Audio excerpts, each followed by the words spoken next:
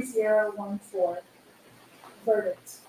We, the jury, finds as follows as to the defendant in this case. The defendant is guilty of manslaughter, a lesser included offense. Did Ashley Benefield actually carry a firearm? Yes. Did Ashley Benefield discharge a firearm? Yes. Did Ashley Benefield, as a result of discharging a firearm, cause death to Douglas Benefield? Yes. So say we all this 30th day of July, 2024, at Bradenton, Manatee County, Florida. Cheryl Forterson. Would either side like the jury polled? State? No. Defense? Yes, sir. Members of the jury, you're now going to be polled. The clerk is going to ask each of you individually if this is your verdict and the verdict of the jury as a whole. Well, that's a lot different than how they do it in Norfolk County, folks. Hello, and welcome to Alexa's Room, where we are not lawyers, we are not medical professionals, we are not law enforcement, we are just people who have opinions about all things going on in the true crime community, including what the heck happened in the Ashley Benefield case. Now, as you just heard, Ashley Benefield has been found guilty of manslaughter, the lesser included charges of was she carrying a firearm and what did she discharge the firearm. Now note, she was not convicted of second-degree murder, which initially I thought was the only charge against her. I don't know if these were added on later on, the manslaughter charge, but for me, even though I was personally hoping for a not guilty verdict, I wasn't necessarily expecting it. I was at the very least expecting a hung jury, which interestingly enough, after I believe an hour and a half or so into jury deliberations, they came back to the court with a note saying that they were hung and they were deadlocked. And then they were encouraged to continue their deliberation, even asked if they wanted to stay or go home for the night. That was also presented as an option, but the jury was steadfast in staying and seeing this through last night. And I think around 10 or 11 o'clock my time, so Central Time, there was a verdict that they had come to. There was a question that was also received by the court, which we will get into. We're also going to get into closing arguments. I know last we left off, we were with Ashley on the stand during her direct examination. We also heard from her former attorney, Faith Brown, about those emails between her and Stephanie Murphy and the judicial assistant about that upcoming hearing on the 30th and what was going to actually be the focus of the hearing as well as what was not going to be included in that hearing. So that was pretty big for the defense. I still have full intentions, and I posted this on the community tab, of putting together one final video because, one, I think Ashley's story deserves it, and I think you guys also deserve this community the entire trial, the way it was presented. So I will do my best to do a final wrap-up video, but this news broke last night. I think it's important for you to get the latest updates on it, so I'm not leaving you hanging, even though I know a lot of you guys probably have already heard. But nevertheless, I wanted to start this video here. And again, while I'm extremely deeply saddened, I can't say that I'm totally surprised. I still feel like it's a partial win for Ashley, even though she will be facing up to 30 years, potentially in prison. I don't think she's going to get sentenced to the max. Just based on the judge and how he's been ruling. He seems, for the most part, relatively fair. I didn't agree with all his decisions. Maybe you guys did, maybe you didn't, but I definitely see he's more fair. And even asking the attorneys, do you want to poll the jury?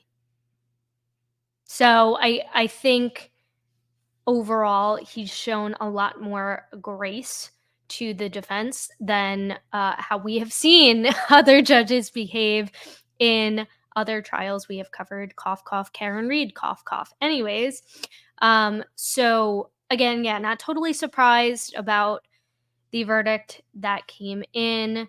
I do consider it a partial win. I don't think she's going to get sentenced for the full 30 years.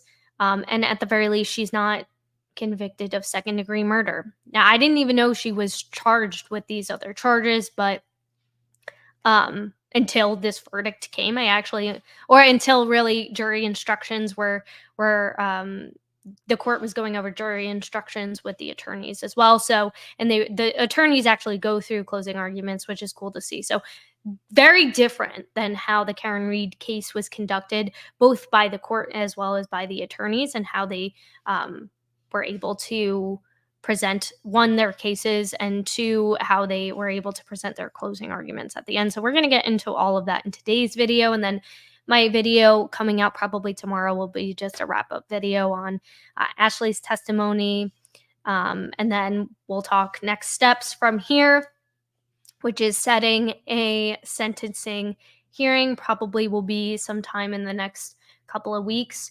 Ashley's bond has also been revoked, so she is currently in custody via the Manatee County Sheriff's Department, where she will be until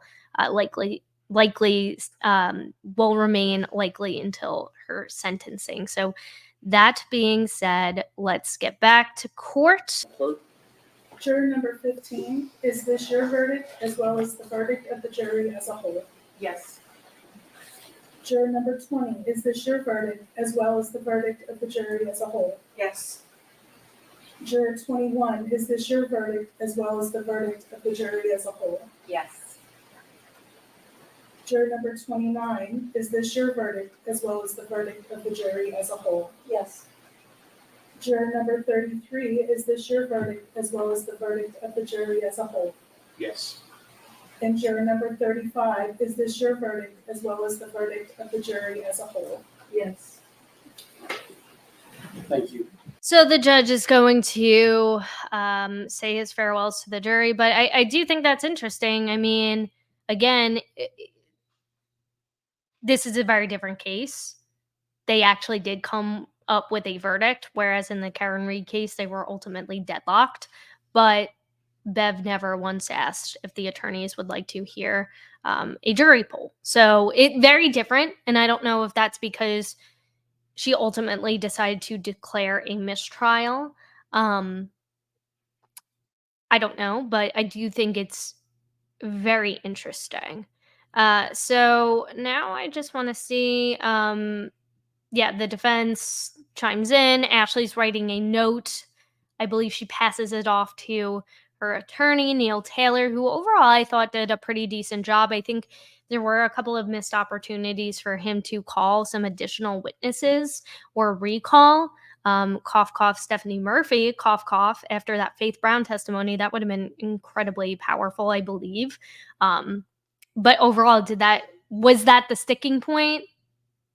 I don't think so. I think the sticking point was, ironically, the testimony from Dr. Quintel, because that is what their question was about, which we will get to in 1 second.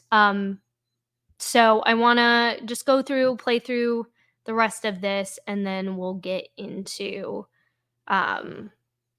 closing arguments, as well as the note from the jury. I believe she has right to a PSI for sentencing, so I'm not sure if she would waive that or proceed with that. Do you wish the PSI? I think we prefer to have the PSI. I'll sign an order tonight for that. It's a late in the evening. My judicial assistant will reach out to both of you tomorrow to begin coordinating a sentencing hearing. You can let her know how much time you need. Right now, the pre-sentence investigations are running a month to 6 weeks, so the time for sentencing will be outside of that, but then you can let me know how much time you'll need. Okay, so the judge says a month to 6 weeks. So we're probably not going to get a sentencing until September. Yesterday was the 30th of July. So yeah, probably, gosh. And then we'll be in full swing. I think the Donna Adelson trial. Oh my God, there's a lot that's come out about that. So I might create some video covering that. I was really, really, really fascinated by that case when Charlie Adelson, his trial was going on last fall. So we're going to have a busy September, I think. But yeah, we'll see. So let's continue letting this play out. Let me direct myself, Your Honor, to post-trial release if I can. Yes, sir. Under Youngston, I know that the Younghans, I know that the court is familiar with the standard. They stated in no uncertain terms But if taken in good faith on grounds not frivolous but fairly debatable in view of the decisions of the Supreme Court, then the petitioner should be admitted to bail. And they set out for the trial But court he's requesting bail. 3 factors. The first, with respect to the appeal not being frivolous, I think by the court's own acknowledgement at 2 different points in the trial, the court noted that we were dealing with novel issues that the court had not seen before. I think we certainly have good and sufficient grounds to appeal in good faith. The factors, according to Younghens, Your Honor, is the habits of the individual as I think what would have been huge is that a lot of the reports that weren't allowed in the report about there being poison allegedly that was found in Ashley's system, as well as I think the baby when she was carrying the baby. I feel like that would be huge. I think also the contents of the letter that she wrote when she left it on the bed for Doug when she was when she came back up from Florida to South Carolina in her final attempt to say, "Yeah, I'm leaving you," left him a note. She wasn't allowed to read the contents of that letter. She was just able to say, "Yes, I recall that I left him a letter," etc. So I think there are a couple of things that the judge didn't necessarily rule that I think that I agreed with that they might be able to appeal on. That being said, I not to be like a Debbie Downer, but I don't think that her conviction's going to get overturned unless there is just a significant amount of additional evidence that the defense can provide to convince another judge otherwise. I think she will do some time. I don't think she's going to do the full sentence. I don't know if she and we'll see when the sentencing happens, when they talk about eligibility of parole. I'm sure he's going to give her some eligibility for parole before the end of her term. So I don't see her serving a full sentence, but that's just my opinion. Especially because she doesn't have a history of violent behaviors or a criminal history, which Mr. Taylor's going to get into now. respect for the law. Ms. Benefield has no prior history of criminal activity, as the court knows. Her local attachments to the community by way of family ties, business, or investments. She lives here in Bradenton, has lived here for a while. Her mother resides here. Her child resides here. The severity of the punishment imposed for the offense, that is substantial. There's no denying it. And any other circumstance relevant to the question of whether the person would be tempted to remove herself from the jurisdiction of the court. Ms. Benefield, on every single occasion over the course of the life of this case, has appeared when requested. She has never once failed to meet any obligation pursuant to the bond that she's on. As a result, we ask that the court entertain setting a post-trial bond. The only other thing that the court noted in the Younghens decision was that it's axiomatic that the exercise of judicial discretion should never be arbitrary, capricious, or unreasonable, and where the discretion is exercised in favor of denying to a person a basic and fundamental right, the reasons for doing so should be sound and they should be clearly stated. So pursuant to Rule 3.691, post-trial release, Your Honor, we ask that the court admit Ms. Benefield to bond, continue her on the same bond, in fact. And if the court is not inclined to do so, we ask that Your Honor stay the decision so that we can appeal directly to the second district. As the court knows, it's an accelerated docket because of the nature of the motion, that is to say the bond. Thank you. State, do you want to be heard? Judge, I object to any bond at this point. The potential sentence is 30 years. While this defendant may have appeared at every court hearing, she was not convicted of the charge at the time. She has much more at stake at this point, being convicted of this crime, and I would ask you to deny. Yeah, they're saying she's a flight risk now because she's been convicted. She's facing up to 30 years, as they just confirmed. So I don't know. What do you guys think? Do you agree? I mean, they could put an ankle bracelet on her. I mean, I'm sure that's what she's been wearing since she's been on bond. So she hasn't appeared to be a flight risk. I don't know if she's displayed any unaliving tendencies. I can only imagine she's dealing with, I'm just speculating, but I can only imagine being through the amount of trauma and stress, not only just from this relationship that she's had to relive and reshare this story about, but this trial has been going on for this whole entire case has been going on for over 4 years, or just about 4 years rather. So I can only imagine she's probably struggling with some kind of anxiety, depression, and I don't know. I don't know if she would be considered a flight risk. I think it's a disservice to her child. I mean, her child is another victim in this, just as much as Eva Benefield is a victim in this as well too. Her child with Doug is also a victim and only 6 years old. And if she does get sentenced to the full 30, which I really don't think she will, but if she does, she's going to be 62 when she gets out. If she actually serves the full 30,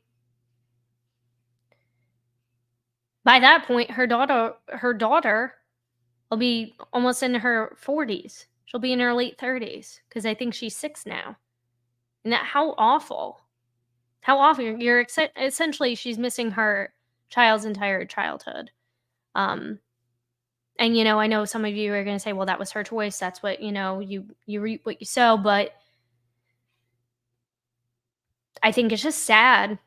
It's extremely sad all around. And for me, I feel like after years of just going through this trauma and Doug finally escalating his behavior to the point where he did make physical contact with her, from what Ashley is alleging, if it is true and we're to take her word, I can understand why she would have pulled a firearm on him as a way to make him stop. Because at that point, you've never seen the warrior side of him before. It's all been just nasty manipulation, stalking, him being violent towards the animals, him displaying other violent tendencies and violent behavior in front of her. But now he's actually made physical contact. So I can understand, well, now her thinking, well, gosh, now he's probably at the point where he might try to unalive me. I don't know what he's capable of. I know he's thrown our 13-year-old cat down the frickin' stairs. I know he's punched our dog to unconsciousness. I know he's shot firearms in the house, thrown a loaded gun at me, trapped me in a closet, punched holes in the walls. I know he's done all those things. So what is he going to do to me now? Now I've really set him off. So I can understand if, again, what Ashley testified to is true, which I believe. I believe what she said. It seemed very genuine to me. I can understand her escalating to that point.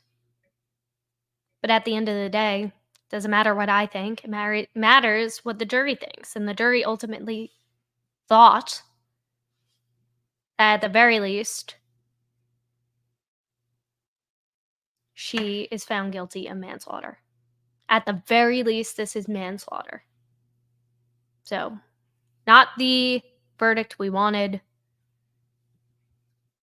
but in terms of, like I said, her bail being revoked. In rebuttal. Ms. Benefield, the jury, having found you guilty of manslaughter with a firearm, going to remand you to the custody of the Manatee County Sheriff. We're going to revoke your bonds where you'll be held pending sentencing. I wonder if it wasn't with a firearm, if he would have reinstated her bond. Like if it was, or if it was like she choked him or used, I don't know, like she pushed him and he hit his head on a rock or something. I don't know if it was just because of the firearm that her bail was revoked and they're afraid that she's going to get, I don't know. I don't know.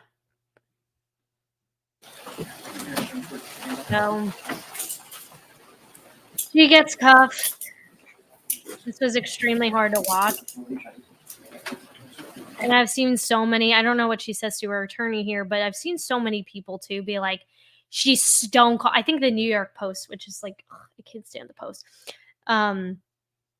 wrote like stone cold, like as she gets cuffed up, some gross headline like that. So it's like she gets criticized when she doesn't emote, but when she does emote, you're calling her fake. So I don't understand what you people want. Do you want her to react? Do you not want her to react? Like, she's damned if she does, damned if she doesn't. And the same crap goes on with Karen Reed too. The way that people cover that case, constantly criticizing how she looks in court, what she's wearing, how her hair looks, the expressions on her face, how unlikable she appears to be, how she smirks. I can only imagine if she took the stand in her trial, how brutal the court of public opinion would be.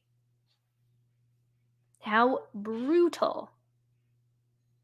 In this case, I thought it was necessary for Ashley to take the stand. I think that probably did help her knock down her verdict to the manslaughter charge.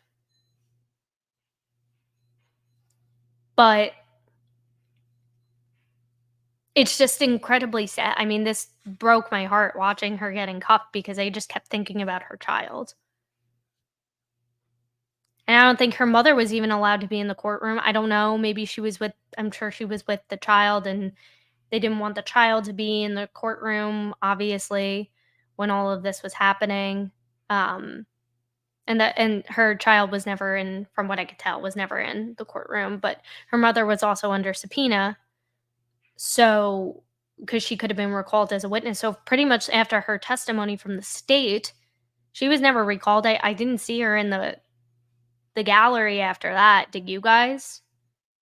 So she can't even say, I'm sure she already said her goodbyes to her kid and her mom privately, but this is just absolutely heartbreaking.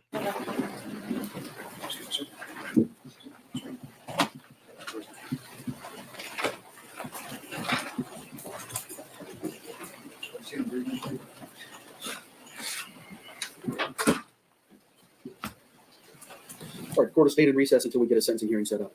Thank you, Your Honor. I trust Your Honor will issue a written order on the bond. The bond? Yes. Yes. And there we have it. So now we're going to go into closing arguments, and then we'll go through the note that the court received, the arguments that the attorneys made regarding the note. I want to do it that way just because both attorneys go through in their closing arguments how to interpret the jury instructions, which I thought was super powerful.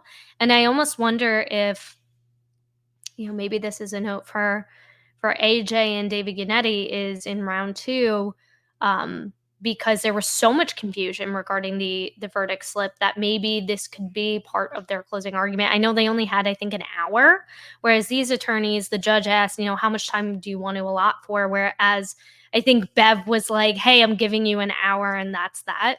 I believe that's how that kind of went down. So these attorneys definitely had a lot more time to take during closing arguments. So they were able to go through, okay, this is what this means. And this is what, on top of the judge's own read through of the jury instructions. So really thought this was fascinating. I mean, overall, what do you guys think? Do you think the jury got it right? Do you think that the jury got it wrong? I mean, regardless, I'm not going to subscribe to name calling at the jury. I know there's been a lot of vitriol regarding the jurors for the Karen Reed case, mostly from one side over the other, but again, so I don't want to come down on the jury. I know a lot of people have been saying, oh, they cared more about going home than reaching an appropriate verdict. And it's like, I don't know if more time would have helped. I don't. How many times has there been a quick turnaround in a verdict and it's been not guilty? So I don't know. Remember too, there's only 6 jurors. So there's half the amount of people that you need to get on board with a unanimous verdict. Whereas in the Karen Reed case, they had 12 jurors. So again, I don't know, more jurors, would that have made a difference? I wonder if the alternates are going to come forward, and or if any jurors are going to speak publicly about, how they came to their decision. So we will see. We'll continue covering this case, but again, I want to go through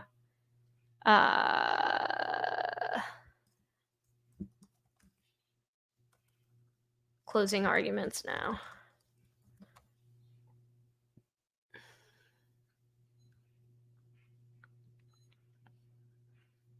I believe this is both the defense and the state's, including the state's rebuttal, because the state had an opportunity to rebut the closing arguments of the defense, whereas I don't believe in the Karen Reed case that Lally did any rebuttals. Can y'all let me know? But I believe, if I'm recalling correctly, that it each side just had the hour. Lally ran out the clock. Bev cut him off at the end, and that was the end of it. And then she sent them on their way. So I don't know, but let me know if I'm wrong.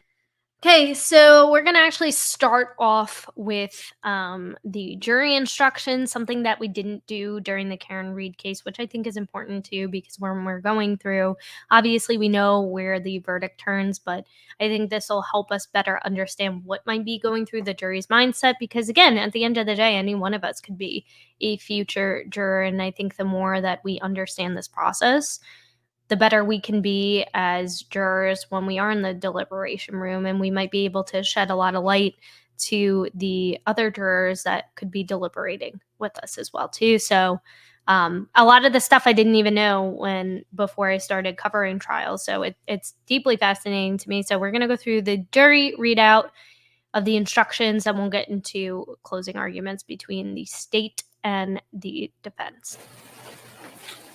Members of the jury, both the state and the defendant have now rested their cases. I will now give you the initial jury instructions, after which the parties will give their closing arguments, if they wish, and then I will give you the final jury instructions before you retire to deliberate.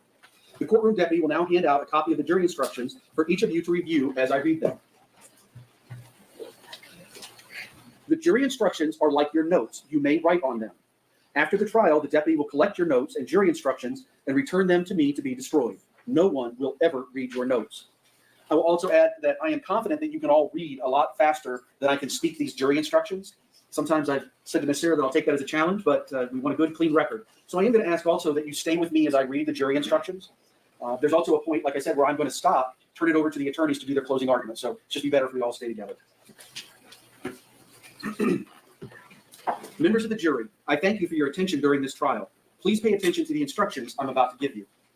Ashley Benefield, the defendant in this case, has been accused of the crime of murder in the second degree. Ashley Benefield is accused of murder in the second degree. Murder in the second degree includes the lesser crime of manslaughter, which is unlawful. However, a killing that was excusable or that was committed by the justifiable use of deadly force is lawful. If you find Douglas Benefield was killed by Ashley Benefield, you will then consider the circumstances surrounding the killing in deciding if the killing was murder in the second degree or manslaughter, or whether the killing was excusable or resulted from justifiable use of deadly force.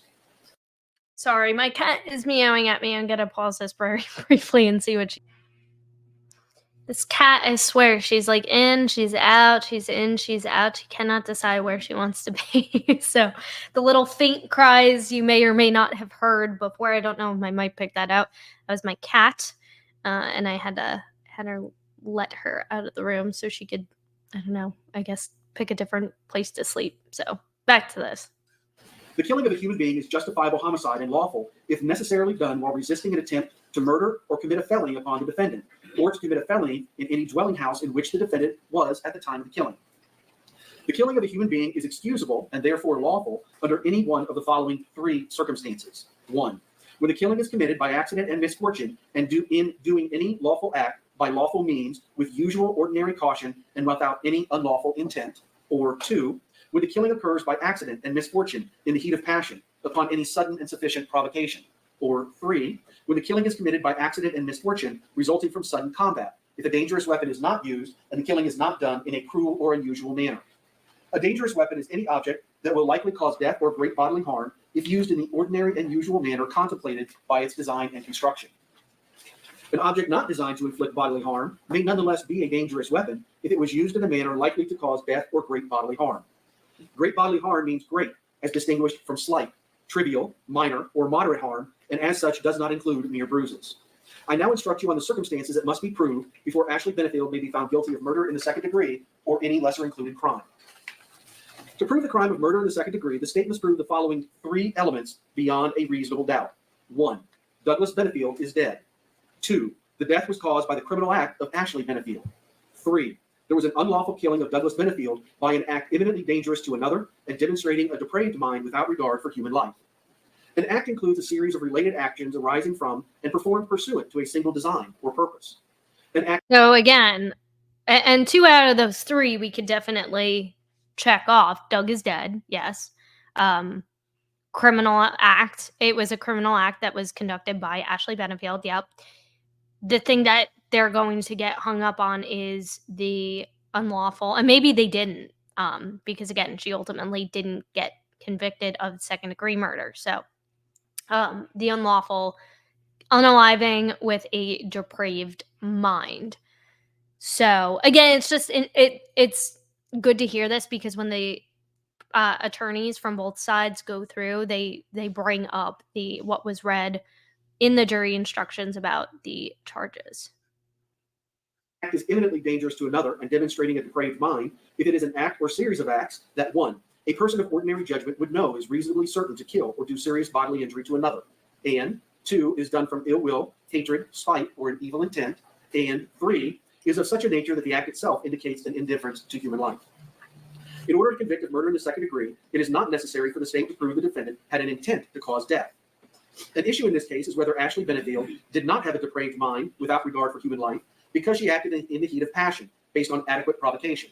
In order to find that the defendant did not have a depraved mind without regard for human life because she acted in the heat of passion based on adequate provocation, A, there must have been a sudden event that would have suspended the exercise of judgment in an ordinary reasonable person, and B, a reasonable person would have lost normal self-control and would have been driven by a blind and unreasoning fury, and C, there was not a reasonable amount of time for a reasonable person to cool off, and D, a reasonable person would not have cooled off before committing the act that caused death, and E, Ashley Benefield was, in fact, so provoked and did not cool off before she committed the act that caused the death of Douglas Benefield. If you have a reasonable doubt about whether the defendant had a depraved mind without regard for human life because she acted in the heat of passion based on adequate provocation, you should not find her guilty of murder in the second degree.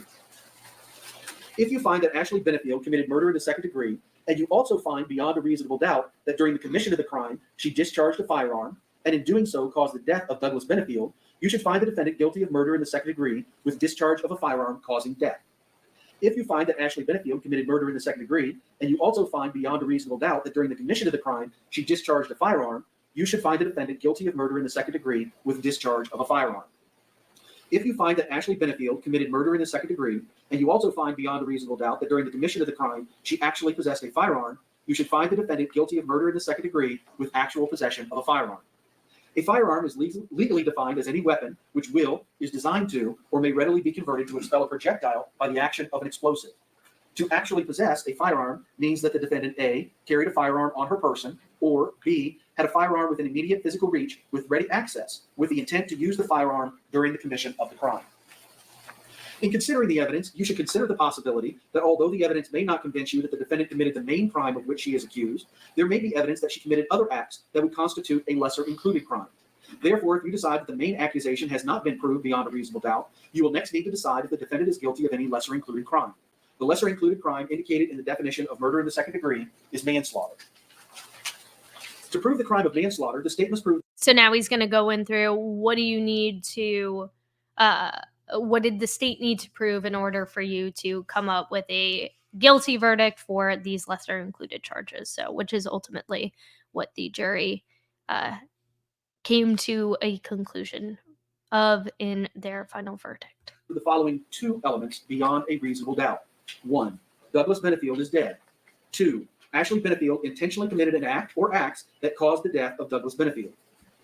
Every person has a duty to act reasonably towards others. If there is a violation of that duty without any conscious intention to do harm, that violation is negligence. The defendant cannot be guilty of manslaughter by committing a merely negligent act, or if the killing was either justifiable or excusable homicide, as I have previously instructed. In order to convict of manslaughter by act, it is not necessary for the state to prove that the defendant had an intent to cause death, only an intent to commit an act that was not merely negligent, justified, or excusable, and which caused death. If you find that Ashley Benefield committed manslaughter, and you also find beyond a reasonable doubt that during the commission of the crime she personally used a firearm, you should find her guilty of manslaughter with a firearm. A firearm is defined as any weapon which is designed to, or may readily be converted to expel a projectile by the action of an explosive. If you find that Ashley Benefield committed manslaughter, but you are not convinced beyond a reasonable doubt that she personally carried, displayed, or used a firearm, then you should find her guilty only of manslaughter. It is a defense to the crime of murder in the second degree, including manslaughter, if the actions of Ashley Benefield constituted the justifiable use of deadly force. Deadly force means force likely to cause death or great bodily harm. Great bodily harm means great, as distinguished from slight, trivial, minor, or moderate harm. Ashley Benefield does not have the burden of proving that she was justified in using deadly force. Instead, for you to find the defendant guilty, the state must prove beyond a reasonable doubt the defendant was not justified in using deadly force. The law on justifiable use of deadly force is as follows. If Ashley Benefield was in a dwelling in which she had a right to be, she had no duty to retreat and had the right to stand her ground and use force, including deadly force, if she reasonably believed that such conduct was necessary to prevent A, the imminent death or great bodily harm to herself, or B, the imminent commission of burglary, false imprisonment, or aggravated assault against herself. The elements of the forcible felony of burglary are: 1. Douglas Benefield had permission or consent to enter a structure owned by or in the possession of Ashley Benefield. 2. Douglas Benefield, after entering the structure, remained therein, A, after permission to remain had been withdrawn and with the intent to commit an offense other than burglary or trespass inside the structure, or B, to attempt to commit. Because she did ask him to leave. I know a lot of people cling on to the fact, well, she invited him over to do manual labor I think they use that as part of their rebuttal. The state does, which is just like such a bizarre comment to make. But yeah, Ashley permitted him to come to her house, but she also asked him to leave several times, and he refused. A forcible felony. The intent with which an act is done is an operation of the mind, and therefore is not always capable of direct and positive proof. It may be established by circumstantial evidence like any other fact in a case. Even if an unlawful remaining in a structure is proved, if the evidence does not establish that it was done with the intent to commit an offense other than burglary or trespass, then a burglary has not occurred. Structure means any building of any kind, either temporary or permanent, that has a roof over it and the enclosed space of ground and outbuildings immediately surrounding that structure. The elements for the forcible felony of false imprisonment are: 1. Douglas Benefield forcibly or by threat confined or restrained Ashley Benefield against her will. 2. Douglas Benefield had no lawful authority to do so. The elements of the forcible felony of aggravated assault are: 1. Douglas Benefield intentionally and unlawfully threatened, either by word or act, to do violence to Ashley Benefield. 2. At the time, Douglas Benefield appeared to have the ability to carry out the threat. 3. The act of Douglas Benefield created in the mind of Ashley Benefield a well-founded fear that the violence was about to take place. 4. The assault was made with a fully formed, conscious intent to commit false imprisonment upon Ashley Benefield. The elements of false imprisonment are as I have previously explained to you.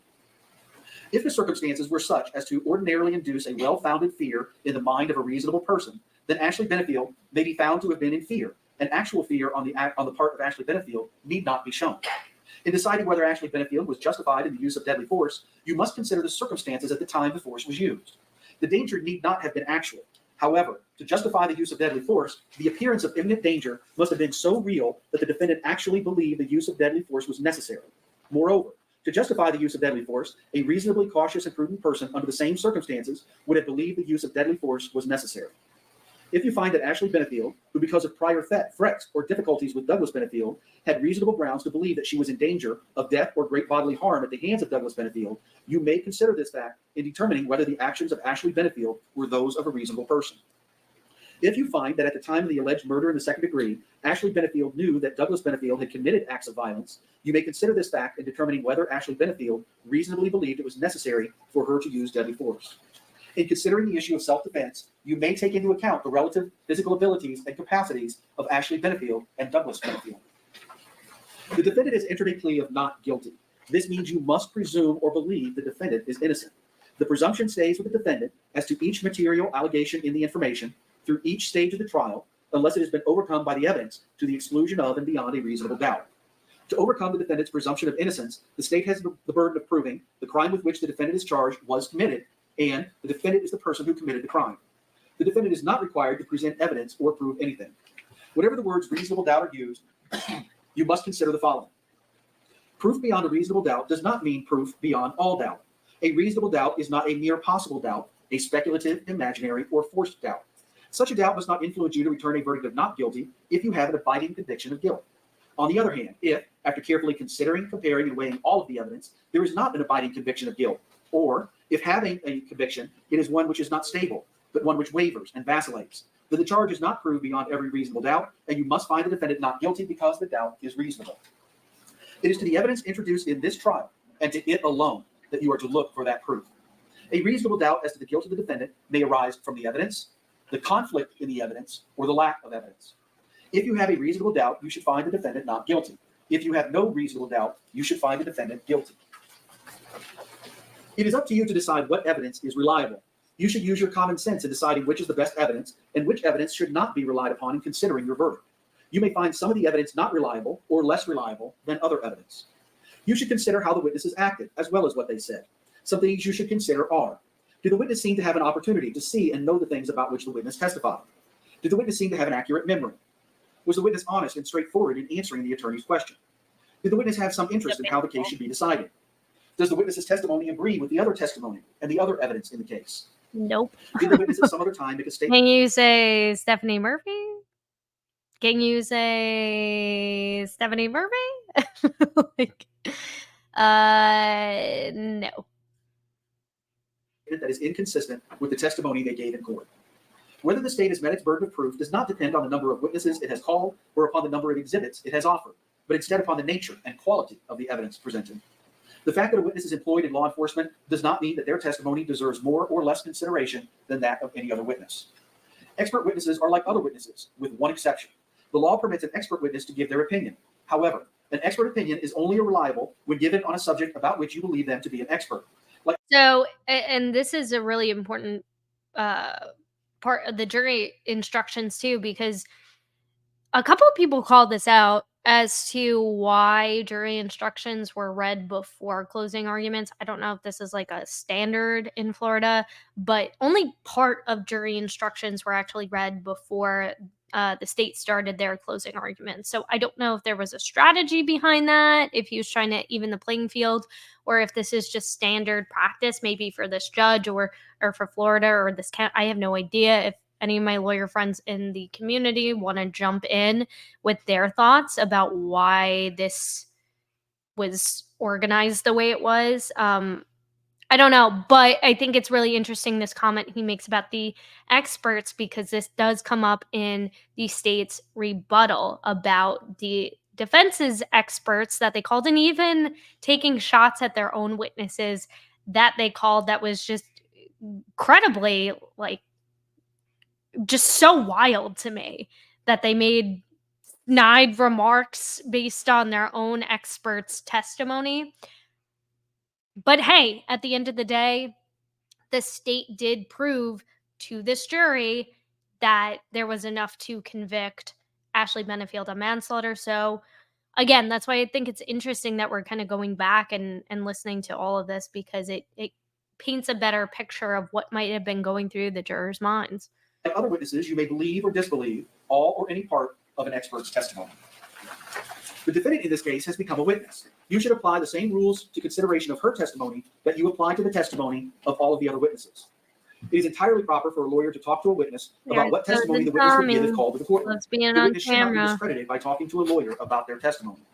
You may rely upon your own conclusions about the credibility of any witness. A juror may believe or disbelieve all or any part of the evidence or the testimony of any witness. Now, at that point, if you would please mark that spot, that's where I'm going to ask you to stop. And I'm going to take a brief moment and explain the verdict form to you. The attorneys will now be given the opportunity to do their closing arguments if they wish. Sometimes they'll show the verdict form to you. So I want to take a minute to explain it and how it works. So, and I know you can't read it from there, and there you do not have a verdict form in your packet. I have the verdict form that I'll be giving you. In the Circuit Court of the 12th Judicial Circuit in Manatee County. I wonder why, like, he didn't blow it up on the big screen so that everybody could actually see it, because this is probably going over everybody's head. He just said it's not in your packet, so it's not like they can read along. So again, this is all stuff. I mean, this is a big thing, as we know from our friends in Norfolk County. This can be confusing to lay people like us, right? People who aren't used to certain verbiage and don't have these big fat law degrees and haven't made a career out of interpreting the law. These are people who are just like you and me. For the most part, I mean, there could be, not saying that there isn't a lawyer sitting on the jury, because there very well could be. On the Karen Reed case, we learned there was a former police officer that was on the jury for that case. So anything's possible, and that person might be able to clarify some of the mumbo jumbo as well too. But I think like we need to do better. Like our courts need to do better. Maybe we just need to, I don't know, reevaluate some of the language that's used in the law, because a lot of that dates back, what, hundreds of years. So how can we dumb it down? And I've said this before because I'm in marketing, and one of the biggest rules of marketing is to be able to communicate your message to someone as young as having a third grade reading level, because you don't know who you're speaking to. And we all come from different backgrounds, all academic levels. Some people who have maybe only graduated high school and only have their high school diploma, whereas other people may have a law degree or may have gone through years and years of university following high school. So you just don't know. And I think this is this is actually a bigger issue, I think, in a lot of court cases. It's just juries not understanding what the heck to do or how to interpret certain things that we think are super obvious, like a verdict slip. So I like that he's pointing it out. I know Bev went through her jury instructions, and there was a whole argument between the two attorneys about whether or not it was clear on the verdict slip what the jury was supposed to be interpreting that as, how they were going to let them know if they came up with a verdict or not. So I and that ultimately leaves us where we are today in that case. But I wonder why he wasn't able to pull it up on the big screen. If I know he mentioned something earlier about, excuse me, having like slow internet or something. So I don't, same thing with like some of the tech. I don't know. But I feel like it would have been kind of helpful to just pull it up on the big screen so everybody can kind of read along and absorb the information a little bit easier. But that's just me. Florida. State of Florida versus Ashley Benefield, case number 2020 CF 3014AX. Verdict. We, the jury, find as follows as to the defendant in this case. Check only one. When it says that, it means as to A, B, C. So as a jury, you will deliberate, and you must agree on either A, B, or C. A, the defendant is guilty of murder in the second degree as charged. B, the defendant is guilty of manslaughter, a lesser included offense. C, the defendant is not guilty. And what I meant to say earlier is you must agree unanimously. That is, all of you must agree on what the verdict is. Now, if you, as a group, you deliberate, and as a whole, you find either A or B, then you must go down here to this series of questions. If you find the defendant guilty of A or B above, then you must answer all of the following questions. 1, did Ashley Benefield actually carry a firearm? Yes, no. 2, did Ashley Benefield discharge a firearm? Yes, no. 3, did Ashley Benefield, as a result of discharging the firearm, cause death to Douglas Benefield? Yes, no. So say we all this blank day of July 2024 at Bradenton, Manatee County, Florida, and then it'll be signed by the foreperson, and the foreperson will print their name. And I'll talk about that when I give you the final instructions. Members of the jury, the attorneys will now present their final arguments. Please remember that what the attorneys say is not evidence or your instruction on the law. However, you should listen closely to their arguments. They are intended to aid you in understanding the case. Each side will have equal time, but the state is entitled to divide this time between an opening argument and a rebuttal argument after the defense has given its closing argument. And they do. Oh, they do. They use that whole hour and a half. Yes. And how much did you want to reserve? Are you going to give a warning?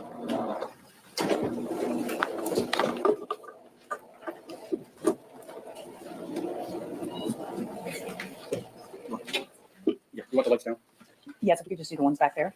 I'm just missing Lally right now. I hit him. I don't know why. Like this, honestly, after these opening statements, I'm kind of missing Lally. I never thought I would say it. And if you follow the Karen Reed case, you know exactly what I'm talking about. But just the way, I'll just let you watch for yourself. But I'm definitely missing Lally.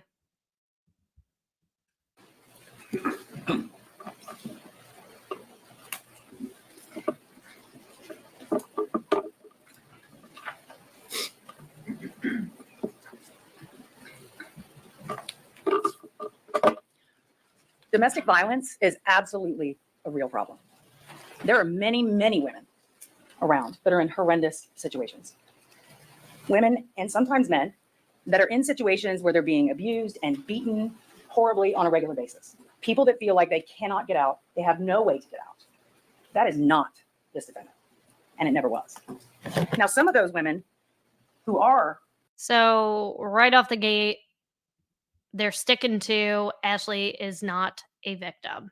Ashley is not a survivor of DV. She's a liar. She's a manipulator. If you believe that, then you're probably going to like what the state has to say. Although at points, it seems like they're shifting their theory based on some of the testimony that came out from some of their own witnesses as well, too. But I mean, this is definitely a I don't even want to say an alarming start, but this is very like, all right, they're going in. Like they're going hard in, they're sticking to it. Ashley is not a victim. Okay.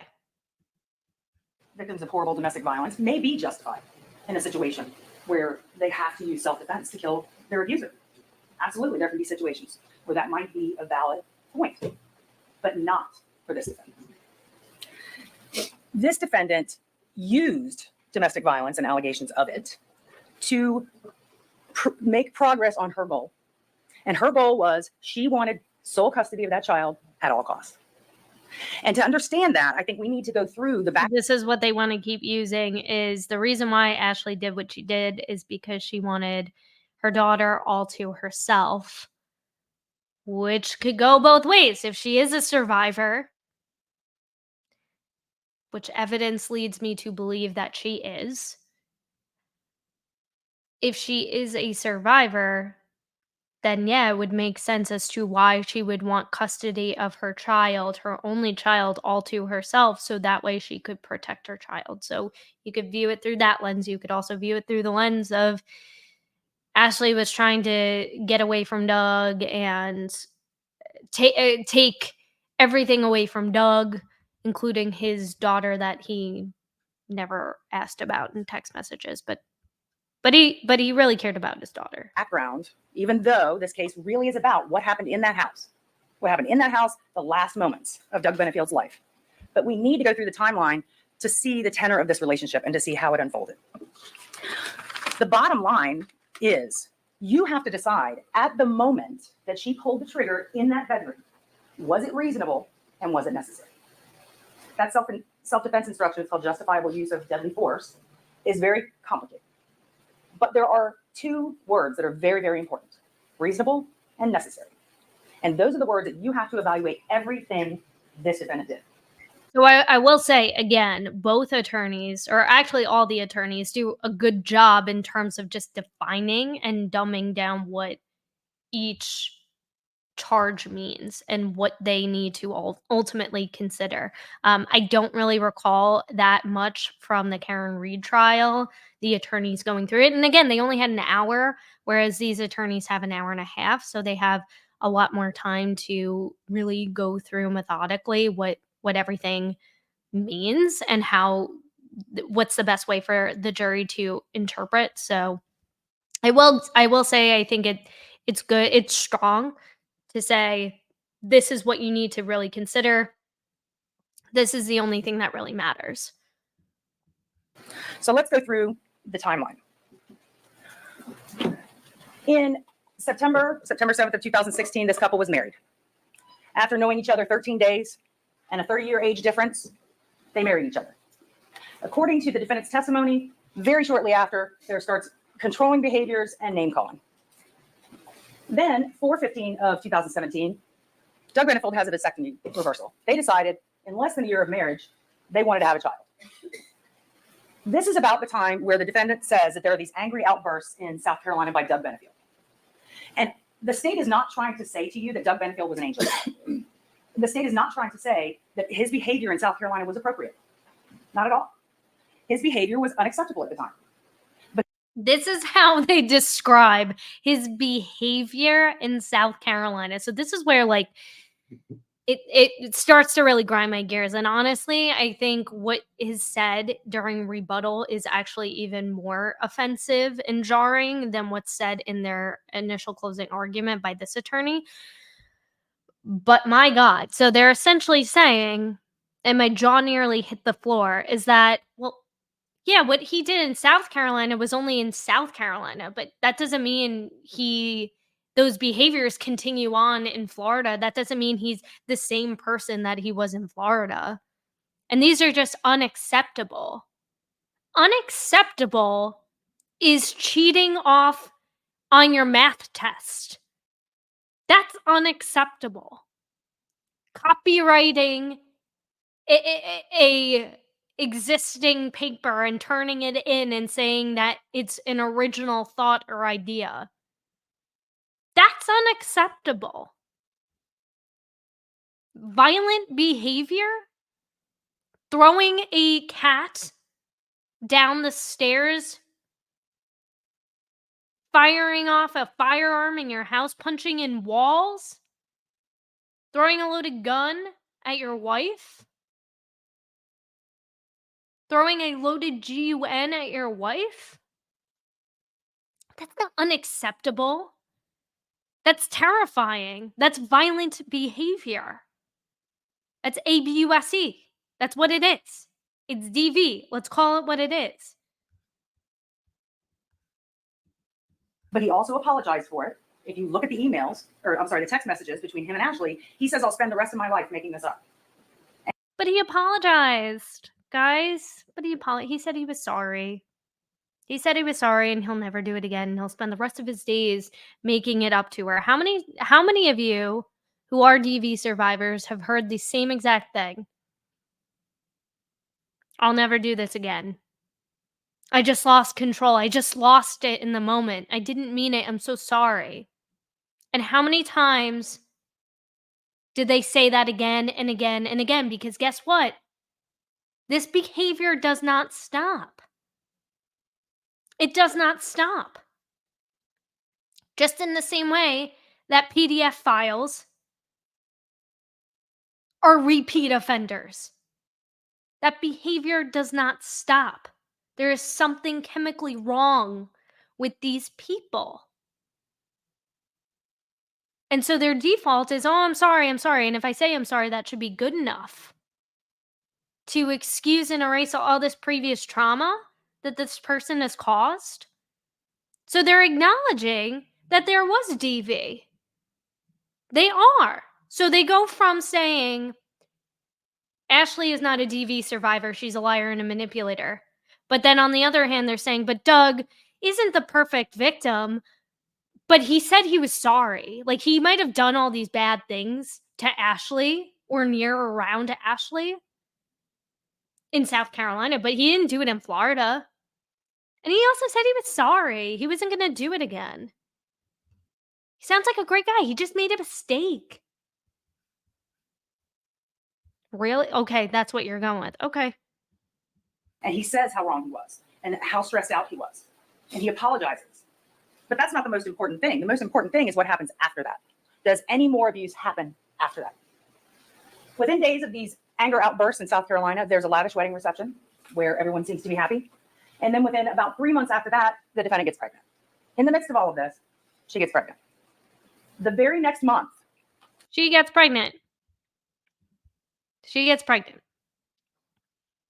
Now, I know there's a lot because Doug had a vasectomy. He got it reversed.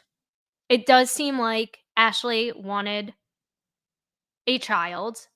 When he got this vasectomy, or rather, when he got his vasectomy reversed, when that decision was made, very well could have been during one of the good times that Ashley and Doug were having, or even before Doug started displaying or showing his true side to Ashley. Because remember, she said the first instance of him really showing this side was when she was on that cruise with her mom and her friend. And she had gone off to somewhere private to speak with him. I'm assuming on the phone because he could hear voices and these guys, I guess, arguing or something around her that had nothing to do with her. But just the mere thought of her being in proximity with another man was just enough to create a warrior-like rage within him, where he wanted to eliminate these men that he didn't, these faceless men that weren't even talking to Ashley.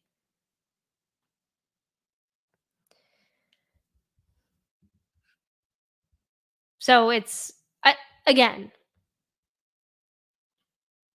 Ashley getting pregnant, having her child. Maybe she also thought that would help the relationship. How many people in relationships do that? And I'm not even talking about cases of DV, but in any kind of relationship that's just going down the pooper, right? You think, well, maybe they'll change. You know, maybe your partner's sleeping around, cheating on you. And you think that having a child will change that. Will make them want to be around you more. Will make them change their behavior so they can be a better partner because they're going to be a parent now. Is that really so far out of reach to believe? I don't think so. But let me know what you guys think. She moves to her mother's house in Florida because she's so sick and needs someone to take care of her. That is the last moment that this defendant ever lived in the same house with Doug Benefield. Was August of 2017. Very, very important date. Within a couple of months after getting to Florida, the defendant starts this campaign of complaints against Doug Benefield, all with the idea to get sole custody of her child that she was pregnant with. So she filed for South Carolina injunction while she's in Florida. She doesn't even live in South Carolina. She doesn't even live with the person that she's trying to get an injunction against, but finds it appropriate to get an injunction in South Carolina.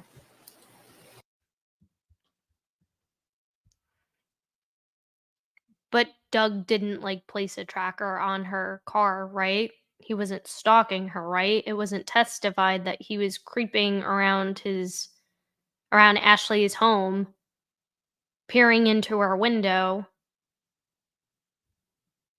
Right? Okay. So they're trying to essentially argue that because they didn't physically live together, therefore how could he possibly be threatening or intimidating towards her? I mean, how bizarro is that? He's the father of her child. She knows what he's capable of. She's been around him enough. So yeah. Now she's not only in charge of protecting her own safety, but her daughter's safety as well too. So I can understand. I don't think it's out of reason for her to be pursuing an injunction on Doug. It is a mutual injunction. Don't mistake that. The judge did not make any findings of fault. There was no evidence presented. No one was ever found at fault. The two parties, Doug and Ashley Benefield, agreed, fine, we just won't contact each other. That is not what we are used to probably in Florida for injunctions. We're not used to that. Therefore, we can't ground. December 2017. So that's within a month. Ashley starts the series of allegations in Florida. So she files for this injunction in South Carolina. They mutually agree, okay, we're not going to talk to each other. We're not going to be around each other. But she starts a series of complaints in Florida. She starts saying he violated the South Carolina injunction, and she claims he's poisoning me. He's poisoning me and my unborn child, and also goes back to things that he supposedly did in South Carolina when they don't even live together. So on March of 2018, she gives birth. She gives birth after. Notice how that's all leading up to the birth of the child. So that's why she's probably pushing to say, hey, I'm gearing up to have his kid. I know he's going to come knocking on my door at some point because he's going to want to get in he's going to want to be a part of this, whether for the right reasons or just a way to get to me. She also knows that the injunction is going to be expired. I think it was only 6 months. And he had sent her that tea set while the injunction was still active.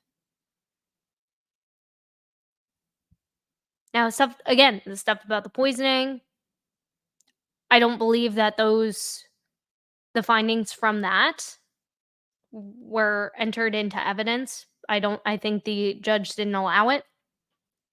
But that would have been interesting. And maybe when the defense does appeal, maybe they will get, I find it highly unlikely that she's going to get a retrial. Or her charges, her conviction overturned. I find it highly unlikely, unfortunately, but I think it would have been interesting. I mean, what say you if the medical report or the medical tests that were done that found heavy amounts of metal in her system? Do you think it would have made a potential difference? I don't know. Doug Benefield has a lawyer contact her because they're not really supposed to be talking to each other. The lawyer helps him write a letter where he says, I want to be a part of this child's birth. Please, I'll honor your wishes, but please let me be a part of this child's birth. Not only does she not respond, when she goes early to give birth, she doesn't tell Doug. She doesn't Not tell him supposed once the to. baby's born. For weeks, he didn't know this child was born. It's not supposed to be. Then she does not put his Contact name them. on the birth certificate. Now, alleged behavior or not, she knows who the father is. Why is she not putting the father on the birth certificate? And then she gives this child her maiden name instead of doesn't have her father's to. maiden name. Or I'm sorry, her father's last name. Then 1 month later, she starts complaints to law enforcement.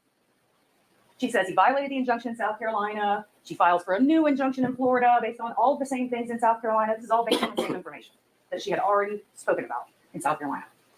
And when she went to law enforcement trying to get them to file criminal charges against him for violation of an injunction, law enforcement was not on her side. And you heard from Detective No, they Gillum weren't. about the conversations that they had. And the conversations that she had with Detective Gillum are the entire crux of this case. It is her motive. It is her plan. It is what she did everything for. He said her true motives were to use the criminal system to affect her family court case, to get sole custody of her child. That's what he Which is what she believed. wanted from the very beginning. He said it was very clear that she was trying to use the criminal system in that way, and he was very uncomfortable with that. He had forwarded charges to the state attorney's office and let the state attorney's office decide, which they end up not filing, by the way. And she did not think that was good enough. She was furious. She said, and I quote, "If the judge sees him arrested, it will help me keep my baby." She wanted him arrested in family court in front of the judge and made that very, very clear. That was what was important to her. The detective said in 20 whatever years that he's been doing this job, he has never had anybody ask him to do that. Never.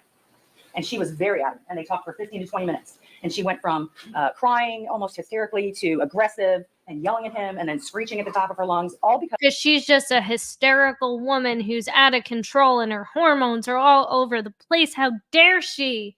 How dare she want to protect her child from someone who confirmed? Like, I just don't understand why this is so hard for people to grasp and glaze over and just not acknowledge.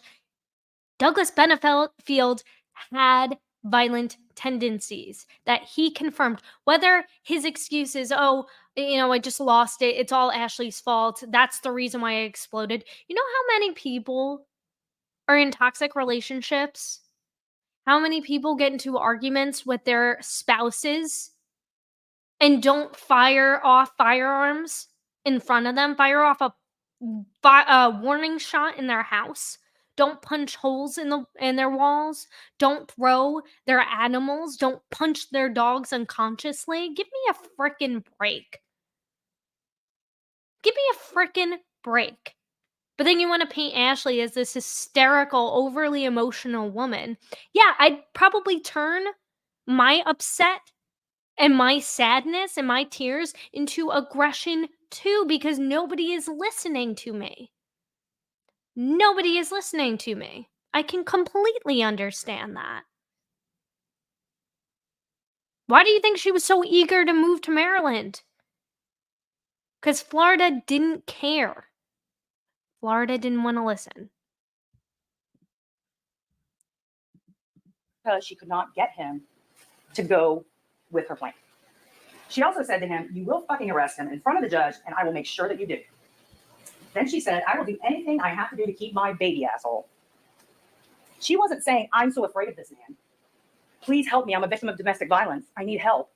Not at all. She's saying, "I want to keep my baby." Because that's the only thing. Notice how Ashley always talks about her baby, and Doug never talks about his baby. Not from what was entered into evidence. Every time he's asking Ashley, "Do you want me to pick up this for you? Do you want me to do this?" Never asking, "Oh, how's our kid doing? Does she need anything? Do you mind if I come over and I just hang out with her for a little bit? Do you mind if I pick her up, go to the park? How's she feeling? How's she doing?" You know, the other day she said, "Dada," she said this, she said, like, there's none of that. None of that. But Ashley keeps talking. That's all she's talking about is her baby. That is all she cares about. And I hate this double standard. I really freaking do. I really do. I just again, I think I could be a bit more open-minded. Not in the sense of I don't believe Ashley, because I do. I do believe that she is a survivor of DV. But if the state had been more sympathetic to her. Because it's documented, it is there. These events happened. We have confirmation from the perp. We have confirmation from Douglas Benefield himself that he did these things. And it's just a very blurred line of what we're supposed to believe as to what is considered ABUSE and what isn't. It's very black and white, the way that this prosecutor is laying it out. You need to be living with the person, apparently. You're not even living in the same state, so how could you possibly be a survivor of this? Well, just because it doesn't continue within a certain window of time because you're physically separated, because you also have an RO and you're supposed to mutually not be around each other or speak to each other.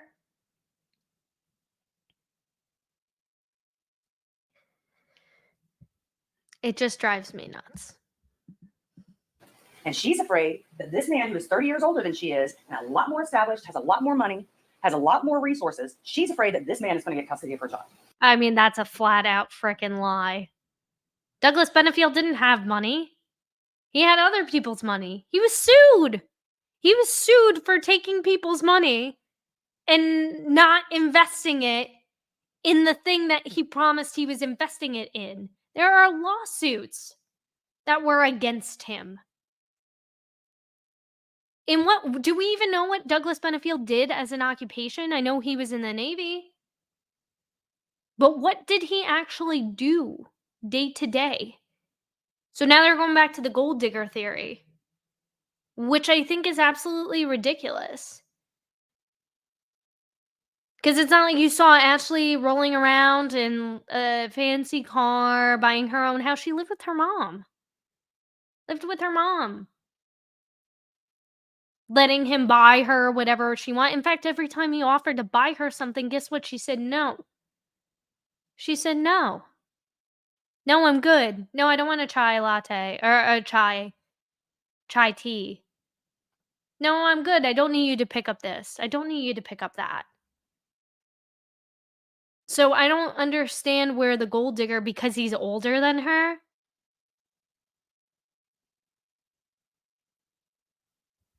Like she's automatically a gold digger.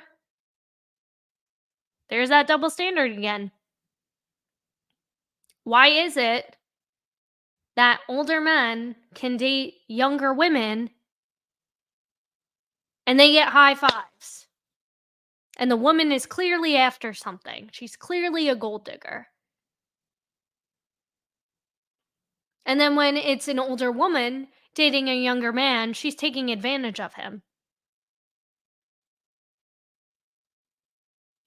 I mean, it's just like it's so bizarre. Why are we living in these archaic times? Why can't we just all agree that, yeah, you could be in a consensual relationship and have a large age gap? That doesn't mean that one person has the intention, has the wrong intention. And at the same time, the roles could totally be reversed. You could look at Doug and say, yeah, he's preying on a younger woman, a vulnerable woman. You could totally do that. And I'm not going to say that because I actually believe that these two, I don't know if it was love, but they were both seemingly attracted to each other. And that was consensual. So, no, I don't think that she was in it for the money. Doug didn't have any money. Didn't his cousin testify to that? And at some point, even if Ashley did believe at one point he had money, she probably soon realized he actually doesn't. Which is why, if you're going to go with that theory, that's why she got away from him. Don't you think she would have? I don't even think he had a life insurance policy at that point. Like, he did have a life insurance policy because Eva talked about this on her TikTok. But he stopped putting money towards it, I guess, or paying it, and it stopped. So Eva Benefield didn't even get anything from her father.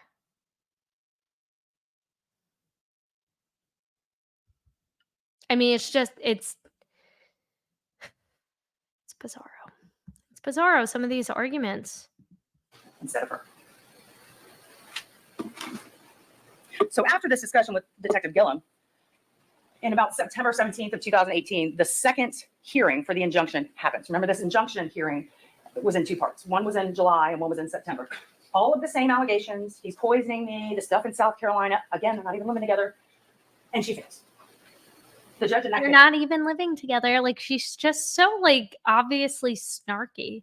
They're not even living together. Isn't this, like, ridiculous? Remember, Stephanie Murphy testified it was completely unfounded. There are text messages where Doug confirms that he did those things. Now, the poisoning, I don't know. But she did get tested for poison. She did feel like that was a genuine threat to herself. I don't know. I can't really comment on that. But it seems like there was a unusual amount of metals that were found in her system. Whether or not it was from poisoning or it was from something else, it doesn't matter. He violated the injunction from South Carolina. And regardless of what you think, a judge in South Carolina granted it for some reason to believe that, yeah, these two people should not be anywhere near each other. Somebody thought that was reasonable. he says, no injunction. And this man will have immediate visitation with his child, who, by the way, was 6 months old and he'd never met her. It wasn't for lack of trying. There may be a lot of deadbeat dads out there that don't care about seeing their children, that don't want to be around. This man tried everything to be around for his child, to be there for the birth, to visit the child, to see the child, and she kept the child away from him. Be around Ashley. And the first visitation you heard from Stephanie Murphy. Be around Ashley and to use the child as a way to get closer to Ashley, because all Ashley wanted was sole custody of her child to protect her child. So when he wasn't getting his way with Ashley, she was pregnant. He couldn't communicate with her during the injunction from South Carolina. Well, now she's having my baby, so I have some rights, right? So he's going. It's almost like the prosecutor wants us to think that Doug Benefield is just like this naive, like totally like just the best, like super kind, but then on the other hand, you're acknowledging that he did bad, unacceptable things while he was in South Carolina. I mean, it's just like, make up your mind. Make up your mind. I mean, I could totally see him using that as a way to get closer to Ashley. The first visitation, all of a sudden, everything's glorious again. Now, all of a sudden, the defendant wants to go with him. I'll go with you. And now we're in a stage where we're acting like we're going to get back together. That's not at all Because she knew the court system was not working, and she was afraid that if she didn't buddy up to him, he was going to get this child away from her. So it begins to. I mean, was there any point, like, I don't know if I missed this, but was there any point where Doug was threatening to pursue sole custody of their daughter? I don't think that came into evidence. Do you guys know? I'm genuinely curious. And was there any point where Ashley said she wants to get back together with Doug? Not that I recall. But yeah, I agree. I think she realized the system is not working in my favor here. I have this opportunity to move to Maryland. Maybe I'll have a better shot there. Right now, I have to play nice. I don't have a choice. Which is why she was Googling how to co-parent with an ABUSER. Remember that? Remember that came up in the testimony that we covered the other day, right? Charade of her telling him, we're going to get back together. We're going to be a family. She played on Doug Benefield's wishes. He wanted more than anything to have a family, his family together, to have his wife that he loved and this child all together. And she kept telling him, yes, that's what we're going to do. That's what we're going to work towards. So that starts about a year of them kind of getting along, right? And then September of 2019, which is about a year later, Doug finds out she's dating someone else. He files for divorce. And a series of complaints start. Again, did also that come? I know that's come out in like the court of public opinion, because obviously we have access to more information than the jurors do, and whatever is entered into evidence, that's the case that the state can use. But I don't know, and maybe I'm wrong. Did that come out in any witness testimony that Ashley was dating somebody else? And because I have heard that online, that she was dating somebody else. I think she did admit it. I don't know. But did that actually come out in testimony or not? But does that sound like somebody who's trying to get back together with somebody? No. No, it's not. And I don't recall any testimony saying that Ashley was, not even from the experts that they called, the different psychologists, the doctors. I don't think any of them said that Ashley was open to making things work. She wanted it to work with Doug. At all. And it's interesting. I know this is fictional, but it reminds me of Big Little Lies with Nicole Kidman and I can never remember his name.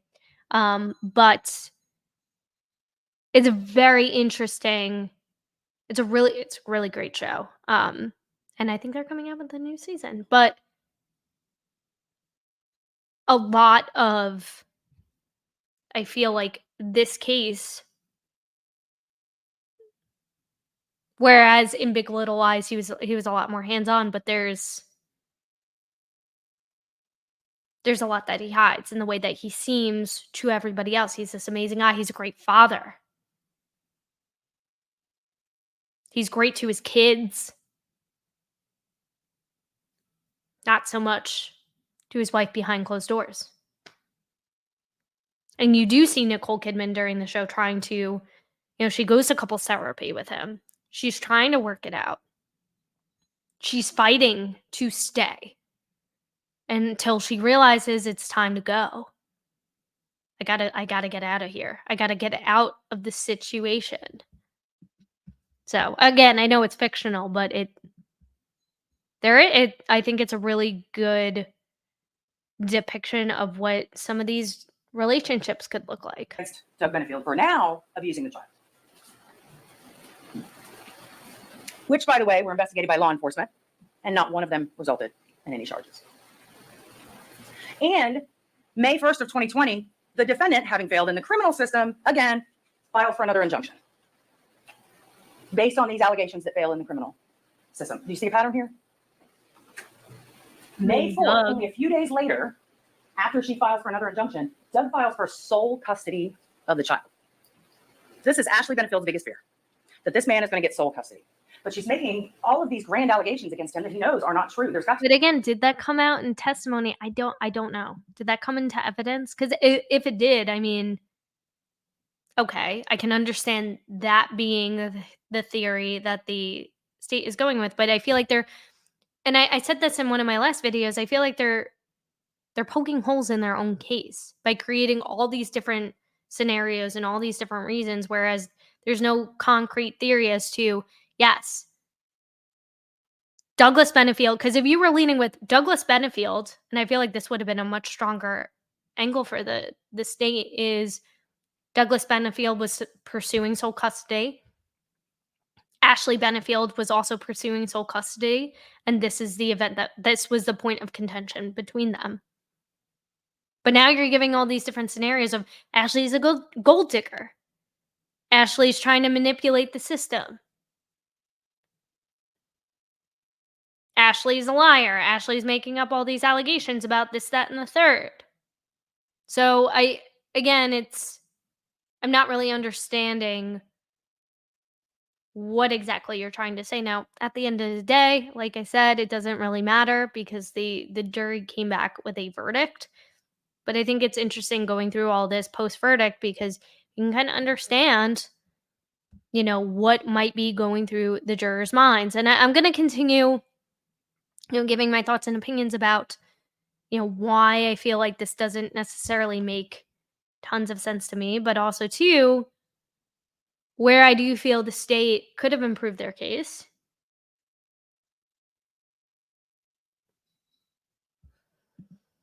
be something wrong, and it's probably not safe for this child to even be with her.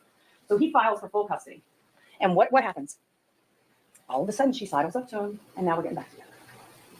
And we start to go to marriage counseling, and we go see Dr. Forrest, who referred them to Dr. Quintel, and they're going to marriage counseling about how. But I believe I don't know if it was Dr. Quintel too, or I keep saying Quintel, as well as Dr. Broder.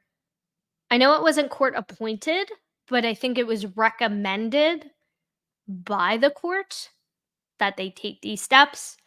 And it would make sense. They're not divorced, right? Maybe there is a part of Ashley that's like, okay, well, he has been, pretty good to me. Maybe he's changed. It's very possible. It's very possible. That's why I believe, the state just didn't prove beyond a reasonable doubt for me that this wasn't self-defense. Because, again, you have to compound all these years of DV allegations, Ashley believing it.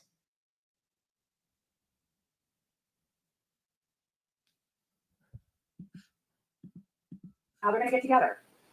And to Doug, she's saying, yes, I want to reconcile. Let's get back together. But behind his back to the doctor, she's like, no, I know how. I'm not getting together with him.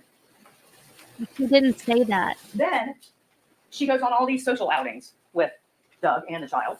Goes to the beach, goes to the movies, goes out to dinner, to lunch, swims at the pool in his apartment complex, giving Doug all of these mixed signals. We're gonna reconcile. We're gonna get all this back together. And in the back of her mind, she knew all along. She was just waiting for an opportunity to strike. And then 6/1 of 2020, the system sends them for an evaluation with Dr. Broder. And they're like, what is going on here? Someone needs an evaluation.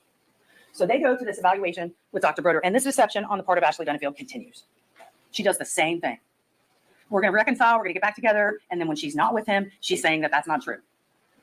And then towards the end of September 2020, but before the 21st, there's a last meeting between Ashley Benefield and Dr. Broder. He said it was in his office. She was leaving. She was walking through the waiting room and going to the door. And she's upset because this is not going fast enough. I want the report. I want this to be done. We need to move to Maryland. Why do you think she's moving to Maryland? We need to move to Maryland. This is taking way too long. Why do you think she's moving to Maryland? To get away from him because he followed her to Florida. That's why, because she's not having any luck in Florida. So she's going to try Maryland. That's why. Why do you think she's moving to Maryland? That doesn't sound like somebody who's ready to unalive somebody. Too much time, and she says to him, I'll take matters into my own hands. And that was 7 days, up to 17 days before, depending on about what time it was. So also to just to call this out before we continue playing, and then I got to take a quick bathroom break. But what that statement that the prosecutor just made, Suzanne O'Donnell, I keep forgetting her name because honestly, I just think she's pretty deplorable.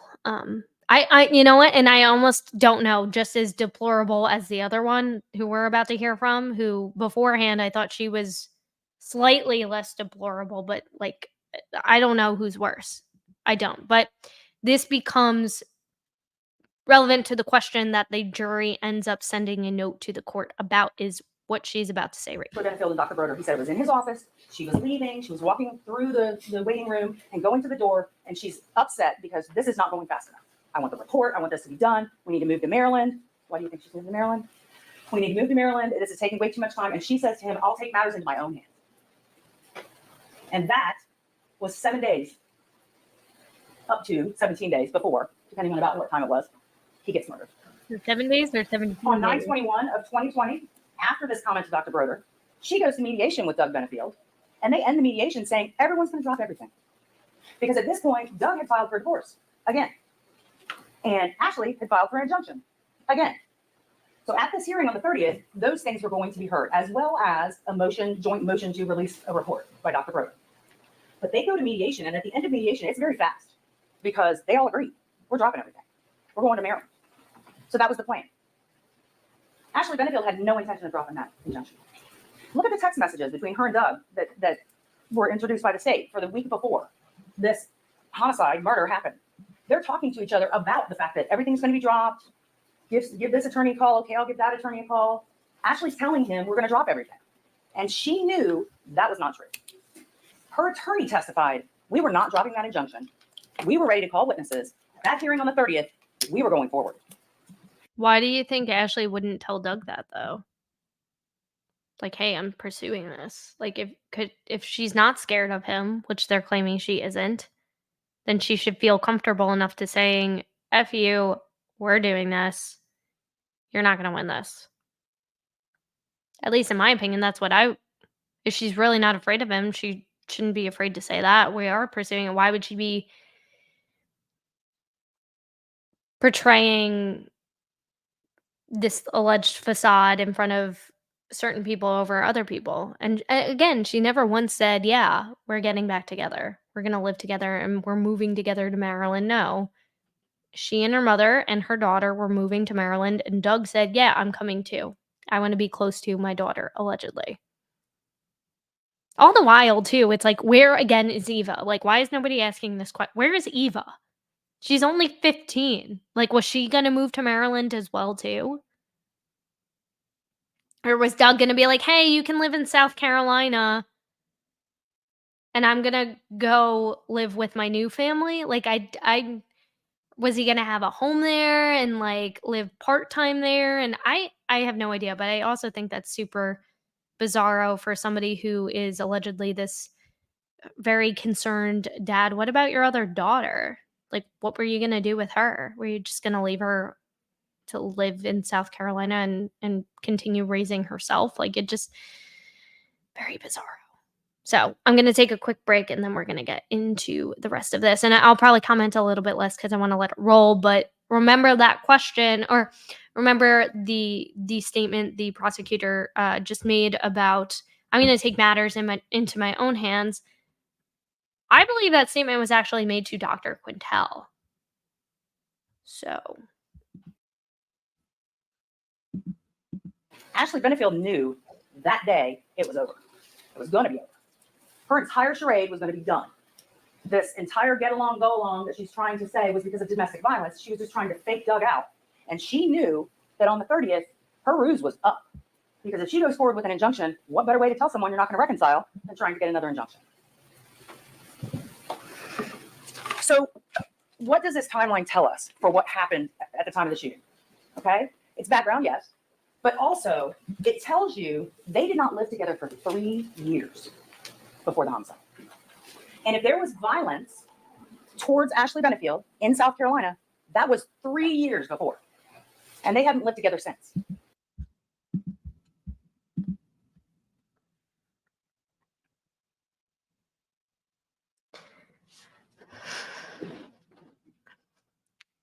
I'm just going to play that back again.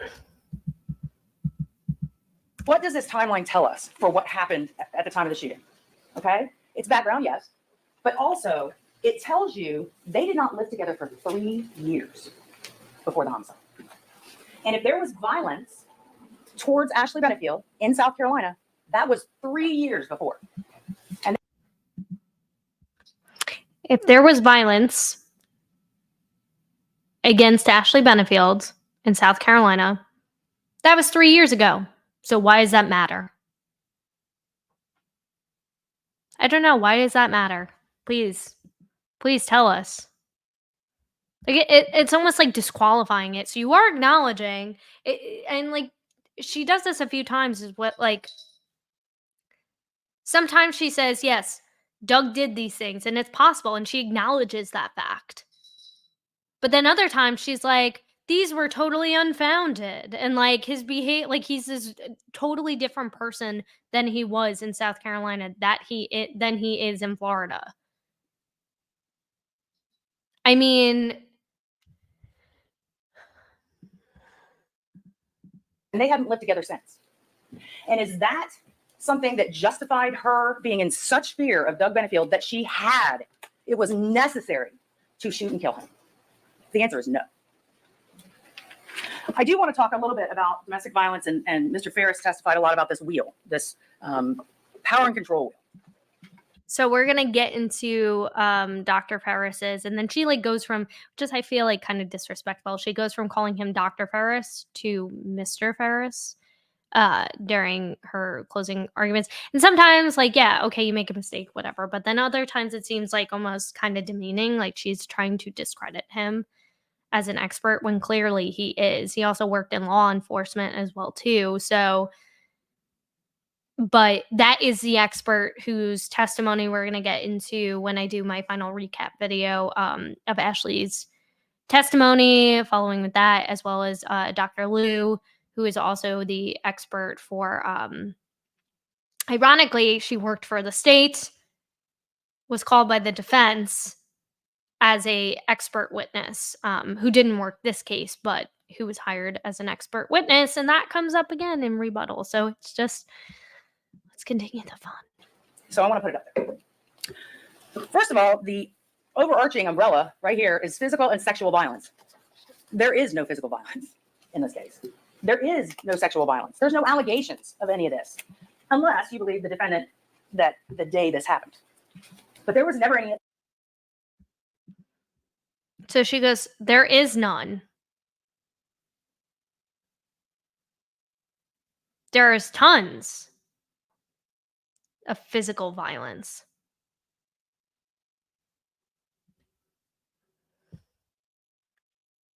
Punching the dog, throwing the cat, throwing a loaded gun, punching your fists through the wall so hard that you have to patch up the walls, shooting a firearm in your own home.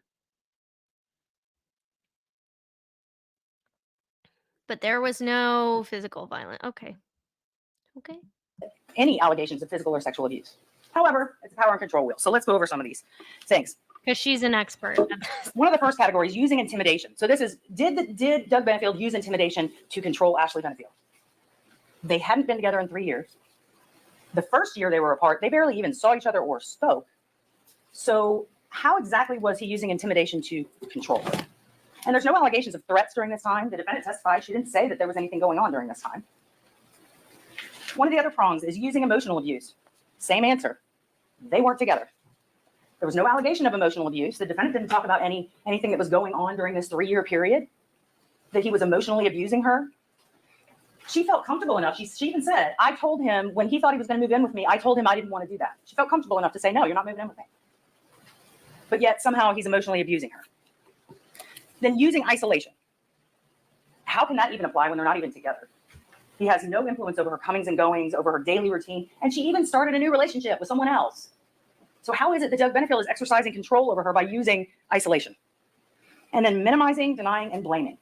Well, nothing had happened in 3 years.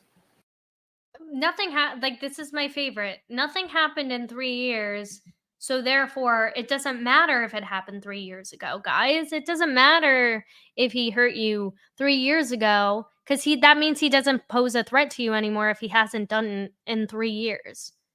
That's just absolutely ridiculous to me. Because now she's seeing that, oh, I have to be around him because the court ordered that we both share custody of our child now. So I have to be around him. Well, if I'm going to have to be around him, I'm going to try and get along with him as best as I can, because I want to make sure I'm there to monitor these visits with my daughter. I can totally understand that.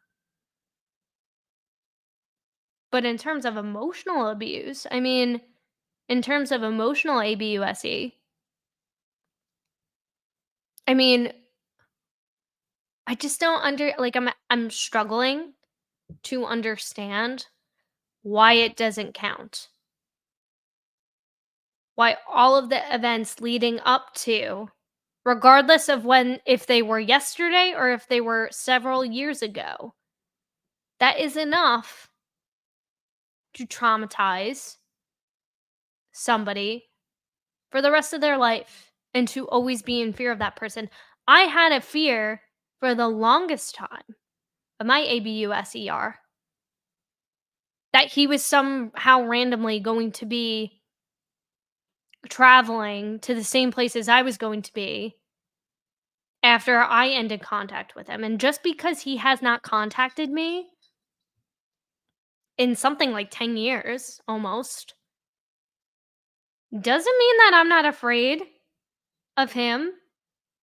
Doesn't mean that I'm not afraid that one day I'm just going to randomly run into him or he's going to shoot me a Facebook message. That fear doesn't end just because it hasn't continued after a certain number of years. It could always be rehashed. It could always continue. And now that he's going to be in close proximity to her, I can understand her level of fear being a little bit higher. Because there isn't that physical distance between them anymore. Now she has to see him because he has custody of their daughter as well. And all this to say, maybe she did still have feelings for him. Maybe she did. Maybe she still loved him. Maybe she did think he was getting better. Maybe she was confused. Are you not allowed to be confused and change your mind about things? Is that a crime? Being able to say, oh, he's being nice to me now. Maybe I do want to be with him. I can't tell you how many times I've had that conversation with myself about my ABUSER. Oh, well, maybe he's really not a bad guy. Maybe he really does care about my well-being. Maybe I should just give him a chance. Maybe I'm just being too hard on him. Maybe I'm making all of this stuff up. Maybe I'm the difficult one. Maybe he is good for me. Maybe he really can help me. Maybe I should just stick it out a little bit longer. Maybe I'll change my mind. Maybe I'll feel differently. These are all valid things. And you go through that back and forth for months and sometimes even years. And the difference between my situation and Ashley's, hugely, is that we didn't share a child together. But just because this happened to me, maybe happened to you, maybe happened to your friend, maybe happened to a family member. Maybe that you guys are in the same situation. Or several years ago, you were in a situation like that. You got out, you moved on with your life, maybe you're in a different relationship. Does that mean that fear goes away? No. I think that's a pretty weak argument, in my So opinion. was there even anything to minimize, deny, or blame? Nothing had happened. And there was no evidence of anything happening other than maybe some things that the defendant said happened, but did they really? for instance, Doug Benefield's peeking into my windows. My neighbor told me that Doug Benefield was peeking in my window. Okay, let's think about this. She said it was her across the street neighbor. Okay? So these houses face each other. Their backyards are behind the houses. The neighbor said, I saw somebody walking in my backyard that had a ball cap on. It was dark. I couldn't see what he looked like. And when I asked him what was going on, why was he there? He said he lived there. And somehow this translates to this person is looking into your windows across the street. And the neighbor couldn't identify who it was. And here comes Ashley with her recording. Here, let me play this. Did you recognize his voice? Does that sound like him? Okay, it was Doug. Doug was peeking in my window. Real. I mean, Then the next wheel is okay, but like, why wasn't that report brought into evidence? If it's so outlandish and not, why didn't you bring that into evidence? Did that report? Because I think there was a police report, right? On that, so why wasn't that brought into evidence for you to dispute that? But now you're bringing it up in closing arguments. And again, you're just painting Ashley to be like, look how tense she looks too. You could tell she's holding back something. She's again having to go and play back all this trauma. I mean, it's just so invalidating. And this is why people don't speak up. This is why I didn't speak up. Because I knew I'd have nothing. In the eyes of the law. I knew that the law wasn't going to protect me. So why even bother? Why even try? And maybe you guys feel that way too, and I'm so sorry if you do. But know that I'm here for you. This is a safe place for you to share your stories and your experiences. But I just don't, I mean, okay, so bring it into evidence. next spoke on the wheel is using children. This man did nothing but try to see his child over and over and over. Ashley Benefield kept his child from him. So if anybody was using power and control, it was Ashley Benefield against him. And I think if you look at a lot of these folks, you're going to see a lot of behaviors on the part of the defendant that were actually using power and control instead of being a victim of power and control. Then male privilege is the next spoke. There was absolutely no evidence of male privilege. I mean, there was an email to the realtor to get a house, just as one example. And if you read that email, he says, okay, but I have to check with Ashley first. How is that male privilege? He's telling this guy he's going to talk to his wife. Because I think he had a restraining order, a mutual restraining order that you conveniently reminded everybody of. So, and just because he told the realtor that, I mean, doesn't mean he actually had the conversation or intended to have that conversation with Ashley, because if that injunction was still active, he'd be in violation of it if he did talk to her. I mean, that's creepy. That's creepy. You have an injunction, a mutual injunction to not communicate. And I don't know exactly what the injunction read, how far apart they needed to be from each other. But I'm pretty sure moving in the house behind or next door to her would be in violation of that. And you inquiring about it and you wanting to be close, and you wanting to be close in Maryland as well too. So, I mean, who's trying to assert power and control? Yeah. Using economic abuse. Again, they didn't live together. Ashley Benefield's financially independent. She has her own home. She's completely separate, has her own car. That doesn't apply. Well, I mean, but she lived with her mother. Did she not? Am I like missing that? Did she at any point have her own home? I'm genuinely curious. But from my understanding, the only people she lived with in Florida was her mother and her therapist at one point, which again, I think, I don't know if they bring this up in the rebuttal or in their closing argument, but that I will agree with. I mean, I think that was not because of Ashley and I think anything she did wrong, but I think it was just crossing an unprofessional boundary line between client and therapist. Again, speaking from my own personal experience and having a very similar blurred line relationship to one of my therapists. Living with your former client, I mean, I feel like that is essentially crossing a line just in a similar way that I felt like Stephanie Murphy was crossing some boundary lines with her clients. So I will give that to the state 100%. But still, I don't think Ashley ever owned her own home unless I'm wrong. Using coercion or threats. No threats. She didn't say there were any in those 3 years. None. There were no allegations that he threatened her or hit her or did anything. He didn't make any reports or threaten to report her to Department of Children and Families. He didn't say, oh, you better do what I say or I'm going to call DCF and tell them you're a bad mom. No. That was the other way around. That's what she was doing to him. There were no allegations that he was trying to get her to drop charges. Quite to the contrary. She was not dropping any charges of anything. And Mr. Ferris talked at the end of his testimony about domestic victim mentality. So let's talk about this. One of the things in the domestic victim mentality is covering for the abuser. Like making excuses, covering for them. Did you ever hear any evidence of the defendant doing that? Never. Making excuses for the abuser, making excuses for their behavior. Not once. She was telling everybody, anybody that would listen. Not reporting abuse, same answer. She was telling. I mean, she did though. She did try to report it, and nobody would listen to her. That's how she got the RO in South Carolina, was it not? I know it was a mutual one, but so I don't really understand that point, but okay. And also too, her saying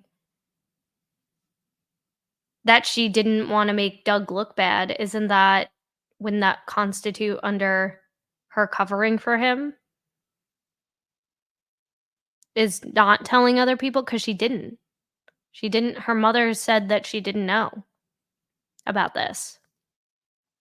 Even the therapist she lived with said she didn't talk about it the entire time that she lived there.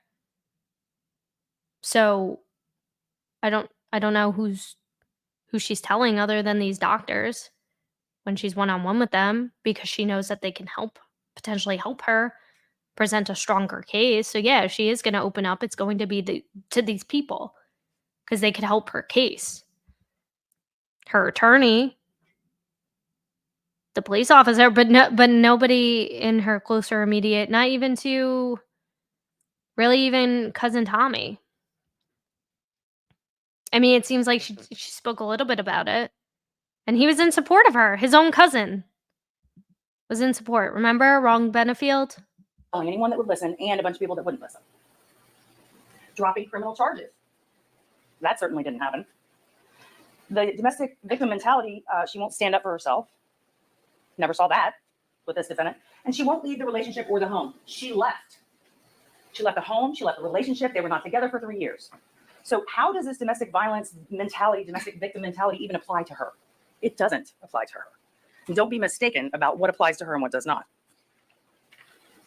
Even, like I said before, even if you think that Doug Benefield's behavior was inexcusable and abusive in South Carolina, you have to remember that we are talking about 3 years later, after all of this time has gone by, and there are no allegations of anything else in between. So I want to talk to you a little bit about the jury instructions that the judge talked. I mean, try making that point for a PDF case. Like, oh, but he's been a model inmate. He's not going to reoffend. I mean, it's absolutely insane to me. I don't know if it's insane to you guys, but it's very insane to me. Just some of these points, like, it just doesn't make sense. And clearly the jury, since they didn't rule in favor of the second-degree murder charge, that tells me that they did believe Ashley did suffer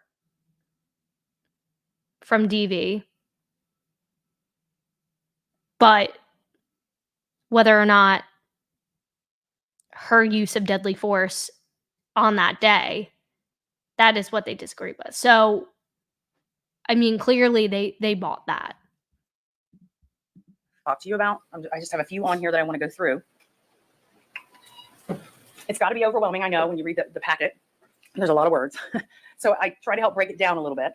So the defendant is charged with murder in the second degree. So I would recommend the way you go through this is check off the things that you don't have to argue about. If everyone agrees to one of these, just check it off. So number one, Doug Benefield is dead. That should be easy. Check it off. There's no dispute. Number two, the death was caused by a criminal act of Ashley Benefield. Check it off. She shot him. Number three, there was an unlawful killing of Doug Benefield by an act eminently dangerous to another and demonstrating a depraved mind without regard for human life. And that's a lot of words. So what does that mean? The next slide explains what that means. An act eminently dangerous to another. So I will say that I do like this presentation of how she breaks down what each thing means and how they should be filling out the forms. And I wish that the attorneys in the Karen Reed case would have had the same opportunity. I don't know. Again, it could have been lack of constraint. There was also a lot more to sift through between witness testimony and also the physical evidence that was entered into discovery. So there was a lot more ground to cover. This was a very quick trial, only 6 days. So, and it wasn't a who done it or how done it.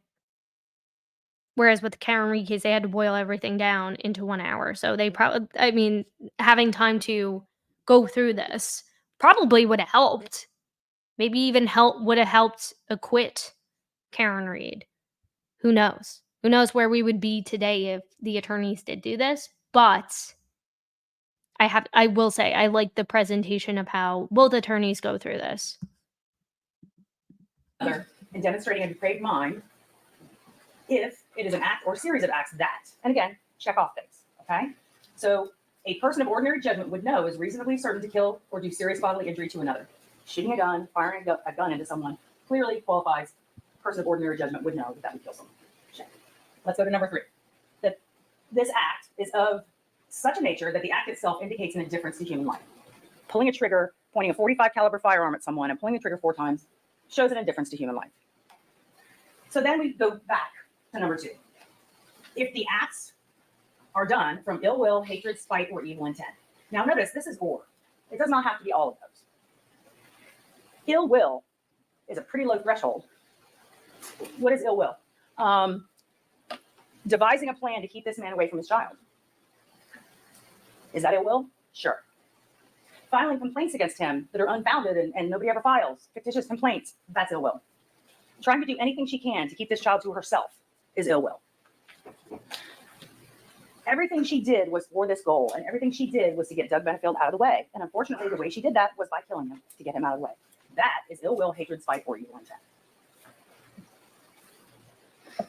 Now, the judge read to you that there's something called a lesser included offense. And what you may have heard, but it's in your packet, is the way you should handle a lesser included offense is such. So if you agree as a jury that the state has proven a charge beyond reasonable doubt, you should start with the highest charge. So start with second-degree murder. And if all of the jurors agree unanimously that it's beyond a reasonable doubt that the state has proven their case and the defendant is not entitled to self-defense, then you don't even get to manslaughter. You don't have to go and then review manslaughter. You stop at the highest charge. Just imagine though, like for my Karen Reed people who've been following that case, imagine if the attorneys walk through the verdict slip exactly like would we be where we are today? Because also too, I like how, the judge has his own jury instructions that he's reading, but now it's the attorneys get to interpret that and dumb it down even more for the jurors. So they're getting that repetition in their brain. So again, I do like the presentation of this. I like how she actually pulls it up and she's pointing to it. And she's telling them, you don't need to check this off if you believe X, Y, and Z above. You don't need to go through all this. It's very clear. It's very easy to understand. So again, I will give them that for sure. And both attorneys go through it. But I like how it seems like she's pulling it up on the PowerPoint. So I think that was really smart and probably really effective too in their closing argument. You only get to manslaughter if you don't agree on the top charge. Then you get to the description of manslaughter. And again, check off the things that you are not arguing about. Doug Benefield is dead. Check. Ashley Benefield intentionally committed an act or acts that caused the death of Doug Benefield. Yes. There's no question as to that. Now, the state did prove this, but the state also proved the added element of ill will, hatred, spite, or evil intent. So we have proven manslaughter, but we have also proven above manslaughter. And I want to show you the verdict form, and then we'll go back. This was the verdict form that the judge showed you, just to let you see it ahead of time. And this is the heading that the judge read. We, the jury, find as follows. As to the defendant in this case, check only one. And here's A, B, and C that the judge talked to you about. Okay, so now Defendant she's is pulling guilty it of up. murder in the second degree as charged. Defendant is guilty of manslaughter, a lesser included offense, or defendant is not guilty. And then if you find A or B, then you have to answer all three of these questions. And then the foreperson will sign it and print their name. So the real question in this case is, was there self-defense? Was there justifiable self-defense? And the self-defense instruction is long, and you'll have it to review in the back. However, what you will notice are two words that come up all the time in that instruction. Self-defense, justifiable use of deadly force, would be Ashley Benefield was justified in using deadly force if she reasonably believed such force was necessary to prevent imminent death or great bodily harm or a forcible felony. You're going to see those two words. And like I told you a little bit earlier, that's what you need to think of each time that you're trying to evaluate whether she used force appropriately. So let's get to the date of the offense, okay? Clearly, these two are getting along, at least according to Doug Benefield, he thought they were getting along. If you look at the text messages between the two of them, if you go by the information that you had from the witness stand that Ashley was acting nice, she was acting like they were going to try and reconcile in Maryland. They were moving together. They were using the same truck. He was coming to her house to help her move the heavy things. So they were getting along. They actually went to the mediation during this time. It was about 3 days before she killed him. They had mediation where they said they were going to drop everything, move into Maryland, everything's going to be fine. But obviously that was not Ashley Benefit's plan because she knew she wasn't going to drop the injunction. Well, I mean, again, because if she did tell Doug, I mean, he'd probably lose his marbles. Like, he would frickin', like, she doesn't know what he would do. So she's probably like, all right, well, I can't tell you you can't move to Maryland. I don't have an RO on you right now. The one from South Carolina expired. That's why I was trying to get a new one for Florida. So I can't tell you what to do. Okay. I don't know. All I can chalk it up to is probably her being confused. Him seeming to be nice, playing nice over text, her trying to keep him at bay. A lot of what she already testified to, a lot of what the doctors testified to in her conversations with them one-on-one. Not wanting to rock that boat.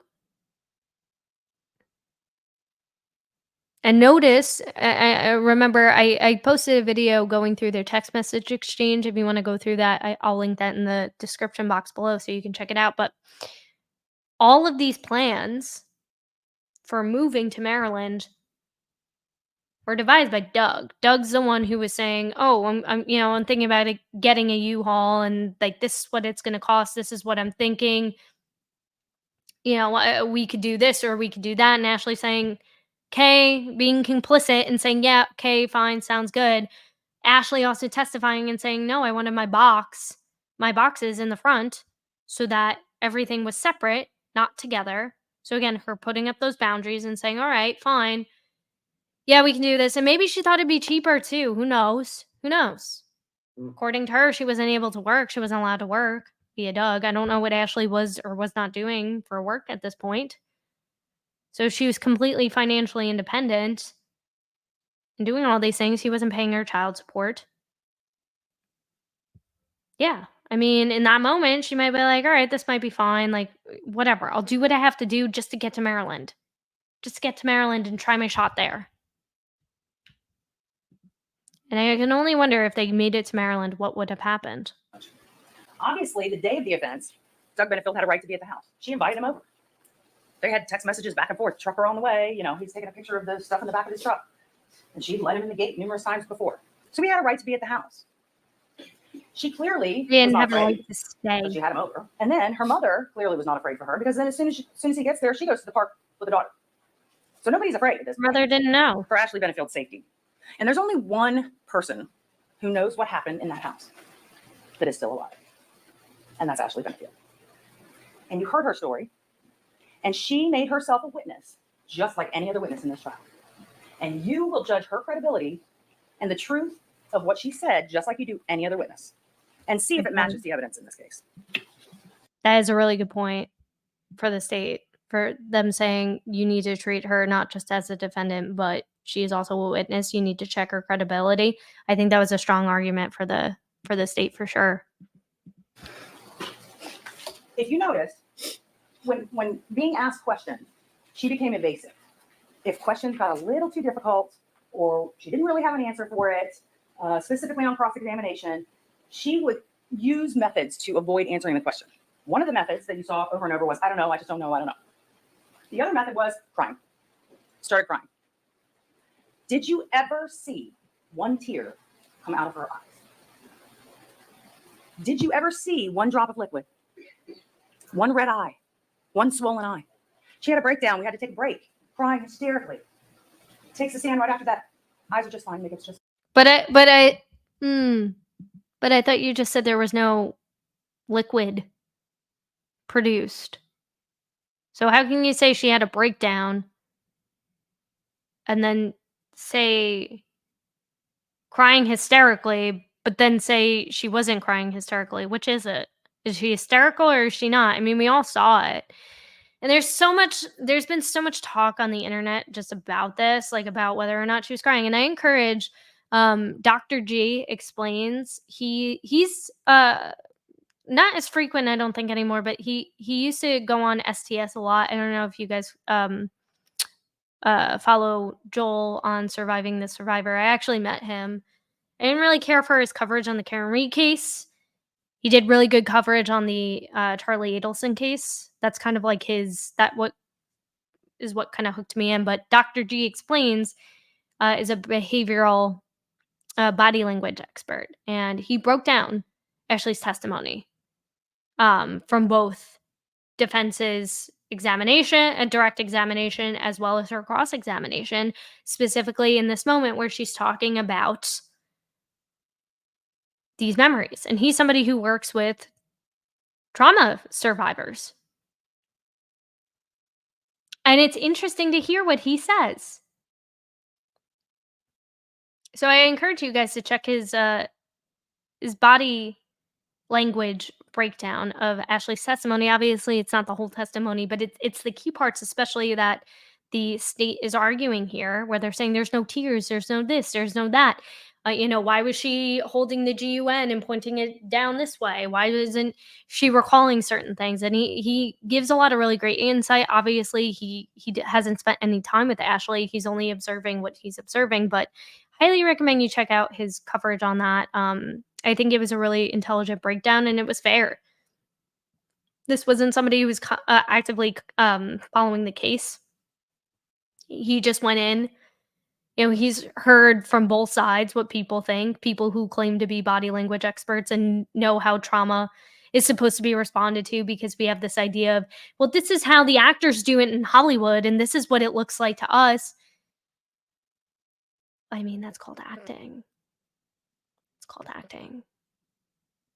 And trauma responses. I mean, there are times, like, not getting too deeply into it, but during my own personal traumatic experiences where your body goes completely numb and you're frozen in place. And even if you say no, or you try to say no, sometimes you cannot physically. And then the trauma occurs. And that is a protective move. Your body is very smart. Your brain is very smart. Your body remembers things. And when you're reliving a traumatic experience, sometimes your body shuts down. You get confused. This also happened over 4 years ago. I can only assume, I don't know if she's on anything, but I can only imagine she probably is. Some sort of antidepressant. That could be another reason why, if you didn't see tears. I can't say I did or didn't, but I can say for sure I believe she's being extremely genuine in her testimony.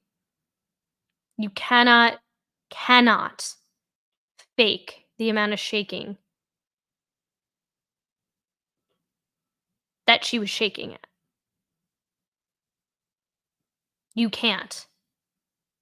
I don't care how good of an actor you are. Just look at Amber Heard. You want to see a fake victim? Look at Amber Heard's testimony. How she kept looking at the jury, trying to convince them, snippling in her tissue and doing weird stuff to seem like she was crying. If you followed that case.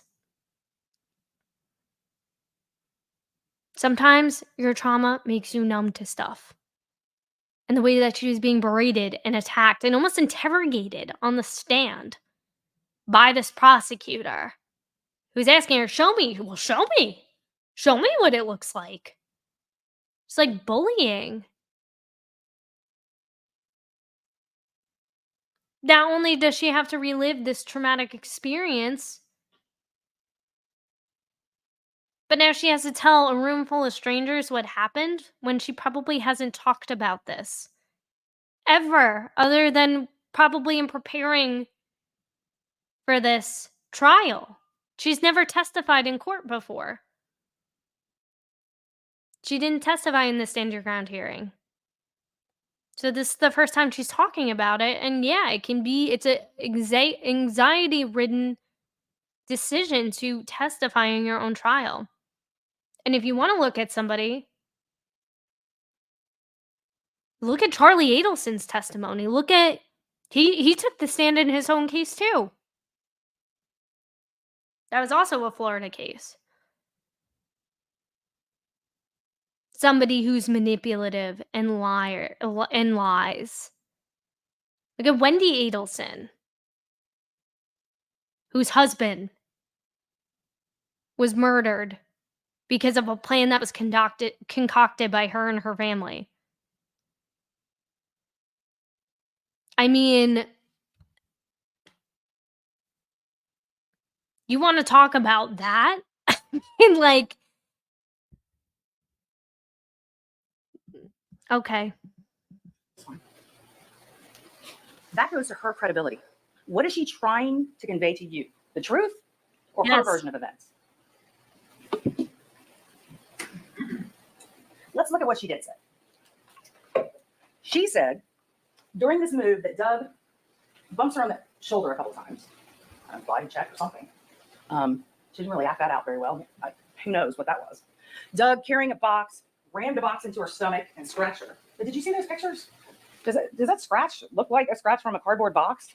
Wouldn't you expect a bruise to be there as well? You'll have the pictures in the back. So look at those pictures and see. There's no.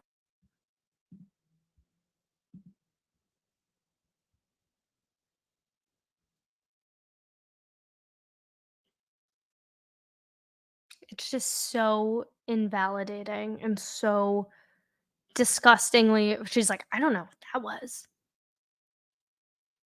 You're just a bully. You're a bully. I get you're trying to prove your case. But I mean, like, doesn't this make you guys miss Lally? Even Lally didn't like go in like lean in hard like this to Karen Reed. Even with Proctor on the stand, calling her all those nasty names. Lally even acknowledged, he didn't do it in the best way, but he got off that point pretty quickly and he didn't continue to call her a liar or this, that, and the third. And not just like dehumanize her in this way. My God, I never thought I would give Lally anything, but this is just absolutely horrifying. It's deplorable. Bruising. They look like cat scratches.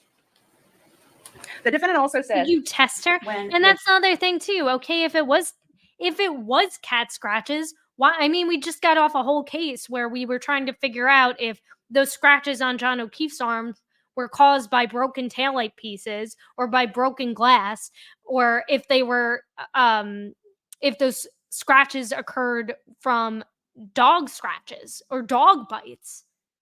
We just spent a whole 10.5 weeks talking about that. So why not bring in an expert? And then and actually, this would have been probably a good opportunity for the defense, actually. Even I don't know if they tried to get this in.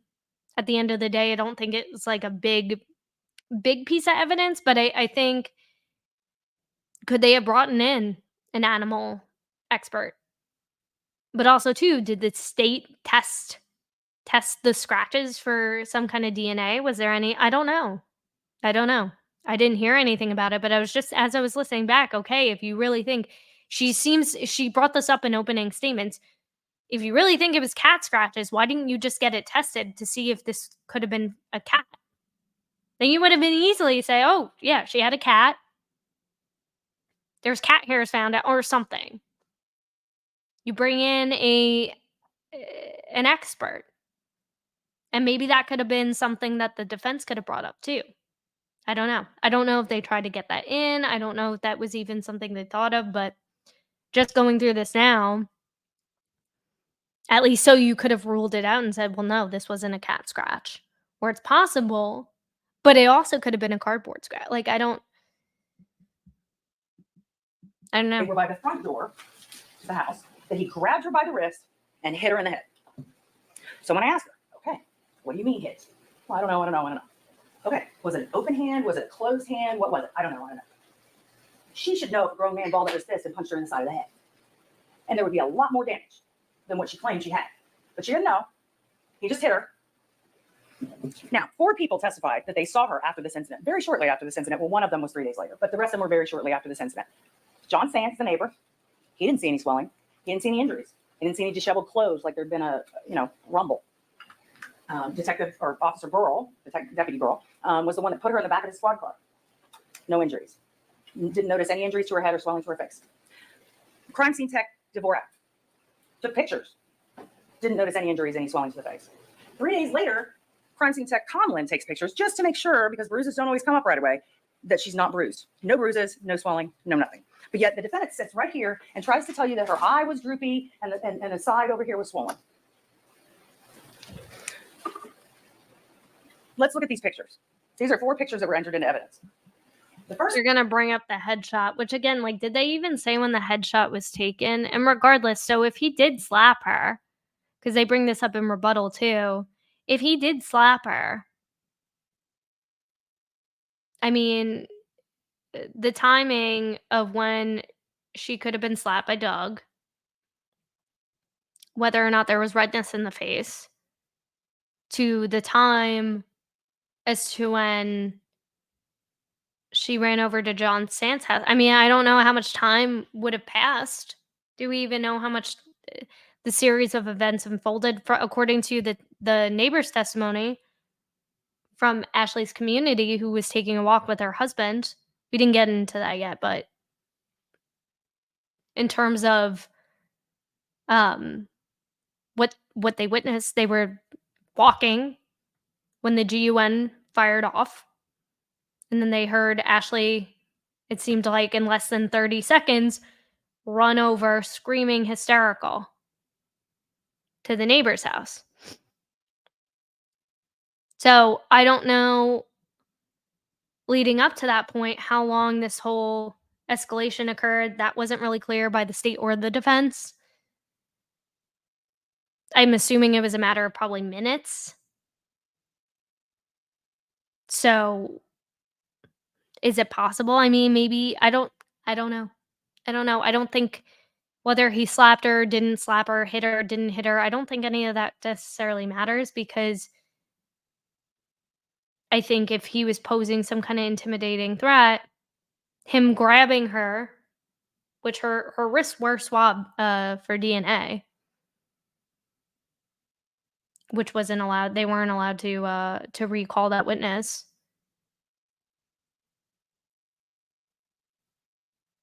So I think him refusing to leave, him, if he did body check her, if he did push a cardboard box into her, maybe that would have left a mark, maybe not. I don't know. I mean, again, it leaves me with more questions, so it's hard for me to say, no, it's totally not possible. For me, it's saying, well, I mean, it could all be possible. That's why I don't think she should have been found guilty beyond a reasonable doubt. This picture was, the defendant said, was before she even knew Doug Benefield. She thought it was before she even knew him. The second picture over to at the top, over on the right, is the night of the shooting. Down lower left is 3 days later, and then one over is about 5, 6 weeks later. Does it really look like her face is swollen? She said the side. She said right here, on the right side, or I'm sorry, the left side, right here. The left side of her face doesn't. It actually looks slimmer than it did in the picture taken before she even knew Doug.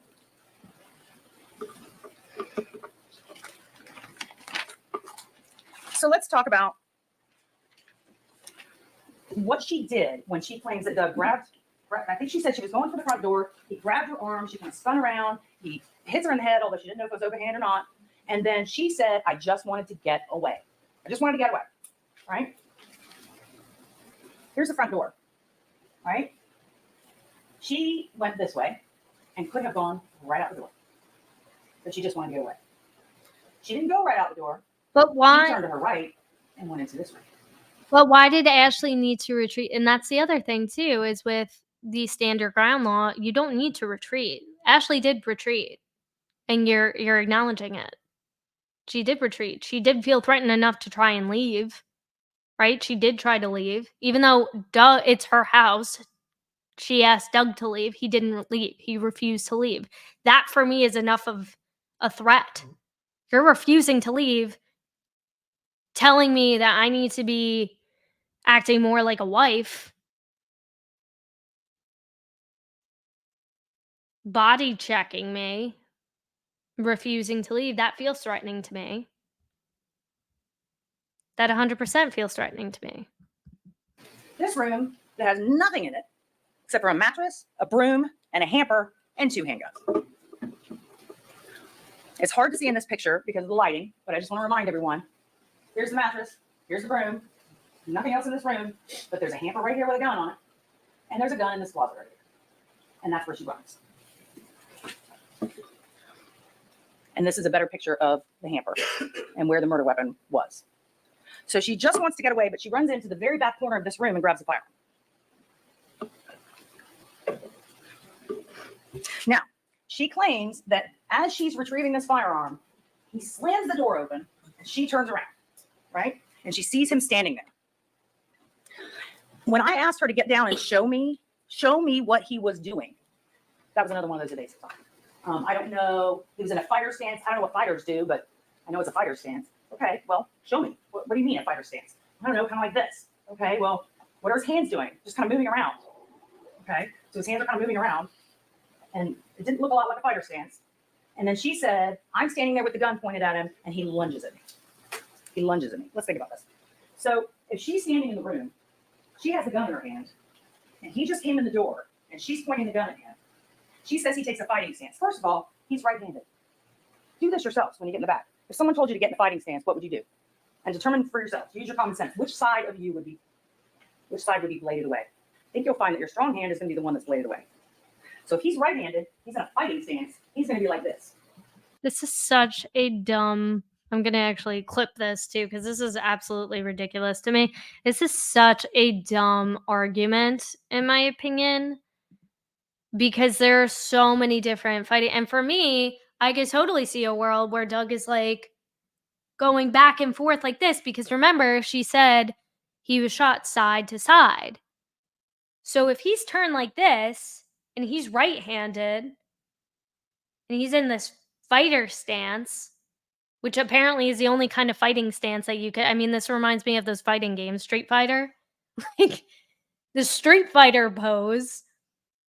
Like, that, for me, doesn't look like somebody who's trying to disarm someone. And this is what I was picturing in my brain. Again, this is how my brain thinks. I could see Doug being more like this, which sounds more in line with what Ashley was explaining or trying to explain, trying to figure out the best way to disarm her. Instead of being, why would he be closed fist? I don't understand that. If she's holding a firearm, what is closed fist going to do? If she has a firearm, you have to disarm her first. And if he is turned this way, well, it would make it really awfully hard, don't you think, for him to get shot on the right side by the right nip. Don't you think, if he's turned like this? So if he's going like this, that would make a lot more sense to me. Interesting, because he's shot from the side. So he's like this. And then she says he lunges at me, right? So if he lunges at her, he's head on, straight onto her, lunging. That bullet hole would have been here and out here. Would have gone straight through him, front to back. That is not the way that bullet went. That bullet went side to side. And if he's in a fighting stance and he's right-handed, why would he have this side towards her? And Mr. Haig, the expert, firearms expert, displayed when I said, okay, I'm going to point a gun at you. You show me where your body would have to be in order to get that trajectory. And he turned sideways. So his body in his fighting stance would have to be completely sideways. And what, he's skipping to her to lunge? I mean, how is that trajectory going to happen based on what she said? I mean, also, too, do we even know where Doug was standing? Like, the firearm was on the laundry basket. Okay, Ashley grabs it. Doug, for me, is probably like this, trying to figure out a way to disarm her. Then who knows what. But if he's moving, because she said he was waving his arms, he was moving. Totally see. I mean, he has both sides exposed. So where was Ashley standing? That's the thing. I feel like that wasn't clear enough by either side, to be fair.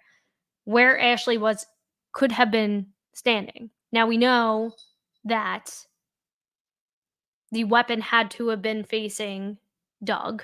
Whereas earlier in the opening statements, and they completely changed this theory. I don't know if the defense brings this up in their closing argument, but they tried to claim that Doug was turned around when he was shot. So, like, that doesn't make any sense either, because now you're retreating from that fact. So I feel like there's just more questions for me, and that's why I do lean towards believing Ashley's series of events. It makes a little bit more sense to me, rather than Doug. Like, what was he just waiting to get shot by Ashley? Like, you never really describe him trying to protect himself or trying to flee or run away. I mean, you attempted to, but because of the evidence proving that he was clearly facing her, any argument over him fleeing is just completely invalid and would be untruthful. So More than likely, the hands that were up was a defensive stance. He probably came into the room and said, whoa, she's got a gun, and started to turn around. He had his hands up like, whoa, what are you doing? It makes no sense to be in a fighting stance. So I want to talk a little bit about this trajectory. Just they go because from there's they go from him being completely turned around to him now being, whoa, hey, oh, hey, ah. Which, yeah, I could see, like, yeah, if he's got his hands up, he turns around, that could explain why this side would have been exposed. But I mean, aside from Dr. Vega testifying that the bullet didn't enter through the front of the chest, did he say that did anybody testify that there was a GUN shot on his right side? I just that part, like, confuses the crap out of me. I mean, that makes more sense to me. Yeah, if he had his arms raised and he turned to the side like, oh, trying to flee. But again, it just leaves rooms for more questions. Because I could see, yeah, that is possible. But that doesn't mean that that's what happened. I could also see the way Ashley was explaining it. Maybe, too, depending on where Ashley was standing, maybe when she was saying he lunged, he reached across this way. I know I'm blocking my view. He reached across this way. If he is right-handed, as she just said, that would also leave this part exposed. If he's leaning over, if he's lunging this way, and Ashley is too, which it seems like she was on his stage left side. So again, it leaves way more room for more questions for me. Sort of some misconception that this shot was front to back. That is just the planes with which the medical examiner uses. So it can be a little confusing. But if you look at the way this arrow is, the bullet goes in right by the right nipple and then lands right here. So it is side to side. Now, once it went in where the nipple is, did it curve a little bit to the back? Yes. That's why it's like in the back. That's why they say front to back. So it went side to side and a little bit to the back. There is no way he was facing her when she shot him. No way. But that's not what Here's he another said. Angle. This is from the back. I also So, but when- don't remember this diagram. I remember him standing up and pointing and saying like right here and here. It's actually the thumbnail of one of my last videos of Dr. Vega pointing, but I don't remember seeing this diagram, so I don't know if this was entered into evidence, if this is something that the prosecution just created, kind of like that timeline that Lally just created at the very end. But that's not what he testified to. He said the weapon would have had to have been facing Douglas, but Douglas Benefield would have had to have been facing the weapon. So no, that's not correct. went in on the side, right hand side, and that red dot is where it landed in the back. And let's talk about the leg wound. It's very hard to determine exactly how this leg wound happened. And we may never know exactly how it happened. But this is the basic trajectory of it if a person were in a normal standard anatomic position. This is what the medical examiners said that. This is a standard anatomical position. So in a standard anatomical position, that is the way the wound path went through his leg. So you can figure out for yourself different ways that might have happened. Now, Dr. Liu said, based on information that she got from Ashley Benefield, by the way, that it must have happened this way. That once he shot the first time, somehow he falls and his legs go way up in the air and he shot like this. Where did that bullet go if he was shot like that? The expert testified about the two that went into the wall had not gone through a body. He said the one that hit the leg was in the room. It might have been kicked, and that's normal when you have emergency technicians in there and they're kicking things around. But the projectile was in the room. It was not in the wall. So if he's falling back this way, his legs slipping way up, and by the way, Dr. Vega said the only way your legs flip up like that is if you're falling over a rail or falling over something and your legs come up that high. So that just does not make sense with the rest of the evidence. Now, this may not be the way it happened, but it is also another way that it could have happened. He is turned away, leg up. It's like ding ding ding, you're saying you're poking holes in your own case here, and this is why I don't understand. It's like you're just there's too many questions. There's way too many questions for me to comfortably say, yeah, she is guilty beyond a reasonable doubt. And that bullet could have gone in and come out his knee, or his leg is bent. So you use your own judgment and decide what you think about that leg wound. What's important is this wound. This was the wound that killed him, and he was not facing her at the time. The defendant trying to say he was in a fighting stance, he lunged at me, that is just her, once again, trying to manipulate the system. She's trying to manipulate you to believe that this was necessary, he was coming at me, but the physical evidence does not bear that out. It does not show that he was coming at her and that she had to shoot him. And afterwards, she runs over to the neighbor's house. Not once do you hear her say, get an ambulance. I don't know if he's still alive. I had to do it, but somebody help him. Not once. Not once did you ever hear any concern that I just shot another human being, regardless of what the facts are. No.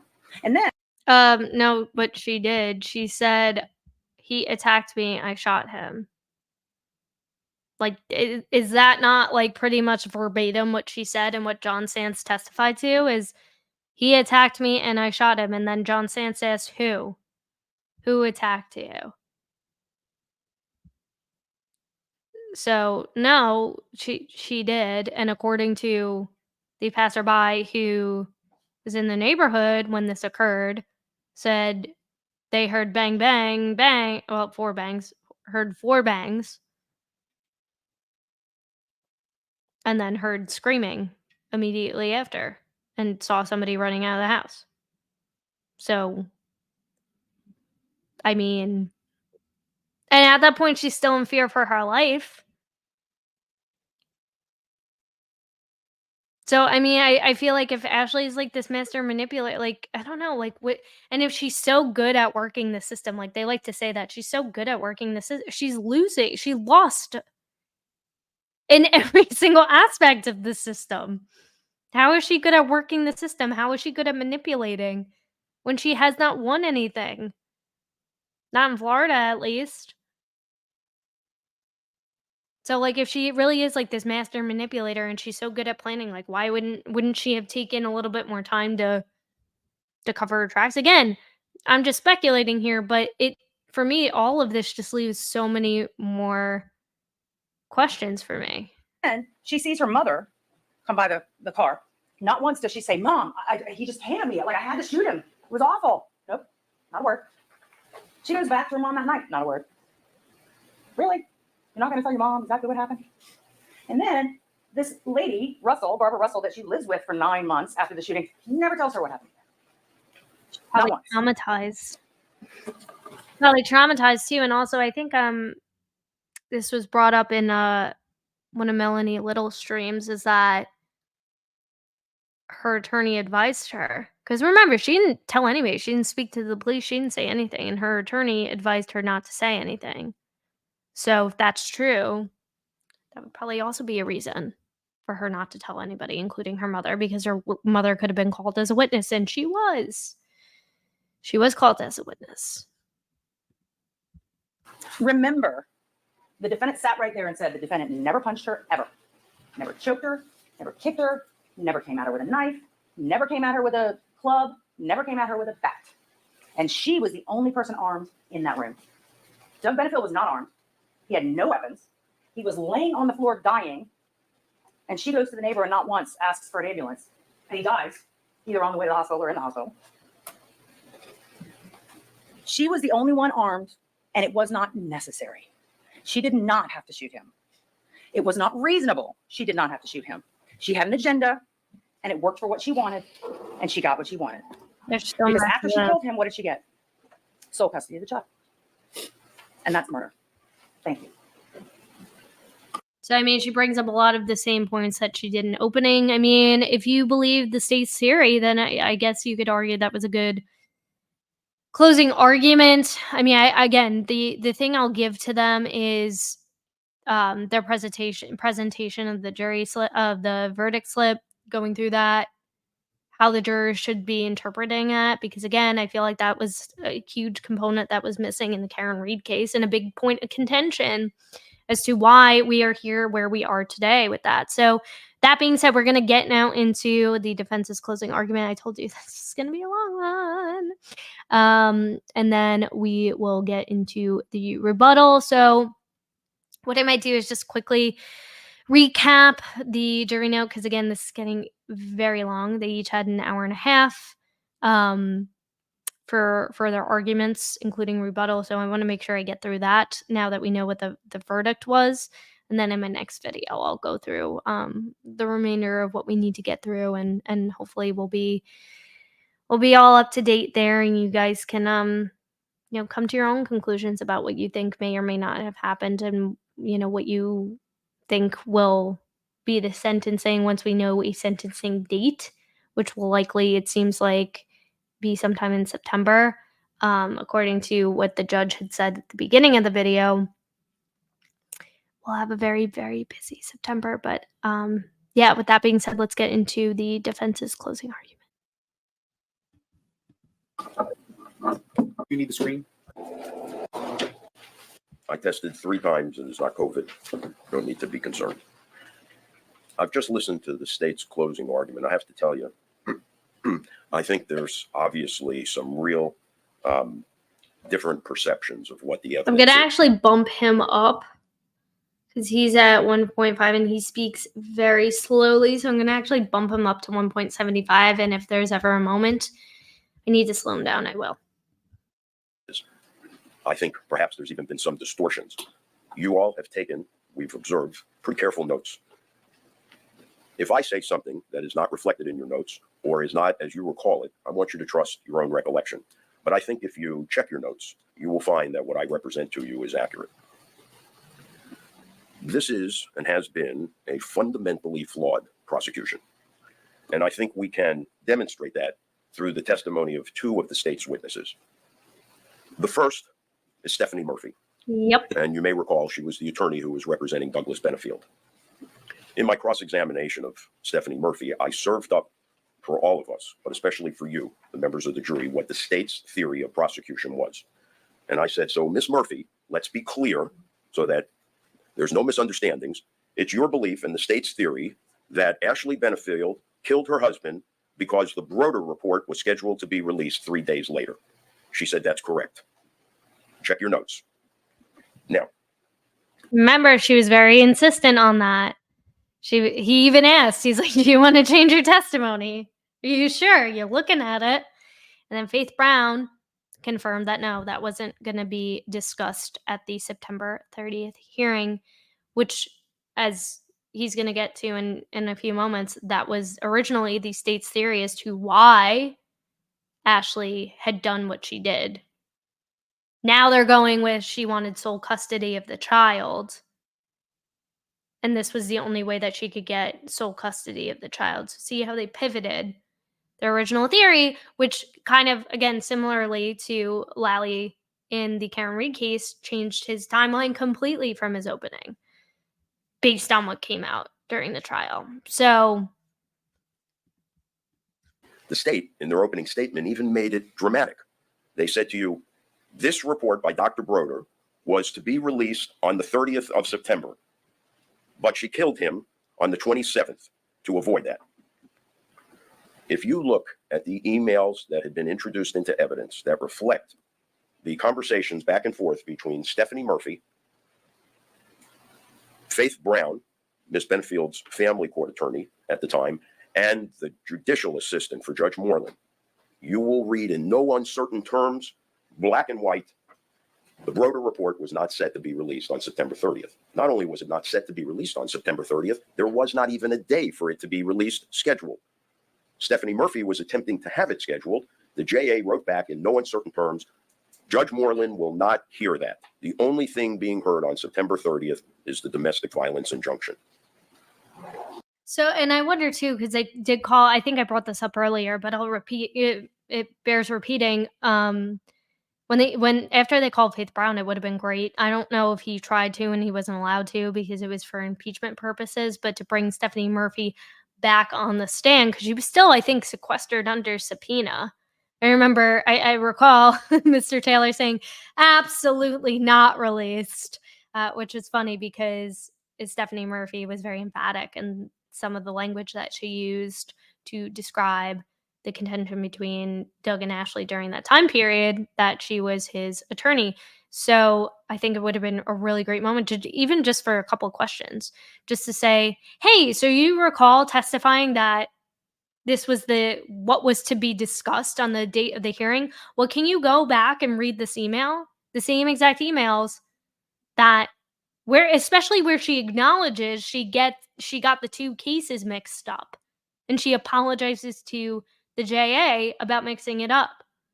So I think that would have been extremely powerful. I don't know if they weren't allowed to do that.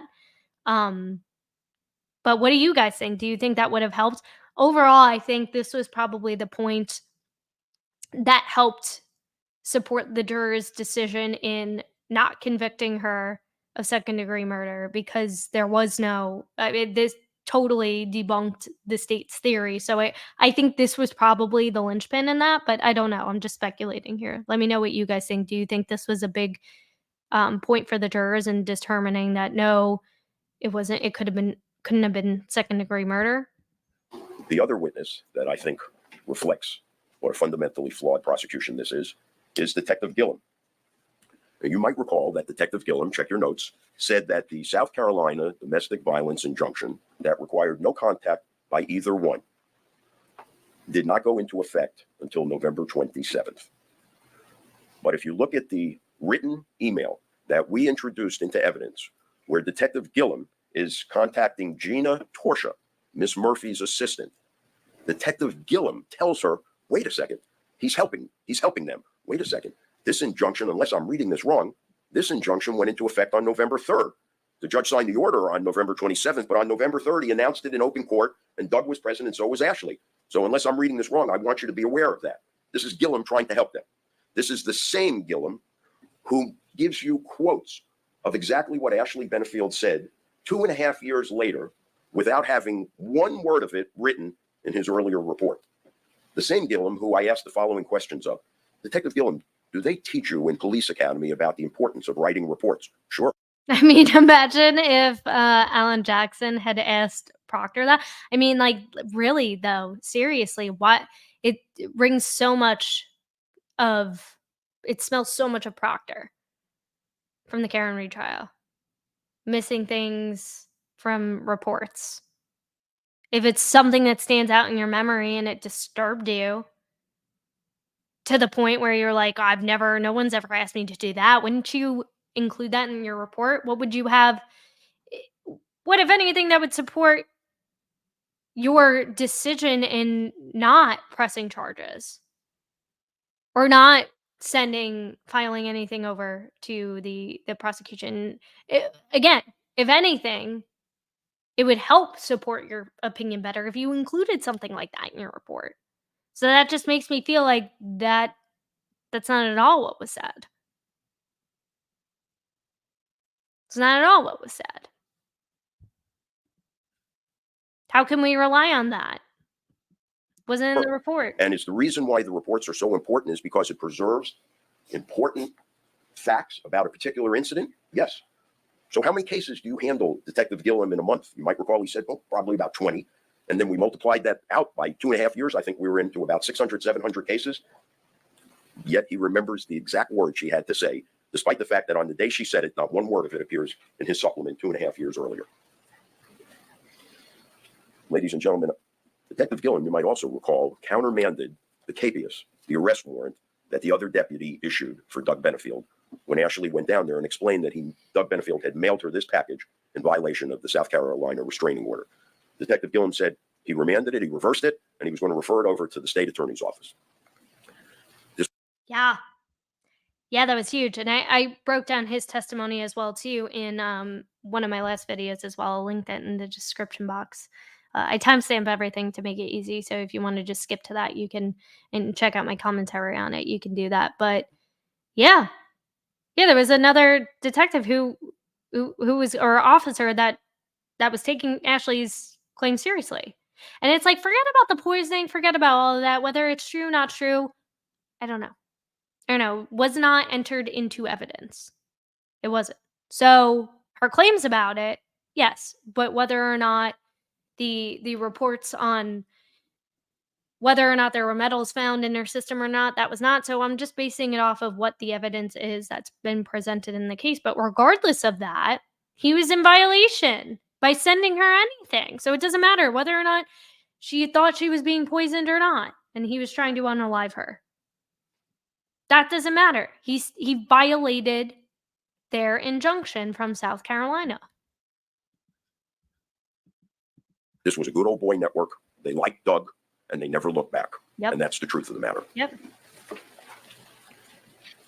Do you not find it astounding that Detective Gillum, 2.5 years later, could remember such things as Ashley Benefield saying, if the judge sees you arrest him in front of her, it'll help me keep my baby? Isn't that something that you would put in a report? I think perhaps the most disturbing thing about the testimony of Stephanie Murphy and Detective Gillum is the following.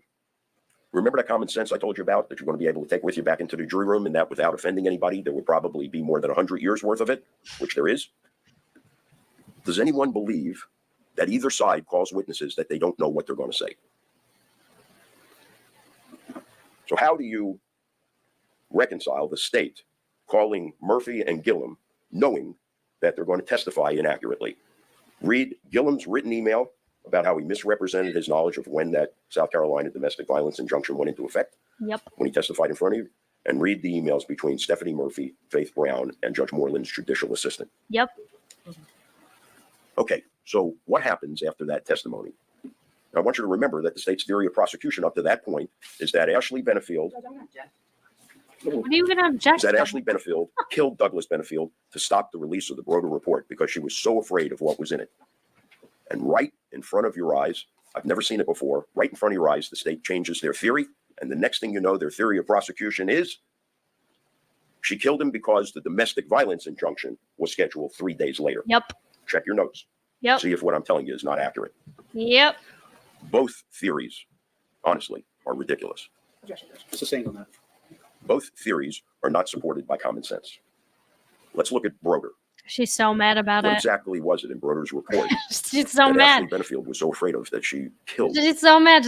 Oh my God. Did you see that sip? I know this is like fast, but Theories are not supported by Just look common at- sense. look. Let's look at Broder. that clenched jaw, What exactly was it in gruesome twosome over there. Broder's report that Ashley Benefield was so afraid of that she killed Douglas Benefield? Check your notes, but try to think back to Broder's testimony. I think your notes will reveal that Broder never had one thing adverse to say about Ashley Benefield. In fact, the only thing that Broder had to say was that after evaluating Ashley Benefield, he found that she had no violent tendencies. She was not prone to impetuous acts. That's it. Her only concern, Hey. according to Dr. Quintel, was that she was afraid if Doug found out what she had to say about him, that he would take it out on her or on the child. Okay, let's look at the theory then when it shifts to it being the domestic violence injunction that was scheduled for the 30th of September. What kind of reason exactly is that for her to kill Doug Benefield? If that was a reason, wouldn't she have done it before? There was already a domestic violence injunction the first time. It was denied. It was not only denied, but Judge Moreland ordered shared custody of the child. Why wouldn't she have killed him then? Fair For question. 4 years, Ashley Benefield did what any law-abiding citizen can be expected to do. She filed complaint after complaint after complaint, calling Doug Benefield's behavior to the attention of the authorities with no result. Over and over again. No relief. So she kills him? Really, that's quite a leap, ladies and gentlemen. You need evidence to support such an inference. You know, you can't take innuendo and wrap it up in an inference and call it a fact. You got to have evidence that supports a theory. For example, you know, in the reasonable doubt instruction, I'm going to show you in a minute, but it says a reasonable doubt can arise from the evidence, from the lack of evidence, and from a conflict in the evidence. So what evidence would you need to show to support this theory that flies in the face of common sense? Well, how about somebody who comes in and testifies, yes, I overheard her say, you know what, I'd kill this SOB before I'd let him be alone with my child. Or how about this? How about downloading from Ashley's phone when she's sitting there in her most private moments, never expecting it to be revealed to the world, searching on the internet how to kill an abusive spouse? How about that? Instead, what you saw in her most private moments, 6 months before this happened, was her searching on the internet how to co-parent with an abusive spouse. Am I making this up? Check your notes. How to get along with an abusive spouse. In my opening statement, I told you two things. I said that at the conclusion of the case, those were the only two things that would be established beyond a reasonable doubt. The first one was that Doug Benefield was a very sick guy. I think there's no doubt of that. Yeah. The second thing was that Ashley's action on that day, September 27th, 2020, was absolutely justified. Let's take a look briefly at Douglas Benefield's behavior. And I want you to keep in mind Bruce Ferris's testimony, who's the former cop who specialized in domestic violence, ran a domestic violence department, and then was so fascinated by it, went back to school to become a licensed mental health counselor. I thought he was a pretty persuasive witness. I mean, I think we all did. I think we all learned something if you caught that testimony in real time. I know I haven't gotten to that yet, but I will get into it in my final video on the series. But when the state comes back for rebuttal, I mean, I get it. It's the defense's witness. You're trying to, discredit or question their credibility. I get it, but I mean, it's like the same level of like expertise that the ARCA guys had, the crash daddies from the Karen Reed case. Like, It's just you can't deny that these are highly trained people, and he was a former police officer as well too. Doug Benefield shoots a gun into the ceiling of their kitchen to intimidate Ashley to stop speaking. Now, those are easy words for me to speak, and they fall on ears and you move on to the next thing. But I want you to try to imagine how it would feel. Sustained. How would one feel sitting in their kitchen, having their husband pull out a gun and actually fire it into the ceiling of their kitchen? Can you imagine the trauma of such a statement? Do you think that Terrified. that's something that you forget about after 6 months, after a year? I think that's something you remember for the rest of your life. You never forget it. Throwing a loaded gun at Ashley Benefield, threatening suicide, not only to Ashley, but to his former wife, Renee. You've got a copy of her text message that she wrote to Doug, kicking her on their honeymoon and threatening suicide. So this is twice now, not only with Ashley, but with his prior wife. Yep. Punching the dog so hard that he knocked the dog unconscious. Bruce Ferris on the wheel. Now, I'm not an expert on the wheel. I don't pretend to know it anywhere near as well as apparently Miss O'Donnell does. But I can tell you with certain There's some shade because she's like the wheel, like she's some kind of DV expert. I mean, it's just so I like the snark from Mr. Taylor. He gets a good couple of 1-2 jabs in. that it has a provision, and Bruce Ferris elaborated on the fact that abusers tend to hurt pets because they have no empathy, and because, check your notes, they can control the victim because the victim loves the pets. So hurt the pets, you keep the victim in line. You get compliance, control, and compliance. That's what they seek. Threw the cat down the stairs, put a tracker on her car. The neighbor catches him in the yard at night. It wasn't in the house across the street. You've got the schematic of the houses in the neighborhood. You see Mr. Sand's house is right next door, literally to the left of Ashley's house. Ashley's house has got the red dot on it. Cursing, yelling, screaming, belittling. Text messages. I'm in a murderous mood. I want to rid the earth of them. Take them out. That was about two guys having a conversation while Ashley was on a cruise. Doug Benefield was so demented that just hearing in the background two men speaking while Ashley was on a cruise makes him say he wants to take them out, rid the earth of them. That puts him in a murderous mood. Of course, Ashley at the time at 24 thinks, well, gee, that's kind of flattering. I guess this guy really loves me. Oh, that was just a little tip of the hat to what was to come. And I will say, I wish he leaned in a little bit more into that because he says, Ashley at only 24. Because again, remember that age gap. They want to paint her as a gold digger, but then they shifted to that other theory about the injunction hearing and her wanting sole custody, and that being the reason for her ending his life.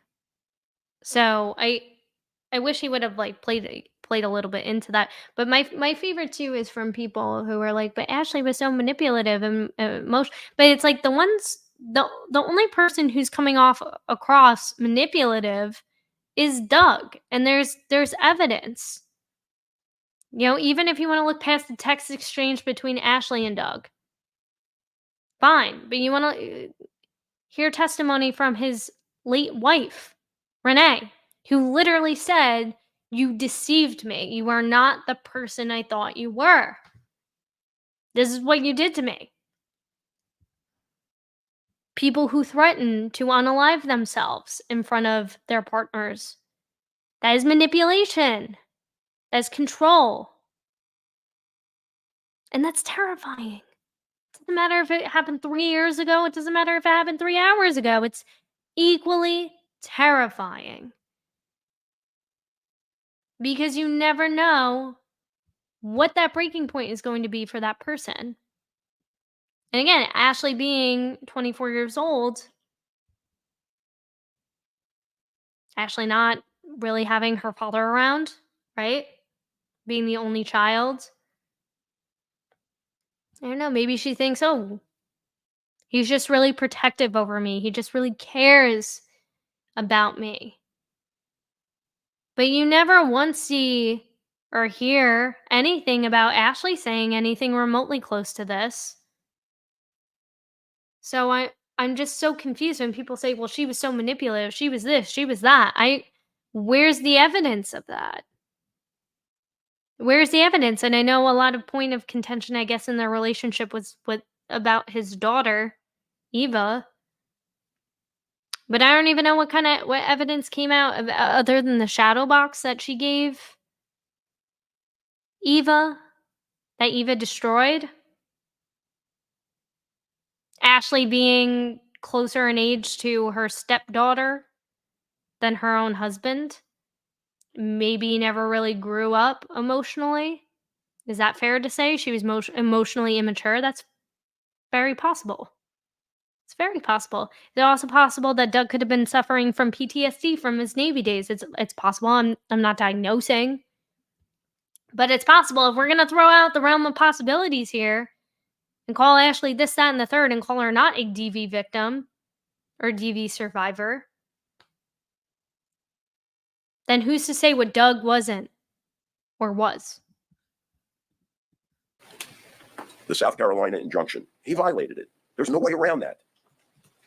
How about driving from South Carolina to Florida so that you could follow Ashley in the car? I mean, if that's not determination, what is? If that's not fixation, what is? If that's not obsession, what is?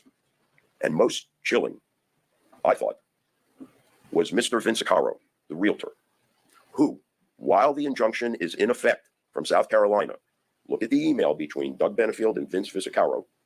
I asked him, did you have any dealings with Douglas Benefield? Yes, I did. What was it? He was a customer looking to buy a home. Where was that home? It was the house immediately behind Ashley Benefield's house. This is sick, ladies and gentlemen. This is while the domestic violence injunction is in effect. Not only that, but then he says to Mr. Vincicaro, well, I have to first check with Ashley. Well, you know that's a lie. He can't check with Ashley because the injunction doesn't allow him to communicate with Ashley. So what's the basis for that conclusion that Doug was that disturbed? Well, how about Doug's own admissions? You have the text messages where he admits to Ashley. I also find it interesting too. So I think he did, and when we go through his testimony, it's a really short, brief testimony that this realtor takes, but when he takes the stand, but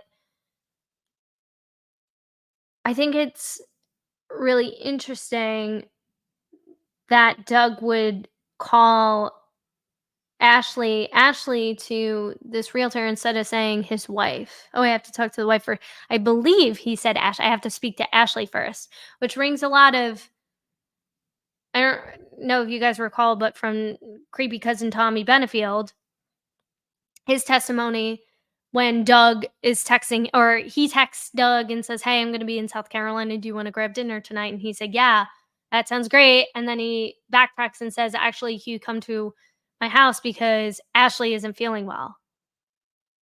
And Tommy Benefield allegedly had no idea who. That's what he testified to. He didn't know who Ashley was. So I find it interesting if he is referring to, if he did, when he spoke to the realtor, he said, Ashley, I have to speak to Ashley first, as if he knew who Ashley was. And I don't know what that really means or what that doesn't mean, but I do think it's interesting if that's how that conversation was framed. You know, I'm sorry, I apologize. And according to Miss O'Donnell, well, that should be the end of it. You apologized, it's over. Unfortunately, Bruce Ferris explained to you that that's the MO of an abuser. Highly Oh, baby, I'm so offensive. sorry. Please forgive me. It'll never happen again. And it happens again, time and time and time again. That's their pattern of behavior. And Bruce Ferris told you that. He explained that to you. Ashley Benefield got on the stand and told you about all of that. And I have a great discrepancy. I'm wondering if we were at the same trial between Miss O'Donnell's evaluation of Ashley's testimony and ours. But how about this, in addition, as a basis to establish how disturbed Doug was? How about the letter that Ashley Benefield leaves for Doug on November 17th? Objection. Not entered into evidence. Sustained. Judge, I was testified to by Miss Benefield. I'm just speaking to the letter, not quoting from the letter itself. Even though the prosecution was talking about ex-boyfriends. And what else did they bring up too? The fact that Doug was seeking sole custody. Was that ever entered into evidence? I just feel like, huh? What? Are we in the same trial? So she told you that she left him a letter. She told you what she put in that letter.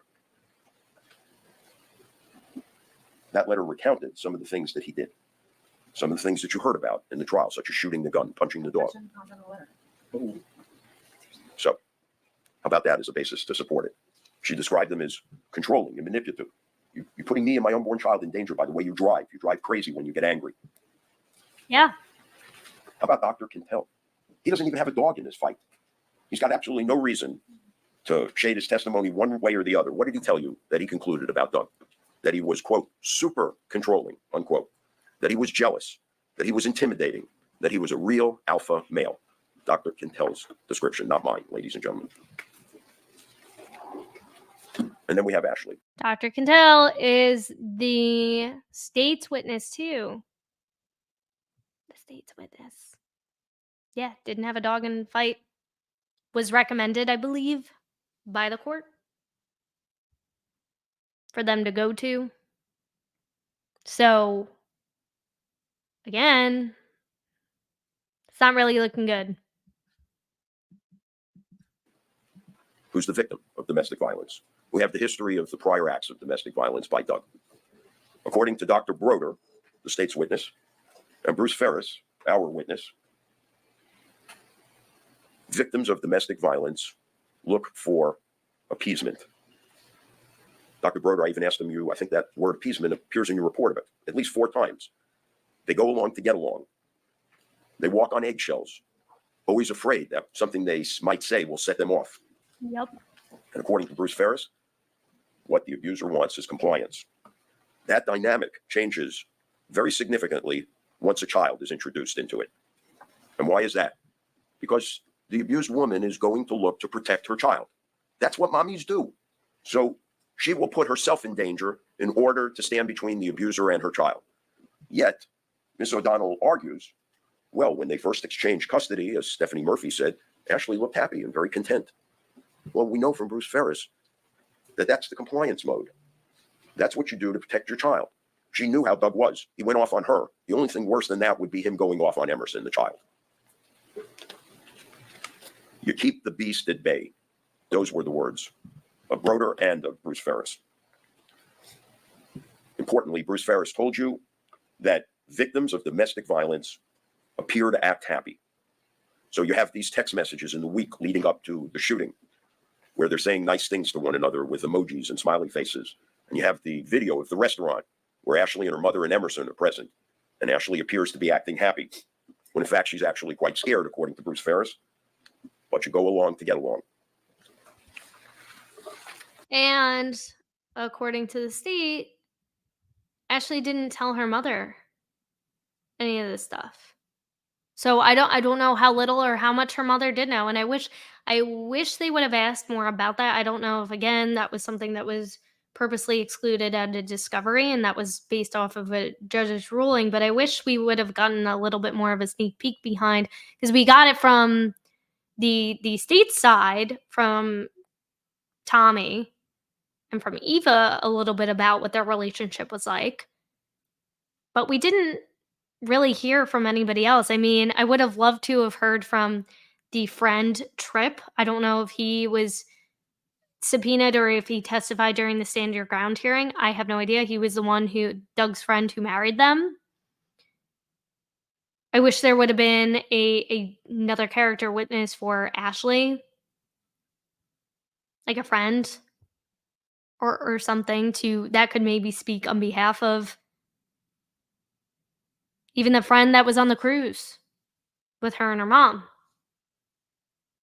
You know, what they thought about Doug. How did he appear to be towards Ashley? Or if he did a really good job of isolating her so much that she didn't have friends. Didn't have friends. So I don't know. You might recall in the voir dire, I asked you about the presumption of innocence and how many of you had ever seen the cop car on the side of the road with somebody sitting in the back. And the first thing you thought to yourself was, gee, I wonder what they did to cause them to be in the back of the squad car. And I told you that the issue to be resolved in this case was the force used justified? All of you pledged that if the state failed to prove their case beyond a reasonable doubt, your verdict would be not guilty. All of you took an oath that said, at the end of the case, if you were unsure, if you did not know what happened, if you did not have an abiding conviction of guilt, you'd vote not guilty. I want to show you the beyond a reasonable doubt instruction. Deputy, if I could have the easel, please.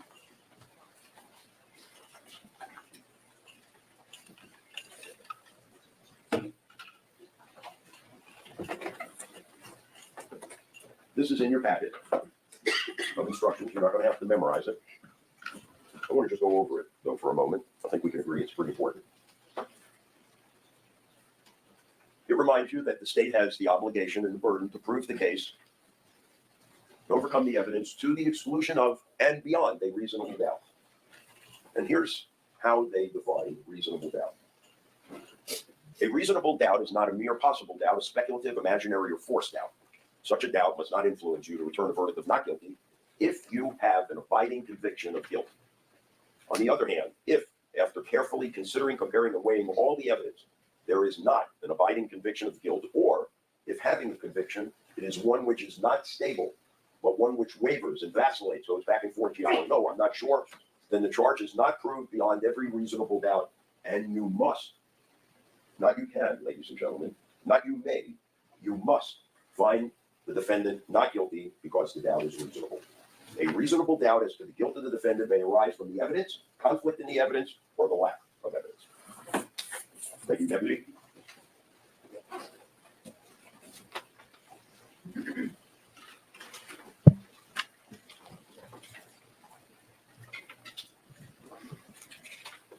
Let's take a brief look at the facts rather than theories.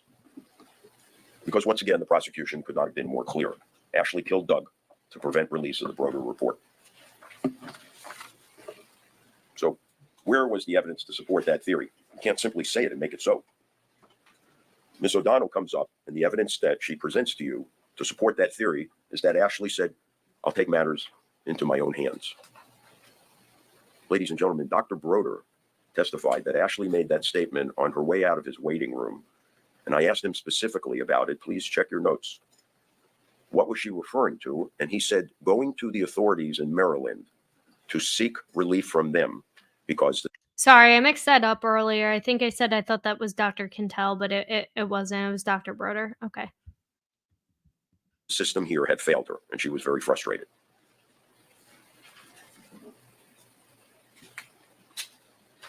Ms. O'Donnell also told you that Doug Benefield filed for sole custody of Ashley. Please check your notes. No one ever testified to that. There's absolutely no evidence in this case that such a thing was done or a statement was made. I'm glad he brought that up. Other evidence in the case? Justin Warren, the lead homicide detective. State never even called him. Objection. We called him. What did he tell you? He told you that in his arrest warrant, he said it did not appear that Douglas Benefield was facing Ashley Benefield when shot. Now look, Dr. Vega came in here and testified that the shooting in the chest, the shot to the chest, was from front to back. Yet Miss O'Donnell comes up here and distorts that and tries to tell you that it wasn't from front to back. It was from side to side. Dr. Vega told you the trajectory of the chest shot was front to back, right to left. Now, not only did Dr. Vega tell you that, Michael Haig told you that, front to back. Dr. Liu told you that, front to back. There has never been any evidence introduced in this trial that the chest shot or the arm was anything other than front to back. Yep. Detective Warren told you he did not speak with the medical examiner before he submitted his arrest warrant. I showed him his report to refresh his recollection. Oh, yes, I did speak to the medical examiner. And finally, I asked Detective Warren about a supplemental report that he wrote where there's a section that provides for any bias that he was aware of that Ashley would have had against Doug. And the form was written none. And I asked, is that not where you would write in things like ill will, hate, or Is that spite? cousin Tommy's wife? Does anybody know? Is that cousin Tommy's wife? Because I thought I saw somewhere that he also married somebody young, and I think that was like his second wife or something. So it's Benefield's like they're women young. Just saying. Again, if it's consensual, it's, it is what it is. It's fine. Like I don't have a problem with it, but I just find it interesting. Talk about patterns. Mike Haig, let's look at his testimony for a minute. I think you'll remember him. What he said, I thought, really presented it well, was in explaining what forensic meant. He said it's the juncture where law meets physical science. Okay, so he told you there were 4 shots. He gave you a 3-dimensional diagram, and it showed you the room and how the shooting took place and where the shots went. One shot, according to Michael Haig, went out the door and down the hallway and lodged in a book. He described it as a miss. One shot was in the wall. Told you it was a nice round hole in the wall. They put a trajectory rod in it. One shot was in Mr. Benefield's chest. It was lodged in his back. Dr. Vega removed it. And one shot was in the leg. The state's own witness, crime scene people, told you that the shot to the leg was on the floor in the room and that a piece of it had broken off. And Haig told you that as well.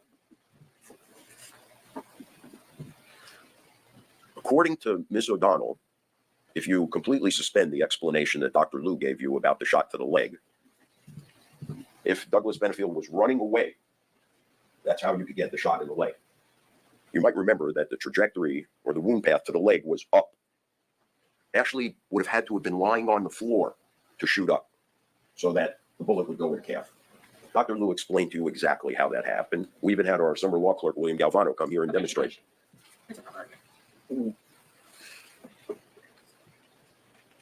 What else did Michael Haig tell you that was significant? He told you that they were moving.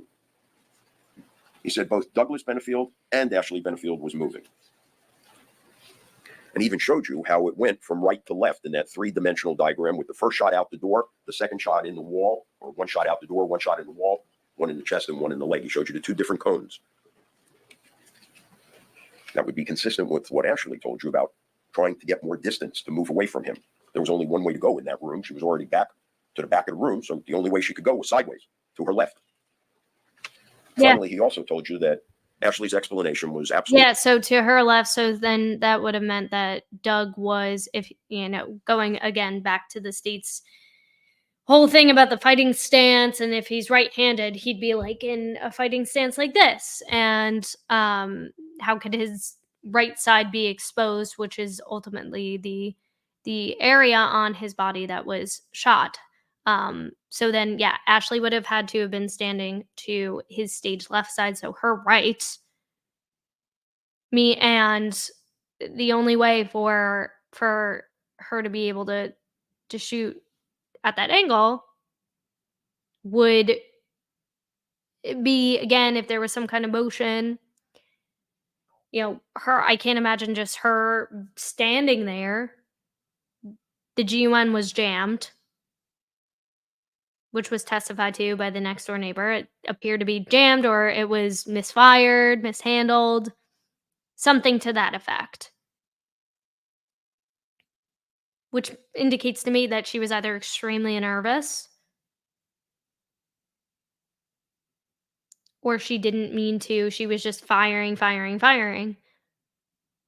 Maybe not even looking. Maybe she closed her eyes. I don't know. But again, it's all of this just begs more questions for me about what actually happened. And that's why I'm so strong about saying I wouldn't feel comfortable convicting beyond a reasonable doubt on any of the charges, because I just don't have a clear enough picture. And for me, absolutely not for murder too. But for manslaughter, yeah. I mean, I don't know. Was he intimidating? And I mean, after years of DV, and who even knows what else might have come out that wasn't let in. I don't know. But even with the little that was, if you know there's 2 firearms in there, you at least got a shot to grab one.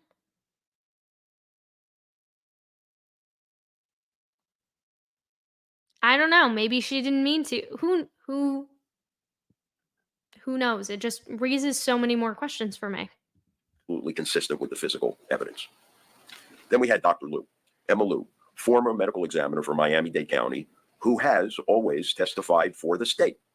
Except Great here, point. she came in and testified for the defense. Why do you think that is? Dr. Liu told you that the abrasion to the arm, she believes, was from front to back, and she believed it was the shot that went out the door and down the hall. And the bullet would not have mushroomed or expanded, as you heard Michael Haig explain, that bullets are designed to be able to expand. Because the wound was so superficial, there would not have been enough tissue in the hollow point of the bullet to expand it. She also told you it would be consistent with Doug lunging at Ashley Benefield. And she showed you with rods how the abrasion to the arm would take place, as well as the shot to the chest. Now, here's something interesting that maybe everybody's forgotten. Miss O'Donnell did not address. Who was it that told us that Doug was skilled in martial arts and trained to take the weapon away? Why, that was his daughter, Eva. Yep. But again, now that I'm thinking about it too, like if he did lunge and she had her eyes closed and she's firing, just firing, doesn't even know where she's firing. Him lunging, I again, not an expert, but I'm just using my brain, and this is what I would be probably vocalizing in the jury deliberation room is if I'm lunging, I'm leaving both sides exposed, and if she's on my stage left side, she's most likely it would make sense for me for this part to be potentially exposed, especially with the superficial shot or superficial wound. And I believe the arm he was just talking about. So, and it would be extremely helpful to know which shots came first. We don't know that information, but it's just more questions, in my opinion. So here's Doug, who gets into his fighting martial arts position and lunges at her to grab the weapon, and Dr. Liu explains the abrasion shot. All four of these shots had no pattern at all. These are four random shots, no association whatsoever, indicative of somebody who's in an absolute panic firing a gun. What's more, as not only Mr. Sant told you, Mr. Haig told you, and as the state's own witness told you, if you don't hold the weapon properly and give it the pressure that it needs, it will result in a jam from one of the cartridges, just like what happened here. So I want you to please consider something. Before evaluating the defense case, you have to first determine whether or not the state failed to prove that the shooting was unjustified. That's your first order of business. Because if the state failed to prove their allegations beyond a reasonable doubt, it's over. You don't need to evaluate the case that the defense presented. We weren't obligated to present anything, but we did. And I think we can agree that if the state's case does not meet that threshold of beyond and to the exclusion of every reasonable doubt, your verdict must be not guilty. Ashley Benefield got on the stand and endured over 2 hours of cross-examination. It was our perception that the state never landed a blow in over 2 hours. That's 2 hours in addition to the hour and a half that I had her up there on direct examination. In the world in which we live, it sounds strange to try to reduce an event like this to an explanation within an hour and a half. But this is the only form that we have to resolve things like that. So we did it. And Ashley got up there and she explained to you exactly what happened. And she did it well. And the state never touched her. Look at the crime scene photos that were taken, not at some modeling presentation, not at some outing. Look at the crime scene photos that were taken by Ms. Dorvac. They're in evidence. And you see if you don't see swelling and redness on those photographs. So it's September 27th, 2020, the day of the homicide. Doug arrives at Ashley's house late that afternoon, and he's already simmering. He's on a slow boil, ladies and gentlemen. Why? Because he knows she's leaving. She's leaving. He's not going with her. He's going to live somewhere else. He knows that. This was his last hope for any kind of reconciliation. And Bruce Ferris told you that the most dangerous time for a domestic violence victim is when the abuser recognizes that she's leaving. So how does Doug respond? With threats and intimidation. He would not leave. Ashley tried to de-escalate it. She could see how he was starting to build. She wanted to avoid a confrontation. Gee, you know, Doug, we pretty much got everything done. Why don't we quit for the night and we can continue tomorrow? He ignored her. Instead, his hostility starts increasing. 2 body checks where he bumps her shoulder, passing her in the hall. And it's not a bump that's an accident. It's a bump to intimidate her. She told you she almost lost her balance. Then we have the cardboard box incident where he slams that into her.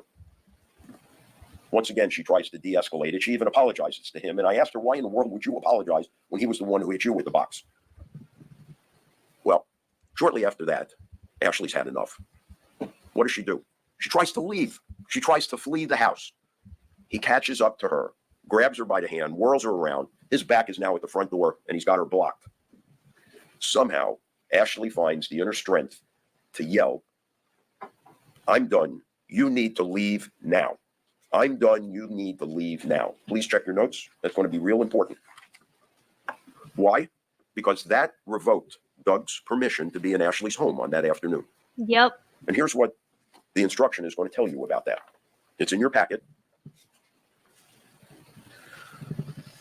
It's going to say the law on justifiable use of deadly force is as follows. If Ashley Benefield was in a dwelling in which she had a right to be, I think we can all agree this was her home. Doug did not live there. He was there by her permission on that day to help pack things. She had no duty to retreat and had the right to stand her ground and use force, including deadly force, if she reasonably believed such conduct was necessary to prevent A, imminent death or great bodily harm to herself, or B, the imminent commission of burglary, false imprisonment, or aggravated assault against herself. And that's the thing too, is that she did retreat. She didn't have to retreat, and she did, and even the state acknowledged it too. She didn't have to retreat, but she did. She could have ran. Remember, they said that, oh, she could have ran out here. She could have ran here. So you are acknowledging she did retreat. She did try to leave, and he didn't let her leave. Even though she asked him to leave, he did not leave. So does that feel threatening or intimidating? Somebody you say, hey, get the F out of my house. Or you're done. I'm done. I'm tired. Can you go home? They refuse. What are you supposed to do? I'm not saying in every situation, obviously, you fire off a firearm, but that is likely the question that I would have. Is if you're already afraid of what this person can do, you know there are GUNs in the house. He probably knows. He's been helping you pack up everything.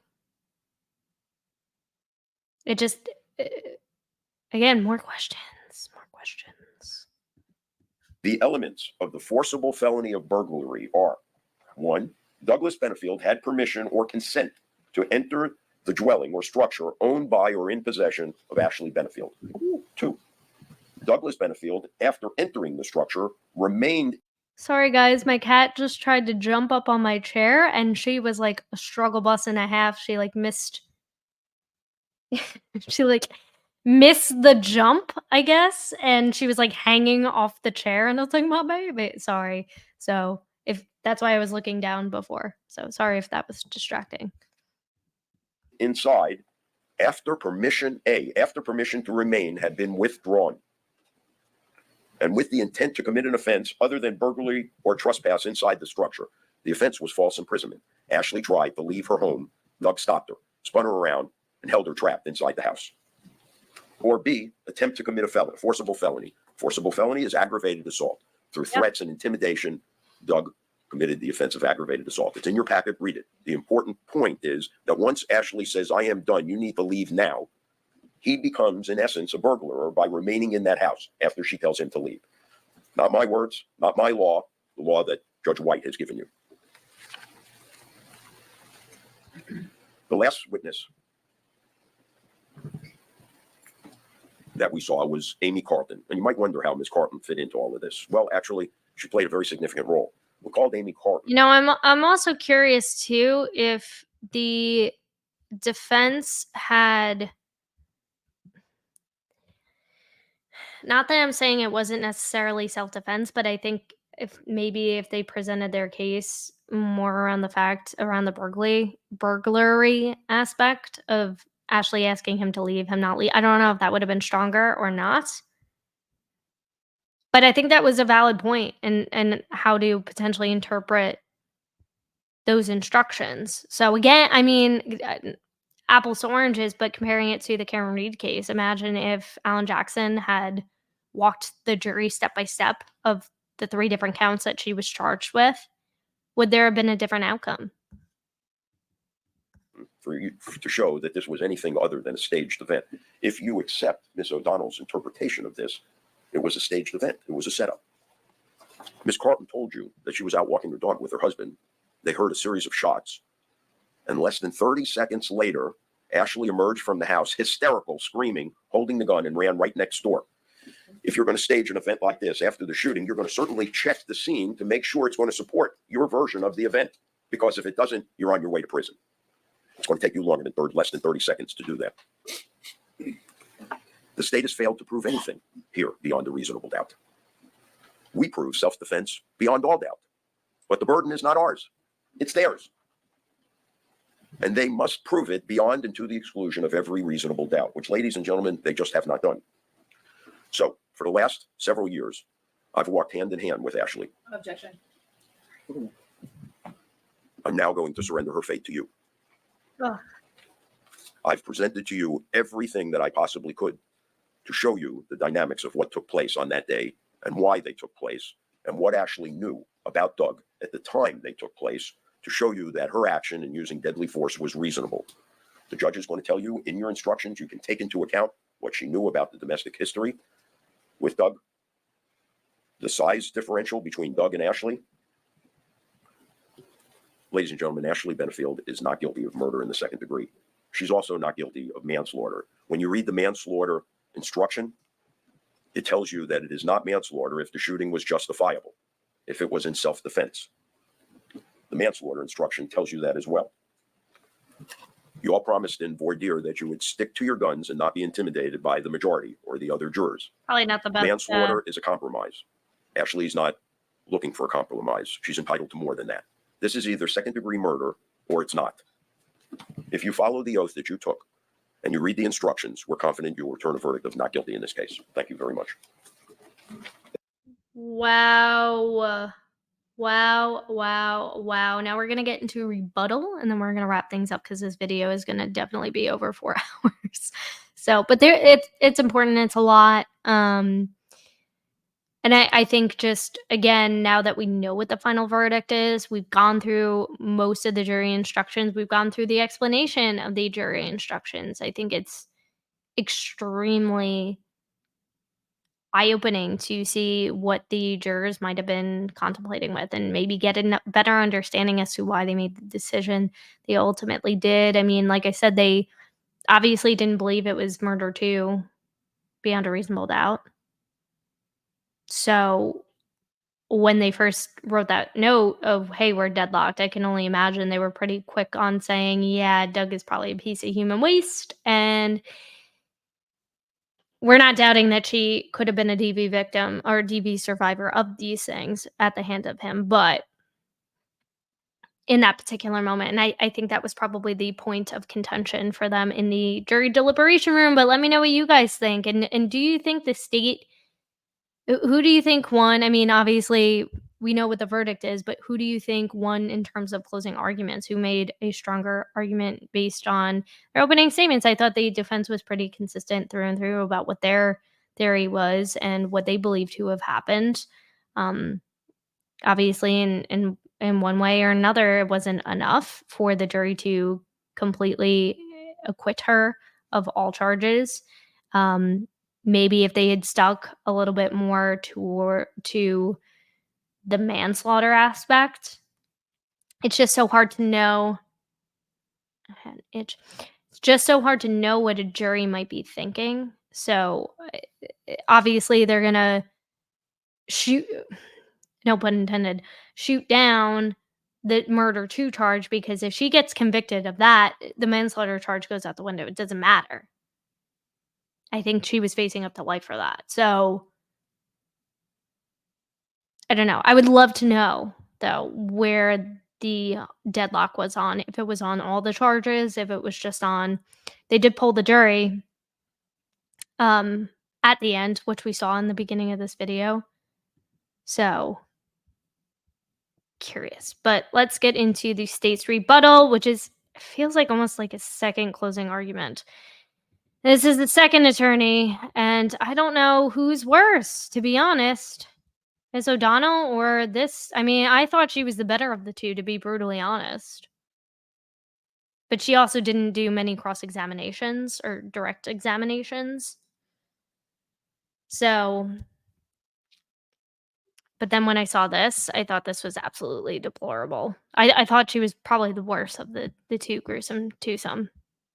So let's get into this. She talks fast, so we're going to bring this back down to 1.5. Might have to slow it down a little bit more because she is a fast talker. Arrest somebody in a courthouse because that. And why did she do? Mr. Taylor?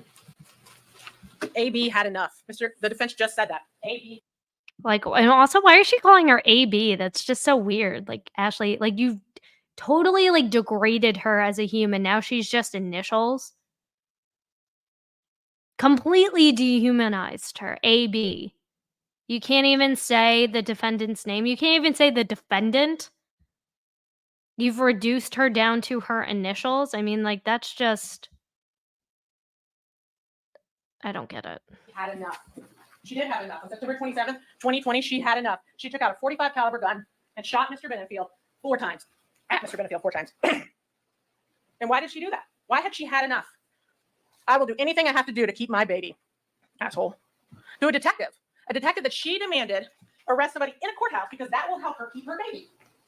It is not surprising at all that Detective Gillum remembered that. That is an outrageous statement to say to a law enforcement officer. You will arrest him or I will make him. That's what she told a law enforcement officer. You think she'll tell a law enforcement officer that and she won't shoot about Benefield when she's had enough? No, she wouldn't. She just, like, she talks so fast and she's just like,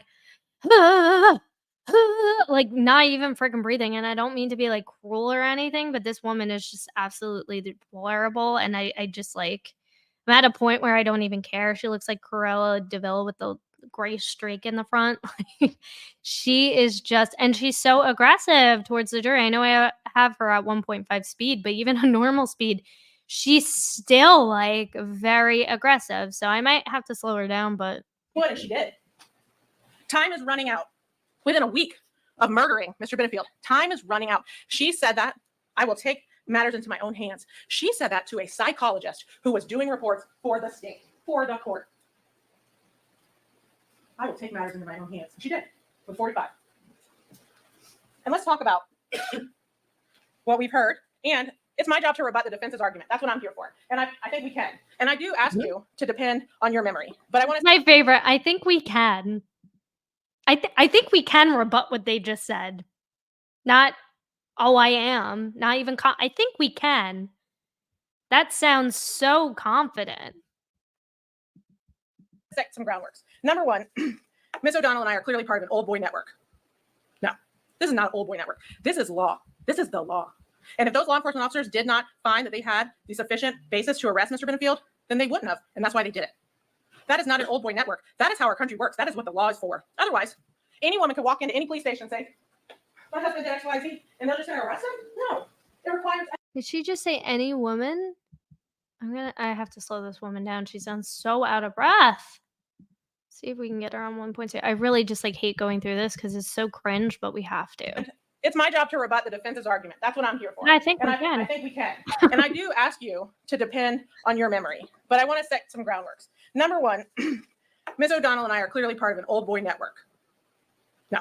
We're this is not an women. old boy How network. could we be This part is of law. being... This is the law. And if those law enforcement officers did not find that they had the sufficient basis to arrest Mr. Benefield, then they wouldn't have. And that's why they did it.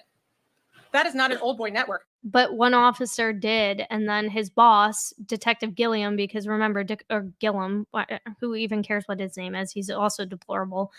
Detective Gillum said, no, I don't take orders from him, or something to that effect. Like, he's a subordinate. I do what I want. I do what I want.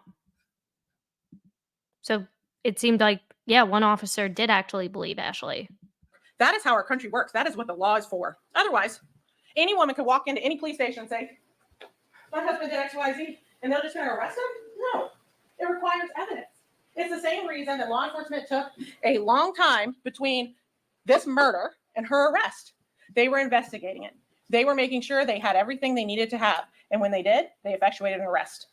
Even though Detective Warren, within 45 minutes or an hour of conducting his investigation, had decided that this was a murder, not a homicide. So, but they conducted a very thorough investigation. And the prosecution, you heard a lot. You heard Ms. O'Donnell's name more than Ashley Benefield's name during that closing. It's not about Ms. O'Donnell. It's not about Ms. Friel. It's not about either of us. It's the state of Florida, and we have the burden, and we've overcome it. It's not a flawed prosecution. Our job is to prove to you beyond a reasonable doubt that the elements in this case occurred, that manslaughter occurred, which it did. Manslaughter is an intentional act that caused a death. She intentionally shot him, and he died. That's a manslaughter, no doubt about it. But that's not enough. She did it because she has ill will, hatred, spite, or evil intent. She had a depraved heart when she shot and killed Mr. Benefield so she could keep her baby. And does it matter if the report was coming out or if that injunction hearing was happening? No.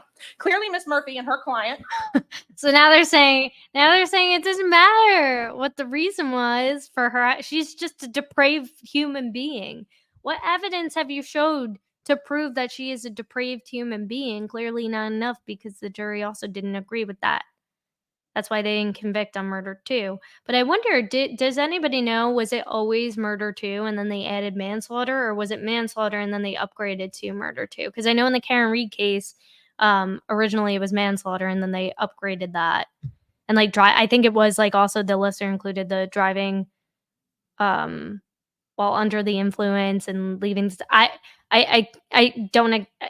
don't really know, because I didn't watch a lot of the pretrial hearings in that case. But if anybody knows, for this case, was it always murder 2 and manslaughter, or was it manslaughter and then they upgraded to murder 2? And if so, why?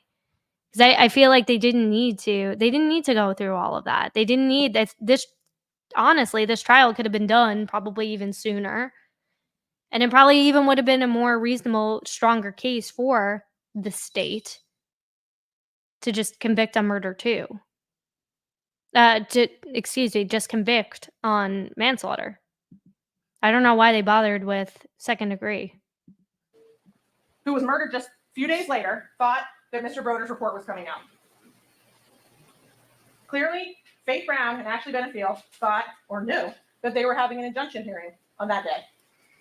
The jig is up. She has wanted this man out of her life. She has wanted her baby to herself. And what is she doing? She's so scared of him, she has him doing her manual labor. You can come over. You can move my stuff. You can get the heavy stuff. You know what? Can you stop and buy me boxes? Can you stop and buy me tape? That's not at all what happened. Doug asked if she needed anything, and she said, actually, yeah. Can you pick up a couple boxes? He wasn't also paying any child support. He's doing manual labor. I hate this. Can you do this? Can you do that? Can you do this? Like, she's just leading him on, stringing him along. Meanwhile, if you go back to all the text messages in the days leading up to, half the time he's asking her, hey, do you need anything? Do you need me to pick this up? Do you want to try? Do you want this? Do you want that? I'm running here. I'm running to Lowe's. How many times did he offer to buy stuff for her? And she said, no, I'm good. No, I'm good. No, I'm good.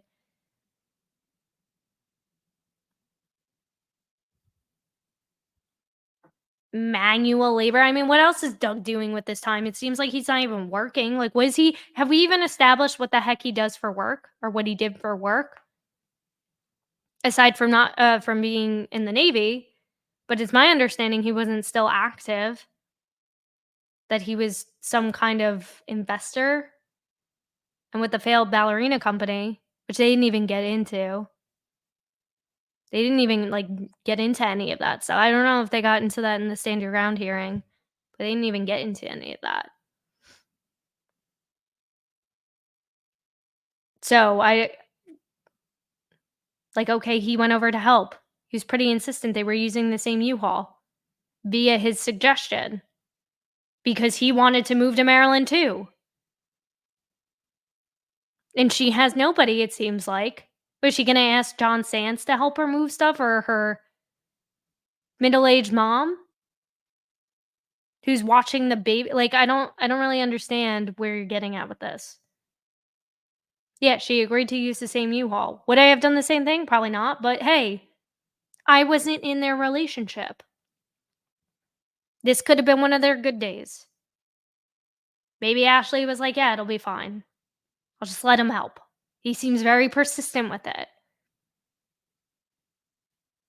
So I'll let him help. I'll just let him do it. Maybe that's where she was at. I'll just let him do it. I'll just shut up and let him do what he wants to do. Maybe he'll leave me alone. You want to go to the gardens? She told you that she couldn't dress a certain way. She was in a sports bra and shorts when he showed up. You didn't hear that he said a word. You didn't hear that he had insulted her in any way. Assaulted or insulted? But now she's body shaming her. Cruella DeVille is now body shaming Ashley Benefield for being in it's Florida. The mother also testified that it was hot, and at the time that she took the daughter for a walk, it was just kind of starting to cool down. It's hot AF. Who cares what she was wearing? She was in her own home. So now you're slut shaming her for wearing a bra and shorts, a sports bra? Who cares? I wear a sports bra when I go to the gym all the time. Does that mean I'm a slut for doing that? No. And it's like, what kind of sport? Like, who even cares? It's so stupid and so irrelevant. And such just like a grossly inappropriate comment. And that's why I just don't care. Like, why are you so fixated on what Ashley looks like? It's just more women, and it rings so true of the Karen Reed trial as well, too. And a lot of the coverage that's been done by a lot of the media is just constantly shaming what she's wearing, what she's not wearing, why she looks like that, why she doesn't look like that. Her hair, it's like she's damned if she wears her hair in braids and has some gray hair showing and not wearing any makeup, but then in the same breath, she's not allowed to wear a bra and shorts in her own home when she's packing and she's probably sweating to death. Give me a frickin' break. She's also in a controlled environment where the only person she's going to be seeing is Doug. She's not around other people. She's not out and about. I'm sure if he saw her out and about walking around like that, he would probably make a comment about that. There's no evidence that he didn't say anything about her and what she was wearing. She would have you believe all these things about Mr. Benefield. And mind you, Mr. Benefield is not on trial. Ashley Benefield. Could have been. Ashley Benefield's the one that committed a Who criminal knows? act on 9/27, 2020, when she murdered him. Don't be confused or distracted by emails and questions that showed you nothing. The question is, So now we're supposed to disregard Stephanie Murphy's entire testimony because that was your theory. She was your freaking linchpin witness. She was your star witness because you didn't call your lead investigator, who would typically be I mean, again, it's like, are you guys missing Lally? Because I am. Because even he had the balls. He knew he had to call Proctor.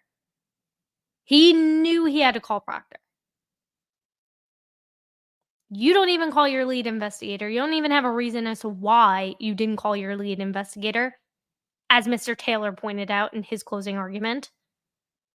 And now you're telling us to just forget about emails. Because now I can kind of see that they can tell they're losing the second-degree murder verdict. I don't know what the jury looked like. I don't know. Maybe they could kind of vibe it. And they're like, all right, let's just like drill it in with manslaughter. Like we'll touch a little bit, but let's really drive it home for manslaughter. Because that was the only point of bringing her on the stand, was it not, Stephanie Murphy? were the facts. Did you learn whether or not she shot him, and at the time she had a depraved heart?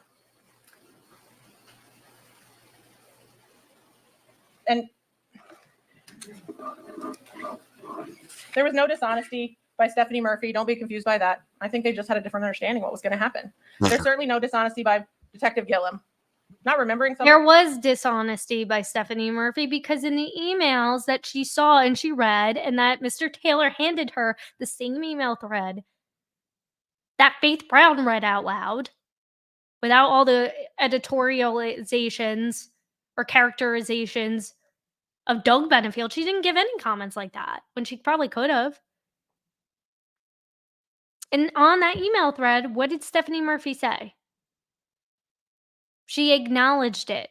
She acknowledged, she understood. It wasn't like it was a passing comment over one email. This was underlined. It was mentioned at least more than once by the judicial assistant that no, the judge is not going to hear this on this day. And Stephanie Murphy acknowledged it over the email. So even if she didn't testify to it and acknowledge it in court, in this trial, she acknowledged it on the email thread and we heard it. So I think the jury got lost on all of this. Something The state knew or it. Detective Warren and being dishonest are two wholly different things. And nobody's expected to remember everything. The Including question for Ashley you Benefield. as Ms. O'Donnell, Including Ashley Benefield, right? Including Ashley Benefield. So why does everybody get the same grace about not being able to remember things or things not being included in reports? But Ashley Benefield, who's supposed to be treated like every other witness that testified, why is she not allowed to forget things or misremember things? said is whether or not it was reasonable and necessary for her to kill him, for her to shoot him that day when he's in a shorts and a t-shirt and flip-flops doing her work for her. And keep in mind, this ninja we've heard of, 5'9", 169, adult small t-shirt. Adult small t-shirts. I mean, how many men have you seen that like to wear especially small clothes?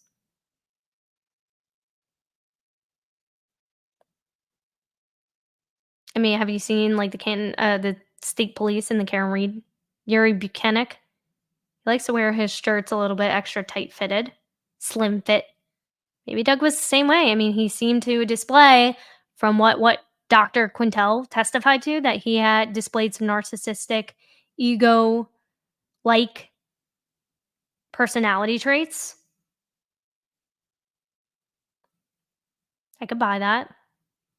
I dated somebody who was a very similar build to Douglas Benefield. Less muscular, but slim. Same exact weight, height, everything. He wore medium. He comfortably wore medium shirts and it fit him just fine. It didn't look too big or bulky or anything. And he was less muscular. So I have a feeling, this is just me speculating, maybe Douglas Benefield liked to wear slightly smaller shirts. What does that prove? He's small. He's not intimidating. How could he be intimidating? It's another ridiculous. Anybody can be intimidating. Anybody can. That's like almost a slap in the face for any man who claims that he's also a survivor of DV at the hands of his wife. Just because the wife is smaller, just because women are naturally built smaller than men, doesn't mean that we can be any less intimidating. I mean, it's ridiculous. It's like you can go down this whole rabbit hole of men versus women. It's like, are we in the archaic times? Anybody can be a survivor. Anybody can be a victim. Doesn't matter what gender you are. Doesn't mean how tall, how short you are, how thin, how big. Doesn't matter. Anybody can do any psychological or physical harm and be equally as intimidating. And for you, it's like you just discredited and invalidated every single man and woman and any other, whatever anybody else identifies as, everybody who has ever been a survivor. You just completely invalidated them. And now because of you, because it's publicized, who in that county is going to feel comfortable knowing that this is how the prosecution behaves? To come forward. I wouldn't. I wouldn't at all.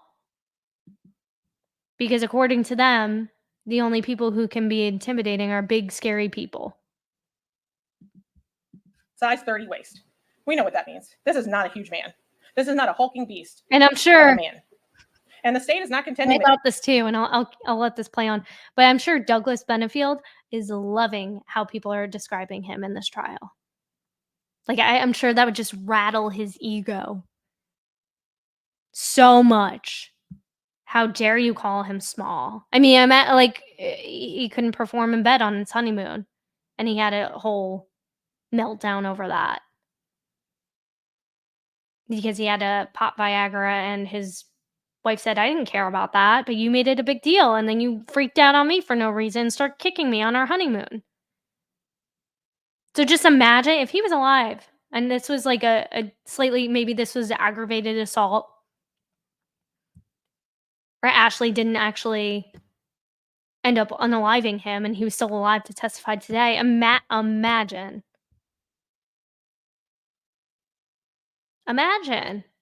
if they said, look at his build, look at this, look at that. You think he would have taken that lightly? He probably would have freaked the heck out.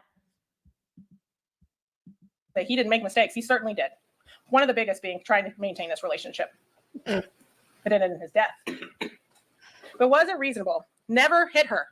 She said he never hit her. He did some outrageous things, but never hit her in any sort, way, shape, or form. In 3 years, they'd been apart. 3 years. Reasonable. Is it reasonable?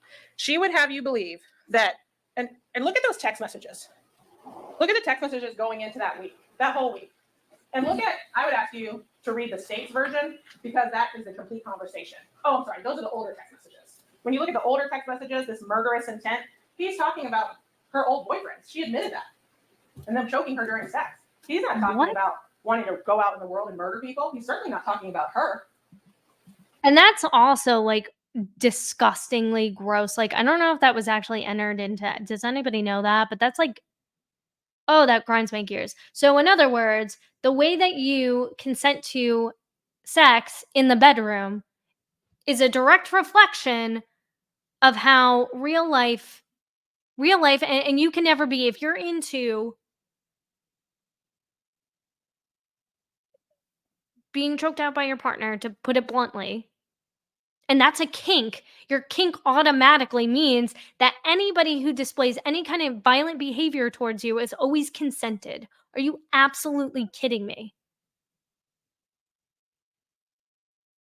And even if that's true, who cares? Who cares what she does in the bedroom? That's not our business. Are you freaking kidding? Oh my goodness. Are you freaking kidding me? So now they're slut shaming her, they're sex shaming, they're just completely dehumanizing her. Remember, she goes by AB, right? It may not be what the average person thinks of a way to express your love, but apparently to Doug Benefield and to her, it was. And she's like, I know, baby. Don't talk like that. She never checks it, right? She never says, oh, don't. She says, I think she says, it was just a fight. These men that were just talking, she says it's a fight. So don't be confused. Look at the evidence. But in the text messages leading up to that week, look at them. You have them. They're the ones Ms. O'Donnell did that had the video of them playing a game at Panera where they're all yucking it up. I would dispute that she was afraid. I would dispute most of what Mr. Ferris said, but we'll come back to that. So she would have you believe that this man who has never struck her, who in 3 years she reports no abuse, 3 years, he's done nothing. Because she left didn't him while pregnant, live with her. did not tell him that she birthed his baby, did not give that baby his name, and then filed before he ever meets his child to terminate his parental rights. And no allegations that he insulted her, came to her house and hit her, did any of those things. Shot any guns, had any guns, none of that. Right? So she did all those horrible things. If you want your baby, those are horrible. To Doug Benefield. She did all those things, and nothing happens. But this day, when she has been dictating for a week when he could come over, when he could help her, what they would do, she would have you believe that he got so enraged because she was done moving and she was tired that he hit her for the first time ever. And you get to decide if you believe her or not. I would submit to you that did not happen. There's no evidence of it, and you know it. You can see by those pictures. I don't care what Barbara Russell, who's clearly biased, right? Barbara Russell is a clearly biased witness. That's her. They have some kind of relationship that is clearly not professional. And she's I will say, and I know we didn't cover her testimony during one of any of my videos of covering this case, but I will agree with that. I think Barbara Russell wasn't a good witness, not for the defense's case. She wasn't called. Was she? She might have been called as a defense witness. I can't recall. But she wasn't a good witness because, in my opinion, yeah, that is a huge boundary line cross. I don't care if she was your ex-client or not, and she became your friend. That, for me personally, is a big, I mean, I'm somebody who's been in therapy for several years, who has also had to navigate the unprofessional lines of many relationships. In fact, that was one of the reason why I started getting into therapy to begin with, was because I couldn't understand what was happening. All the lines of all the boundaries were blurred. And for me, this is just extremely unprofessional. So I will agree with the state on this, that I think, yeah, Barbara Russell, totally biased. Yes, Barbara Russell probably shouldn't have had Ashley living with her. Now, the constraints of their relationships, I don't know. I don't know. Could there have been something unprofessional going on? I don't know. It wasn't testified to. There was a lot that happened. She came up in the pretrial hearing. They voir dired her testimony to see what was allowed in, what wasn't allowed in. She was testifying that certain information was still privileged to her because Ashley was a former client, but at the same time, she also was living in the same house. So, yeah, the state's got us on that one. In my opinion. She sat there and told you that she saw swelling. Keep in mind, she saw her the night of. This is somebody who she had a professional relationship with and then moved in. The night of, that's who comes to her. This woman. She tells you that she has edema. And this is to say, too, I just want to clarify, not that I feel like Ashley did anything wrong in that regard, because she probably felt like this is the only person I can really trust. But for Dr. Russell, probably not your best judgment call. But I mean, again, I don't, to give her the benefit of doubt, I don't know what it's like to be in a situation like that. I don't know. There's a really good show, Gypsy, with Naomi Watts and her husband Billy Crudup. That's like kind of similar. Like, she's a therapist, and there's only one season, but she gets very like attached and lives like kind of vicariously through her clients.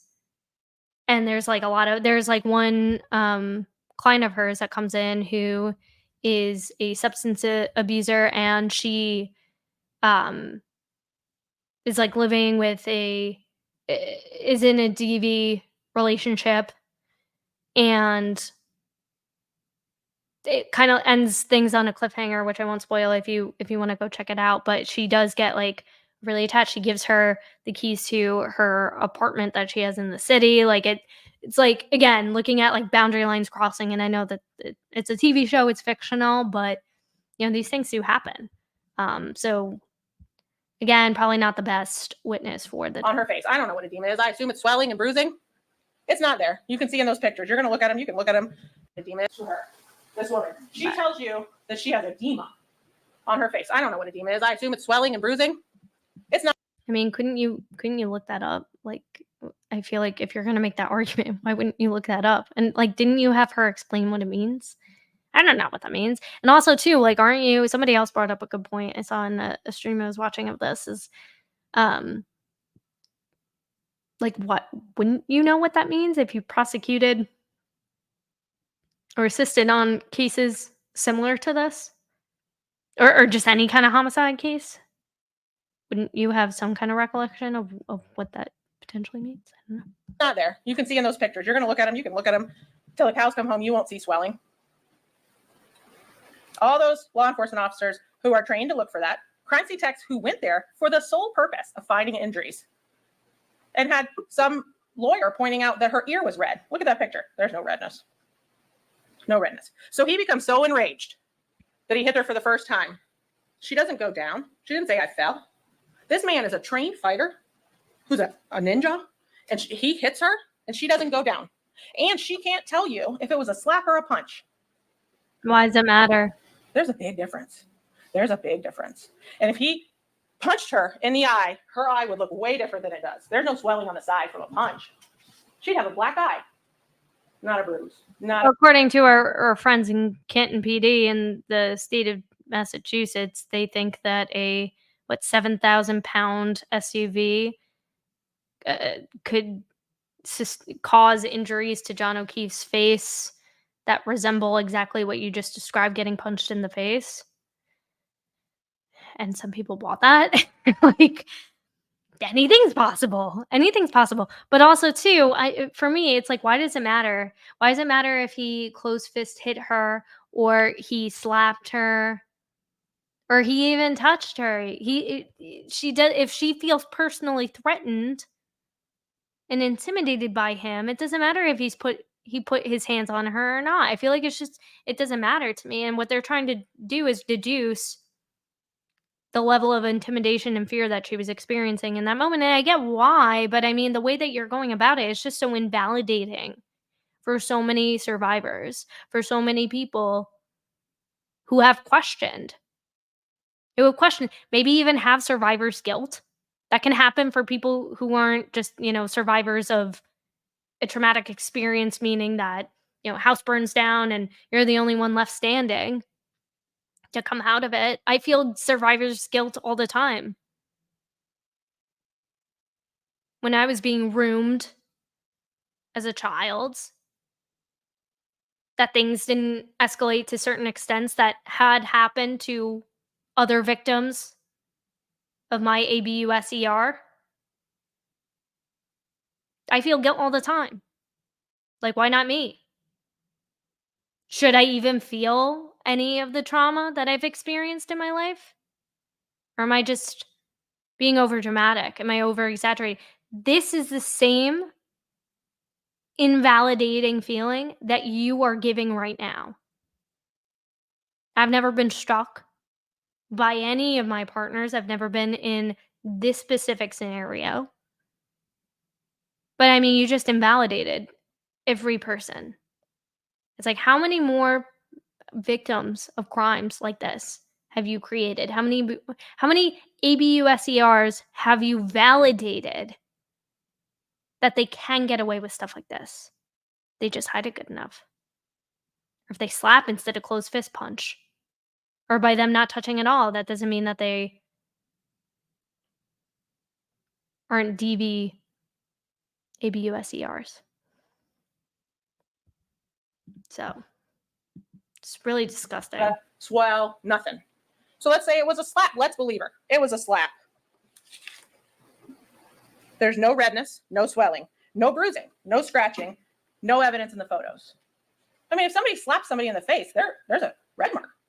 Nothing. It's not going to last. Within minutes. Stop. And even if you don't believe law enforcement, which I submit, there's no reason to not believe them. If it is a slap, you think by the time the police arrived, there would still be a red mark on her face? Maybe it wasn't a hard slap. Maybe you didn't even get all of her face. It's just like, again, it's too many questions for me about what may or may not have happened. And the state just didn't prove it did not happen to me. It's possible. Like, you slap somebody in the face. You think their face is gonna stay red for an hour? For 45 minutes? For 30 minutes? No, it's probably gonna dissolve pretty quickly. Because it's a slap, it's not a punch. Mr. Sand, that sweet old man, who she brought this drama into his home. His ass said, is "I didn't see it." hysterical. Wouldn't he be the one in the best position to see if she had been slapped in the face moments before? Certainly. He didn't see it because it wasn't I there. don't know when the slap was and when It's it an attempt wasn't. to manipulate the system, which is exactly what she continues to do. And keep in mind, he's flipped out to the point of hitting her for the first time because she's tired and doesn't want to move anymore. That's what she told you. She didn't say she had tried to break up with him. She didn't say she had told him she didn't want to see him again. She didn't say any of those things. She told him she didn't want to live together when they were alone together. It was fine. It was fine. So he gets so enraged and pops off and hits her or punches her in the face when she's tired. You also glaze over the part where she said I asked him to leave and he wouldn't leave. And she asked about the boxes and how he mixed the boxes together. And how she asked him and she called him out on it and she said, "What the heck are you doing?" Like, I said, "No." And he got mad about that, and that was the thing that set him off. So yeah, you're glazing over a lot here, lady. Tired, but not when she says she doesn't want to be with him. Is that reasonable? It is not.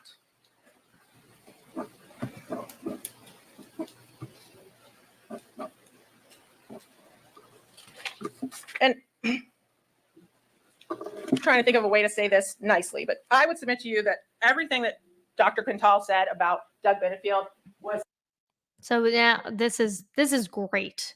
Now they're going to discredit their own witnesses. She is literally about to discredit her own witness.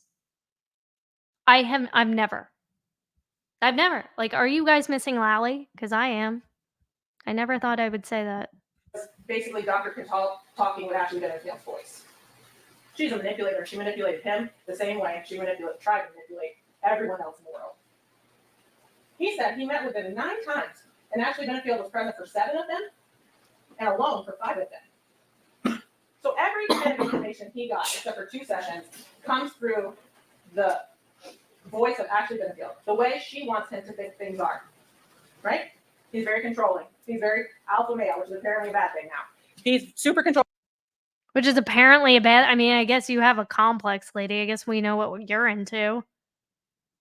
Men who treat women like garbage. I don't have a problem calling that out because there's documented history that Douglas Benefield wasn't a good person. Like, I don't know how he didn't know how to treat women. Yeah, maybe he knew how to treat his daughters. Maybe he was a good father, but who cares? It's irrelevant. And now you're discrediting your own witness. This was the witness you called, and yeah, he was recalled because he wasn't able to get out everything that he wanted to get out during cross-examination. Remember that? The stop and stall because Mr. Taylor got verbally spanked by the judge. I mean, holy smokes. And if I were Dr. Quintel, I would be freaking furious. Because now, on television, you are completely knocking his credibility as a professional. Making false allegations that he was manipulated? He was your witness. He was your witness. Why did you call him then? Because you didn't know what he was going to testify to. You didn't know he was going to tell the truth. And yeah, being an alpha male, do you know what that means? Do you know what that means, Cruella? I don't know anybody who's used that in a positive light. Alpha males, you think, yeah, a-holes. People who think they're dominant. People who think that they're better, that they're number one. People who think they're the top dog and their shit don't stink. Sorry, I had to use a curse word, but like seriously. This is so infuriating. This is so infuriating. He's jealous. Keeping in mind, she's the one that asked Doug Benefield, are you dating her now? When he's there with her lawyer. But Doug Benefield's the one that's super jealous. Well, how can you even take that as true? I still don't understand how she didn't know who Stephanie Murphy was. And yeah, Doug is jealous because, hello, the text messages where he said he wanted to exterminate or eliminate these guys that were just around Ashley because he heard that they were arguing and he heard male voices. Are you absolutely freaking kidding me? And what did he tell you? Other than he thought all those things he conceded that they were all based on what Ashley told him, not based on anything he observed. He conceded that, which I appreciate. But the weird thing was that he had this weird encounter where he thought that Doug didn't want to see the child. And what did he say? I saw him for a few minutes in my waiting room. I went into a session for an hour. And then I saw him for a few more minutes, and then we started their session. So what happened in that hour? Dr. Quintel doesn't know. For him to make any... He was texting Ashley, who was waiting in the car with the kid, I believe. And not once did he ask, how's Eva? Can I see Eva? You mind if I, come out and hang out with you guys for a little bit? Or bring her in? So yeah, that is weird.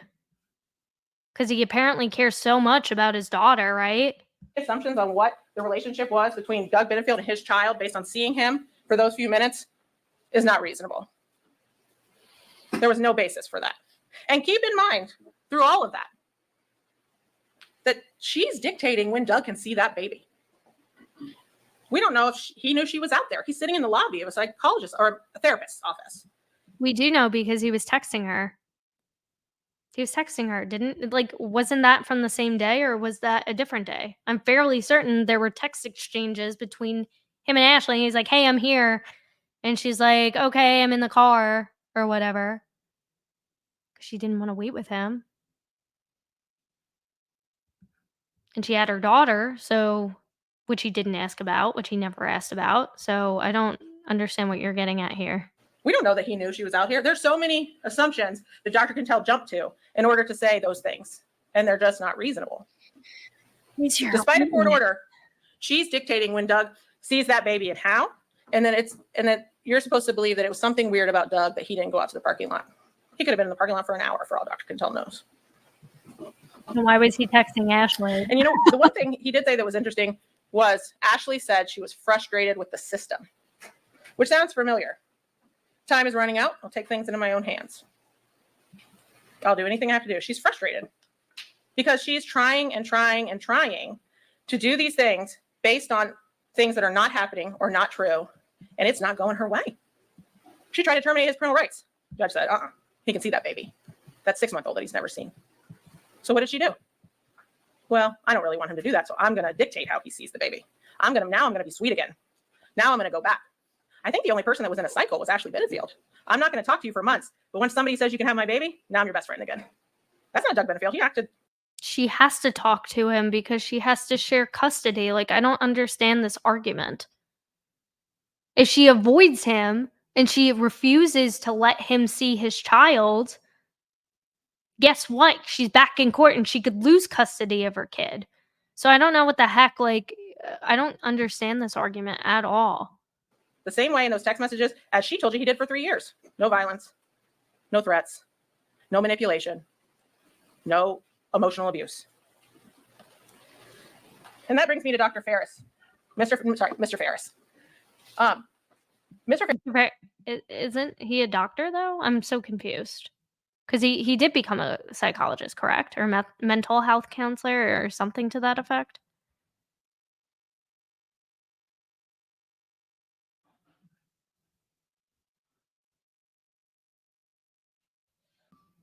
Ferris has never seen a relationship he wouldn't say is a domestic violence relationship. He would not concede anything. On direct, Mr. Taylor was giving him hypotheticals that had 6 or 8 aspects to them. And he was able to just answer. Oh yeah, sure, that's domestic. Go right on the wheel. I'm asking him simple questions, and everything he would not concede. The only one he conceded about was that if she was living on her own, he couldn't have been economically controlling her. But how do you not concede that one, right? That's common sense. Every other thing he refused to concede. And this is one thing I will agree with Mr. Taylor. We have different perceptions because I think Dr. Ferris was clearly biased based on his ability to answer my questions when he clearly could answer. I guess she's like, none of our witnesses are. So Stephanie Murphy's not biased because she had some weird, gross attachment to Doug Benefield, who is clearly being manipulated by her because guess what? That's what ABUSERs do, is they manipulate, they control. Maybe even from the grave. They manipulate the situations. So I just feel like their arguments are like, you could shift the perspective and say, well, yeah, but couldn't you also say that Detective Gillum was also biased? Couldn't you say that? Couldn't you say Stephanie Murphy was also biased? Couldn't you also say John Sants was also biased?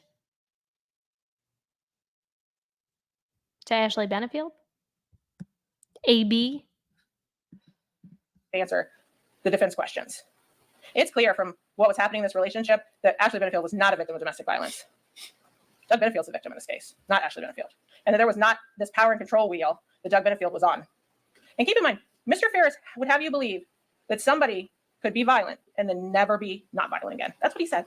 I said, are you telling me that once there's violence in someone, it can never be changed? Well, if that's true, why does he teach CBIP? He makes his money on CBIP, right? Certified Battery Intervention Program. If what he told me was true, he's wasting people's time because he doesn't believe anybody can get better. And we all know that's not true. People change. People learn. People realize what they... It's such a piss poor argument because you could say the same exact thing about AA. Say the same thing about substance abusers. You could say the same freaking thing. Are those people scamming people? rehab facilities. Some people might believe that. I mean, I have a whole thing about Big Pharma, which I'm not getting into. But you could, again, it could go both ways. You could argue, and the defense unfortunately doesn't get a rebuttal. You could also say the same thing about PDF files. You think Jeffrey Epstein, if he was still alive, that he wouldn't just go ahead, buy a different island, do the same frickin' thing?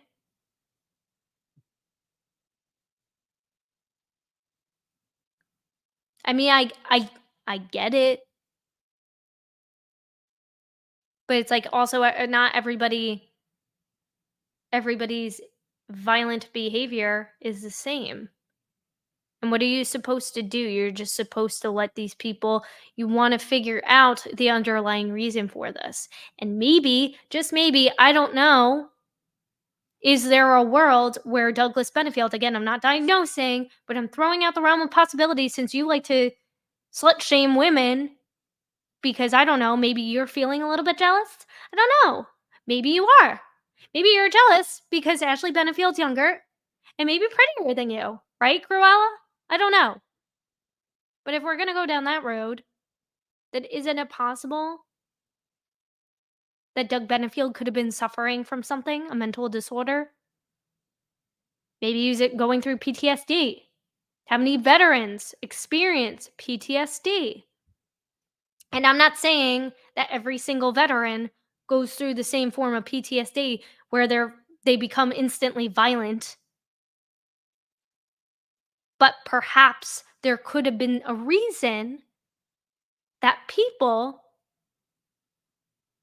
like Mr. Ferris try to get to the bottom of, try to get a better understanding because one, there's so many benefits to doing that, to talking to people who are ABUSERs.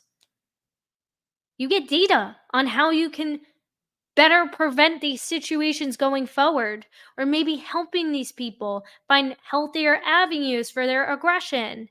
Maybe they are also survivors themselves. So yeah, I mean it's like the same argument of like if you don't believe prison is also there to help rehabilitate people. So I'm again, you're losing me a little bit on this argument. Done. People apologize for what they've done. And while saying the words is not enough, 3 years of not being in any way violent or threatening or abusive, that's an indication that Mr. Benefield was trying to change. He was trying to do anything he could to be with his wife and to be with his baby. So him putting a tracker under her car is him trying to change. Okay. Okay. The defense kept saying trauma. She was so traumatized by this gunshot in the ceiling. So she had a baby with him? She testified to you that happened before they reversed, or around the same time they reversed his vasectomy. That's a big deal. That's a decision. That's not, I think Mr. Taylor said you found yourself pregnant. She didn't find herself pregnant. She planned to have a baby. They planned it together. They went through medical procedures to do it, and they did it. All the while, she's so traumatized. I would submit. Yeah, because you could have planned it, had a good day, maybe thinking, I don't know how many women convince themselves, maybe he'll change if we have a baby. Because she sees how well he treats Eva, his daughter. So maybe she thinks, okay, if we have a baby, maybe he'll be nicer to me. And you're telling me that it's not traumatizing to see your partner firing off a firearm in your own home? Are you kidding me? And at that point, he reversed his vasectomy. And if it was before, what is she supposed to do now? If she tells him, no, now I don't want to have a kid with you, what would have happened? Who knows? Or even if it was after, what is she supposed to say? You know, she paid for it with her own credit card, allegedly. So again, that also throws out the whole theory of she's a gold digger. Then why'd she pay for his vasectomy? Did he not have insurance? Does it not? I don't know. I don't know if it probably not. But I mean, maybe she did decide she wanted to have a baby. And maybe she changed her mind. You ever think of that? Admit to you, that is not the case. She wanted a baby and she got one. But Doug was in the way. And as to that neighbor thing, it wasn't Mr. Stamp. I don't know where that came from. There was no allegation it was ever Mr. Stamp. It was some neighbor across the street. And Miss O'Donnell told you exactly what was in evidence. Somebody across the street saw some man in her backyard wearing a baseball cap. And clearly that must be Doug Benefield looking in Ashley Benefield's windows. That's ridiculous. That's a jump you cannot make. That man could have been looking for his dog. We have no idea. There's certainly no evidence he was looking at it. That man could have been looking for her dog. Like, what are you even talking about? What are you even talking about? Where's the report then? Where's the police report confirming this? That I don't think that ever was entered into evidence, was it? Am I missing? Did I miss that? Tell me if I'm missing that. Please call me out. I would love to see it, but I didn't see it. I don't think it ever came out. So how can they legitimately confirm or deny what you're saying right now? Also, mind you, this is a gated community, is it not? They are talking about the home that was at her mother's house, right? That was her mother's house, correct? Because they're talking about John Sands. So it wasn't when she was living with Barbara Russell, because that was after the fact, after the incident, correct? So, again, show us the receipts. Show us the receipts of who it was, who they thought it was. I mean, it's just... Could be cat. She had cats. I don't know. It could have been cat. It's like the same argument. It's like, then who could have been? You're poking holes in your own case. You're poking holes in your own case. Anybody's windows, other than the defense counsel saying that. And even if he was, does not make it reasonable and necessary to shoot him. It is not a basis that would cause you to believe he's going to kill you. Going to kill you. Not a basis. I would bet you he never was in that yard. He was never looking in the windows. But even if he was, a tracker, not a basis to believe he's going to kill you, if that even happened. Oh my God, did she really just say that? And like, this is the crazy part, guys, because this is... I mean, the jury clearly agreed that there was some history of a DV between Ashley and Doug. Otherwise, they would have convicted on murder too. But I mean, she's now saying that stalking doesn't mean that he's going to hurt you. Doesn't mean that that could possibly escalate to that. Well, no, it might not escalate to that, but at the same time, it definitely could. So again, it's more questions, more room for reasonable doubt, in my opinion. What about you? What do you guys think? The house, buying the house, I read that very differently. First of all, he wasn't trying to buy, he was trying to rent. And if you don't believe that they were talking while they had this mutual injunction, they were, I'm sure. Miss Benefield was lying to him, telling him they're going to move to Maryland and live in separate houses, but co-parent. And she was all the while planning with her attorney to have an injunction hearing in a matter of days. It's reasonable to believe that mutual injunction was, I'm sure, Miss Benefield was speaking to him when it was convenient for her. But she could Not the Broder report, which you kept bringing up during opening statements, and I'm glad the defense called that one out, because now they're like trying to distract and say, yeah, the injunction hearing, and she lied to him about that. See? Well, yeah, why would if she's afraid of him, why would she tell him, yeah, I'm going to pursue this thing? Did she tell him any other time when she was trying to pursue X, Y, and Z thing, the RO? Do you think she said, hey, Doug, by the way, I'm going to be pursuing this? No. She's probably afraid. Probably afraid to. What if she said, can you imagine if she told him that? I can't even imagine.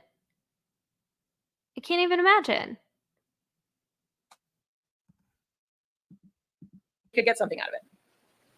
It only goes with the rest of it. This letter we've heard about, that Ms. Benefield testified all these things, it's another effort at manipulation. We don't know when she wrote that letter. We don't know what she put in it. We don't know if any of it was true. I can write a letter and tell you that I'm the Queen of England. Well, why didn't you let it into evidence then? I'm sorry I keep stopping and going, but it's extremely frustrating. So if you're saying, well, we don't know what was said in it, well, you could have had the opportunity, but you didn't want it in. You chose not to let that letter in.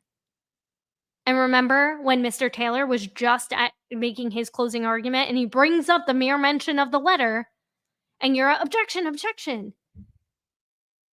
So clearly you had a problem with what was the contents that were in the letter. And if you didn't have a problem with it, then why didn't you let it into evidence? That would have made your argument way, way stronger. And then you'd come off a little bit more believable. And I could understand, okay, like, yeah, debunk it. Show us the letter. We would love to read the letter. What was said in it?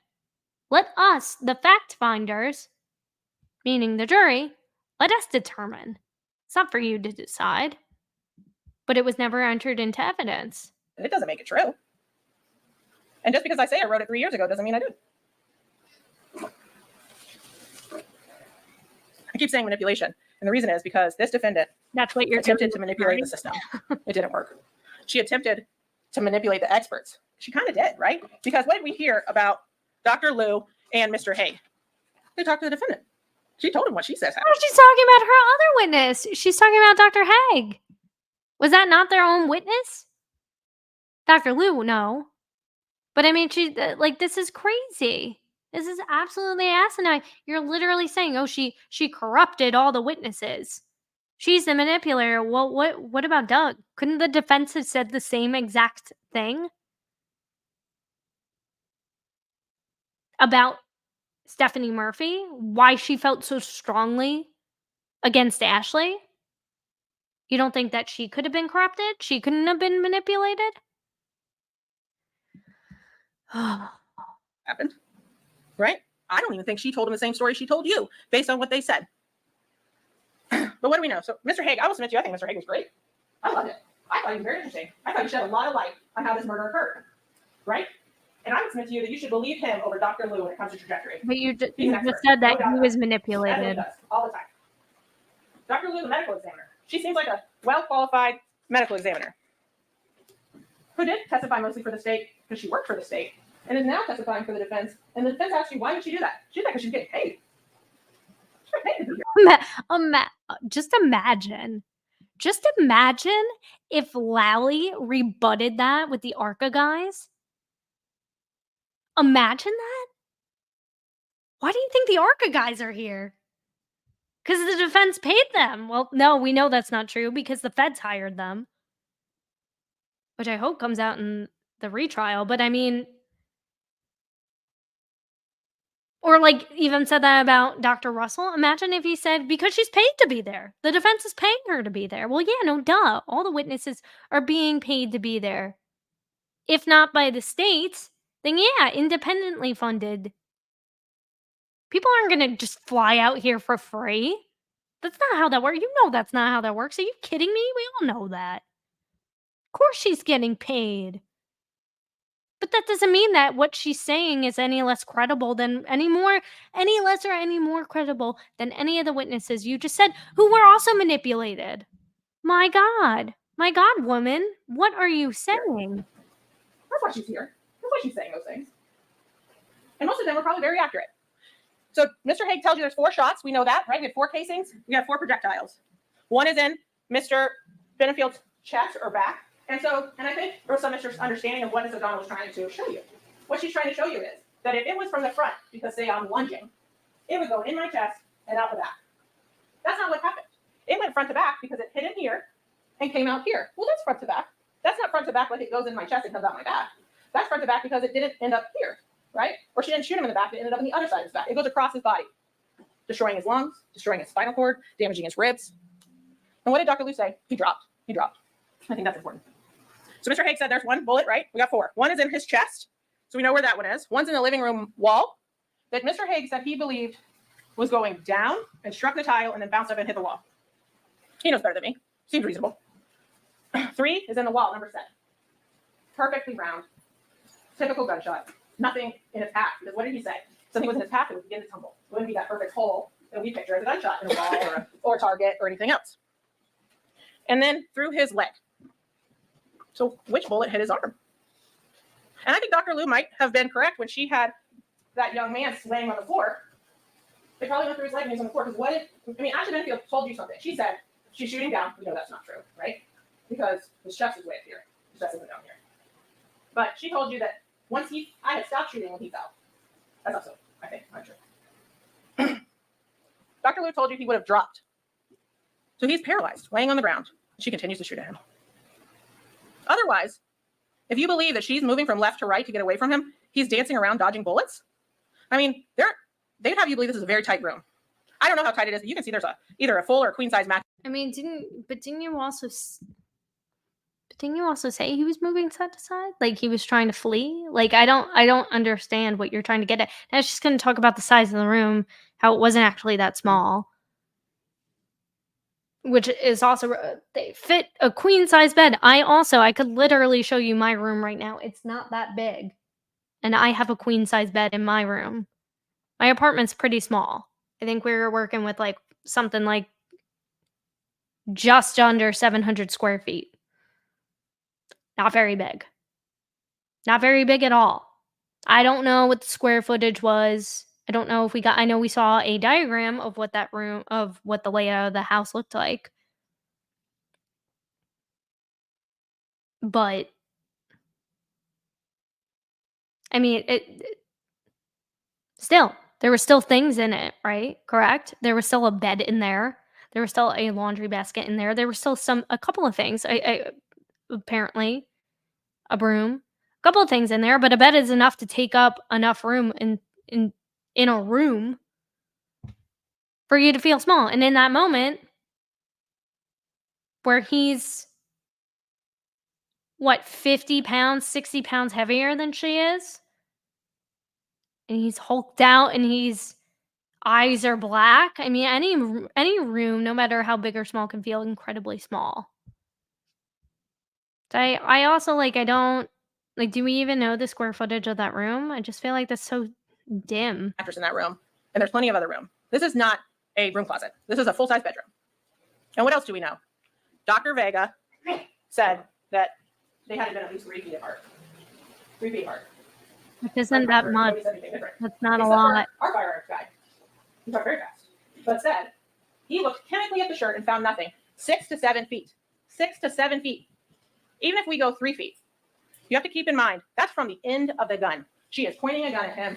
Here to Mr. Benefield is at least 3 feet, if not 6 to 7, when she hits him in the chest. At least 3 feet when she hits him on the leg, because Dr. Vega said there's no stippling on the leg. They're not in close combat. We keep hearing about this close. They are not in close combat. They're a whole grown-sized man apart, 6 feet, from the end of her gun to his body. But that's the thing too, is the defense didn't claim they were in close combat. I know they talked a little bit about close quarters fighting or combat during Eva Benefield's testimony, and I think Tommy Benefield's testimony as well too. The defense crossed on that to get an idea of Doug's background in fighting, but I mean, 3 feet still isn't that big. That's not a lot of room. 6, 7 feet, also not that. That's probably the exact. If it's the same size, I mean, that room looks small. I don't know.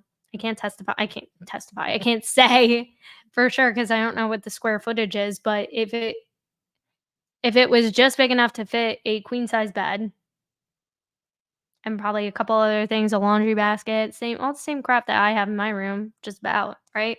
Most people's rooms. I mean, she could have been backed up against the wall. We know that she grabbed the firearm, I believe, from the laundry basket. It was on the resting there. So I think it's very possible that she could have been about 6 or 7 feet away, and that's still relatively close. And we know that. That's from the science. That was uncontroverted. You heard nothing to question that. You can take that one to the bank. And I would submit to you that those two experts, Mr. Haig was the one you should be depending on, even though he's also spoke to Ms. Benefield, so clearly got one side of the story, or a made-up story. And that Dr. Lou He's manipulated, but not he's the not expert that Mr. Haig is on manipulated. trajectory. So if you go in the back and you're curious about the trajectory, I would say you should depend on Dr. Vega's testimony about how the bullets entered the body and exited, which Dr. Lou did not contest. And as for the other bullets, you should depend on Mr. Haig, because he was clearly more suited to answer those questions. As to Detective Warren, poor Detective Warren, who gets called just to be impeached, said he had opinions. You know whose opinions don't matter in this case? Detective Warren's. Mine don't matter. Ms. O'Donnell's don't matter. What? This is the biggest asinine thing. Even again, and I can't believe I'm saying this, but even Lally didn't say Proctor's opinions didn't matter. In fact, if anything, he said Well, just because he said these things about Karen Reed doesn't mean that he didn't conduct a legitimate investigation into this murder. That's what he said. That's totally the angle they could have went with if they actually did call him and say, "Well, just because he said this thing doesn't mean," and that probably honestly would have been the safer option to go to. Now, at the end of the day, did they get the conviction that they wanted? I mean, I don't know. It seemed like they were out for blood and wanted her on murder too, but I don't know. They could have been equally as happy with manslaughter, and maybe that's the reason why, if they did upgrade the charge with to murder too, that they were trying to. In my line of work in marketing, we use the term oh my god, I don't even know what I'm saying anymore. But you try to price anchor, excuse me. So price anchor, so you'll tease like a price that's not that's the bigger price, and then you'll say, well, you're only going to get it for as little as X, Y, and Z. So it you kind of play that psychological game. Sorry. I've been talking for almost 5 hours, guys, so it's a lot. But yeah, I mean, like you're saying your own lead investigator, his opinions don't matter? Are you absolute like, this is completely shooting yourself in the foot. And I don't know what the jury was thinking when they were thinking this, but I know if I was listening to I'd be like, "Yeah, why didn't you call?" That would be the constant question in my brain. "Why didn't you call? How can I take anything you say seriously?" And in fact, after you just said that. After you just said that. Defense attorneys don't matter. It's your opinions that matter. It's when you go in the back and you listen to the facts and evidence in this case, and you decide if we've proven our case. If Detective Warren, at the time in which he made his decisions, thought that he was shot in the back, that's not wholly unreasonable. He may have been mistaken. It doesn't make his opinion invalid. But what it does, it's not You just relevant to said your that. decision making because you're depending on the facts and you have the accurate facts. You have 10 minutes. Thank you, Judge. I appreciate that. Ugh. And that whole bias business, Detective Warren explained what that is. That's sexual bias or racial bias. This wasn't a hate crime. This wasn't a crime because somebody hates somebody else because of their sexual orientation. That's not what this is. That's not a place to put ill will, hatred, spite, or evil intent. Ill will, hate, spite, or evil intent is not bias. It's an element of second-degree murder. It's a depraved heart. And that's what Ashley Benefield had when she murdered Doug Benefield. You didn't prove. But I mean, that was just an asinine A few more comment. things, and then I want to talk to you lastly about the reasonable doubt. As to Dr. Broder, I think you should take some of what Dr. Broder said to heart. His concern, her concern, was not that Doug was going to fly off at the handle. She said she was concerned she would make him look bad in front of Dr. Broder. Yeah. I pretended that I'm moving to Maryland and going to co-parent because I don't want to make him look bad. This man that I would have you believe was a abusive, horrible man. They have defamed him up and down. Yeah, in front of him. And this is why I brought up Big Little Lies earlier, because there's I think a scene, it might only be one scene, it might be a couple where, and I know it's fictional, but still, where Nicole Kidman and is it Aaron Eckhart? I think it's one of the Eckharts. He they're at like her therapist, and they're having a session together, and she kind of dances around certain things that she wants to say because she doesn't want to make him look bad. She didn't tell anybody about any of the ABUSE that she was suffering at the hands of him. So and that, but more importantly, in a real life example, that is what Mr. Ferris testified to.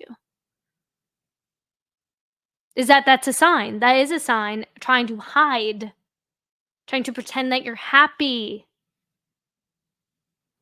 which includes not trying to make your partner look bad. I know I used to do that for my ABUSER. It fucking, I don't mean to curse, but it sucks to say that there has been more than one. But again, when you're vulnerable, you're attracted to certain people. And they know that, and they're attracted to you. They feed on that. They can smell your vulnerability. And I know I used to make excuses all the time. Even as a kid, I was 14 years old. I used to feel bad because it happened to me when I was 14. And I felt like, well, I'm not a child. I'm a teenager. I'm gonna be an adult in a few years, so I don't really count. Oh, things didn't escalate to this level, so therefore I'm not a victim. I'm not a survivor. That's how I felt for a very long time. Until I started opening up about it and talking about it in therapy, and this is just completely invalidating and such a misrepresentation of what it is. And I remember I used to my sister would get creepy vibes off of him all the time. And later on, my mentor, same thing. I would make up excuses and say, "No, that's just he just cares a lot. He's being very protective. He's like a father figure to me."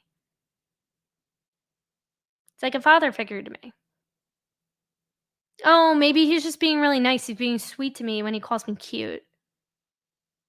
It's a little weird, but his friends around him seem to be cool with it. Like, and I know, again, this is my own experiences, which is why, yeah, this is why I'm going to be a little bit more understanding towards Ashley's story, because I've seen the same exact things, the same behavior. I've done the same, reacted the same way. And I can understand why more people like Ashley might not want to speak up, why I didn't want to speak up. But these are signs, and they were confirmed by experts. I'm not an expert. I'm just somebody who's been through it. And maybe you are too. And maybe you're nodding your head right now and saying, "Yeah, I get that. I would totally do that." Because who the heck knows if she said anything bad in front of Doug to a professional while they're going through this knockout, drag out, as Stephanie Murphy liked to say, litigation, right? And she's just trying to get to frickin' Maryland because she's like, "This is not working. Nothing is working in Florida for me, and I just gotta go. And whatever I gotta do to get there, I will do. I will get there. I will survive. I will thrive. I will get there." But imagine if she said what she really wanted to say about Doug in front of Doug and not over text message. What would he have said to her afterwards when there is no injunction in place? Imagine? 'Cause she doesn't feel safe. She doesn't feel safe talking about it and being honest in front of him. Because if she does, and she's probably going through her brain right now, honestly, or in that moment when that was happening, of trying to minimize it and trying to say, "Well, maybe he's not that bad. Maybe he just cares. Maybe I'm over dramatizing everything. Maybe I'm just over dramatic. I'm over exaggerating." So you minimize it until one day you realize, no, it's not okay. And this is not normal behavior. She didn't say that. She didn't say, "I was afraid that Doug would freak out on me. I was afraid he'd do this." No, she said, "I didn't want to make him look bad." She's manipulating Dr. Broder, right? She's manipulating Doug. Now your other She witness can't say in front is of Doug, "I'm gonna move to manipulated. Maryland," because then who's going to move her boxes, right? I can't say in front of Doug, "I'm not moving to Maryland with you," because then maybe he won't drop his divorce case. Then maybe he'll try to take my baby, right? She can't let him know that. She can't let him know that till he's packed her up, ready to go. It's manipulation. And that's what she does. That's what she's done. The evidence has shown it to you. And it doesn't matter if it was the report or the injunction. She knew the jig is up. He might seek more control. It probably just went in there. But Stephanie Murphy told you that when they went, she was trying to get an injunction and it was denied. And he was trying to get custody, visitation, see his baby for the first time. She said something I thought was very telling. The judge gave Doug sole medical control, or primary medical control over the baby, right? So now he's already got some control. She can't do anything without him on the medical stuff, right? Of course she's worried. Of course, because she wants that baby and she'll do whatever she can do to keep it, her. And I wouldn't put anything in the fact that she didn't confess on her phone, that she didn't tell somebody that that she had shot him one way or the other. She didn't even tell her mama. Her mother would have you believe that in all these years, she's never said something to you. You think she's going to put it on her phone? No, she's smarter than that. If that's true, she's certainly not going to put it on her phone. What? And just because you search up how to co-parent with an abuser doesn't mean that person's an abuser. Okay. So next time you're trying somebody for homicide and they're Googling and you find Google, I would love to have seen them prosecute the Karen Reed case, honest to God. And what they would have made of the Jen McCabe, because that's the equivalent of Lally's argument with Jen McCabe. Except he couldn't even deny it. He couldn't deny. All he could try and do is call in an expert to say that she didn't delete it, or it's possible it could have just self-deleted, or the file never existed, and all this whole circus word salad nonsense. But my God, so you're telling me a murderer who Googles how to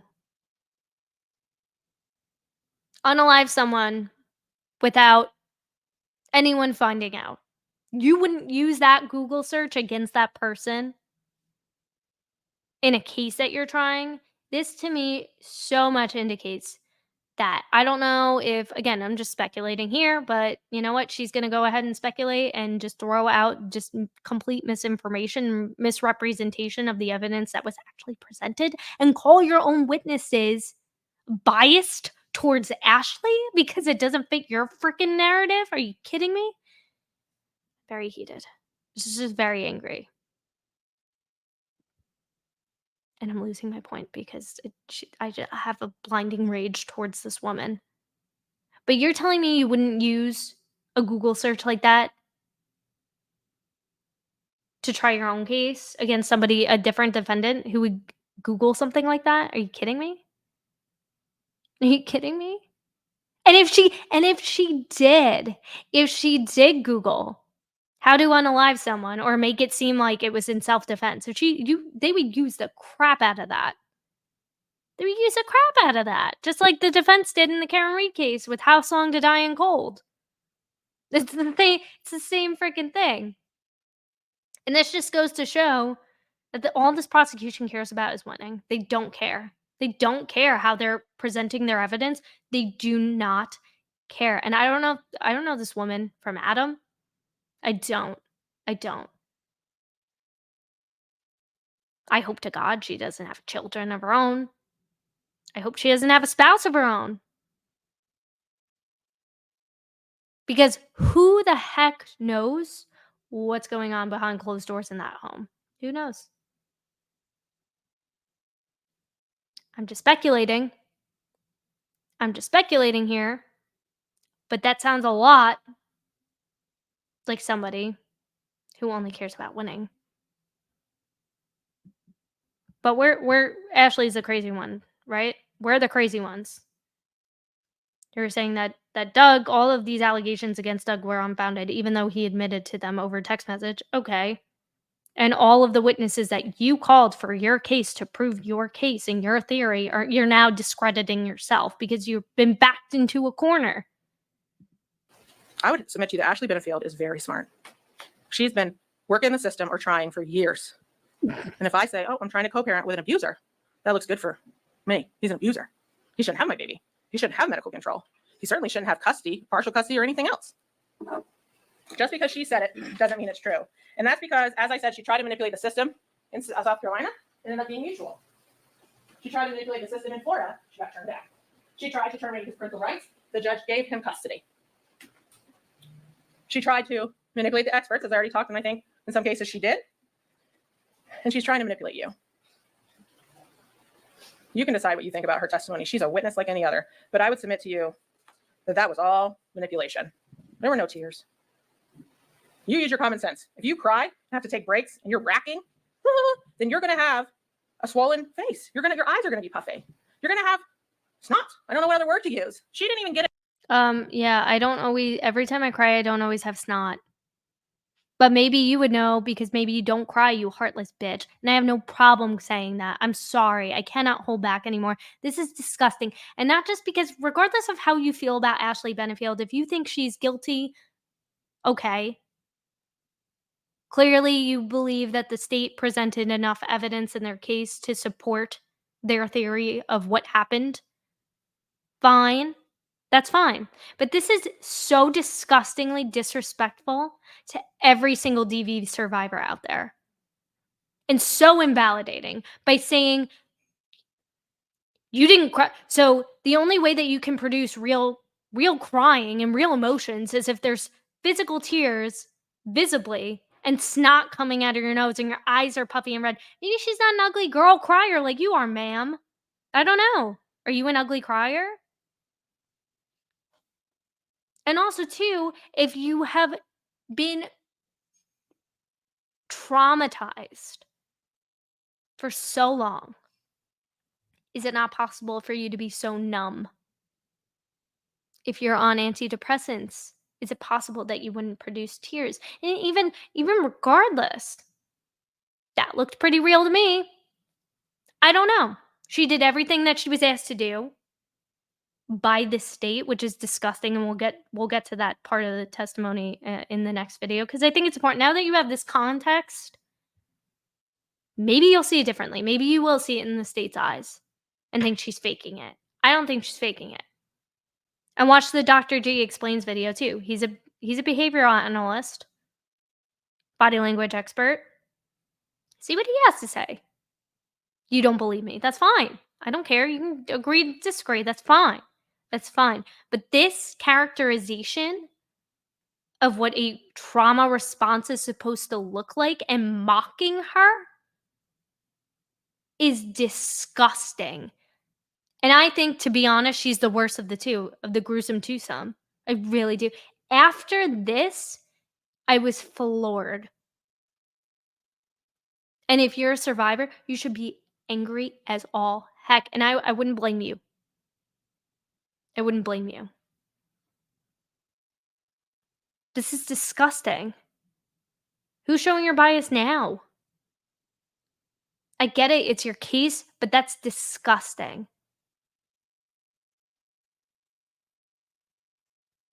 Absolutely disgusting and disturbing.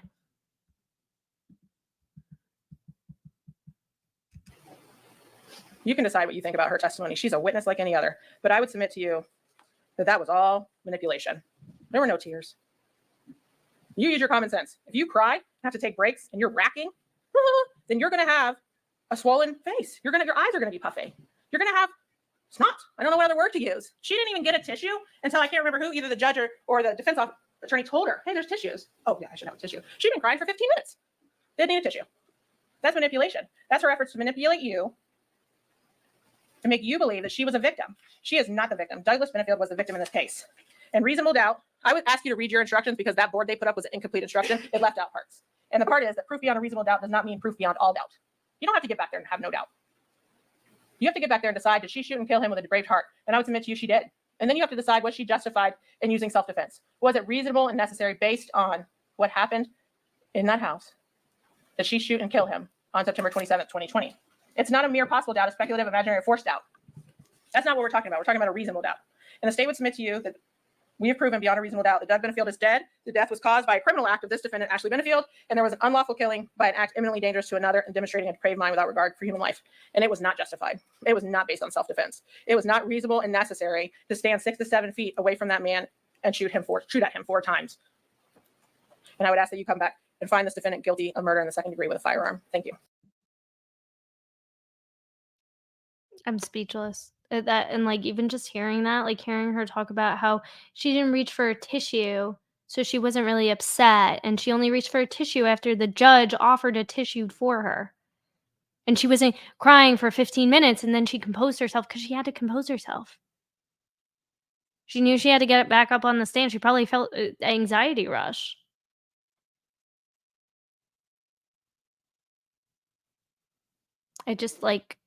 I feel like there were so many different ways for the state to go about this case, and that was disgusting. That was deplorable. That was deplorable. And it just leaves me so sad for so many different survivors, because that woman just invalidated every single one of you. And how many more survivors did she prevent from coming forward and sharing their stories? Because she said, you have to essentially look a certain way and react a certain way that's approved by her.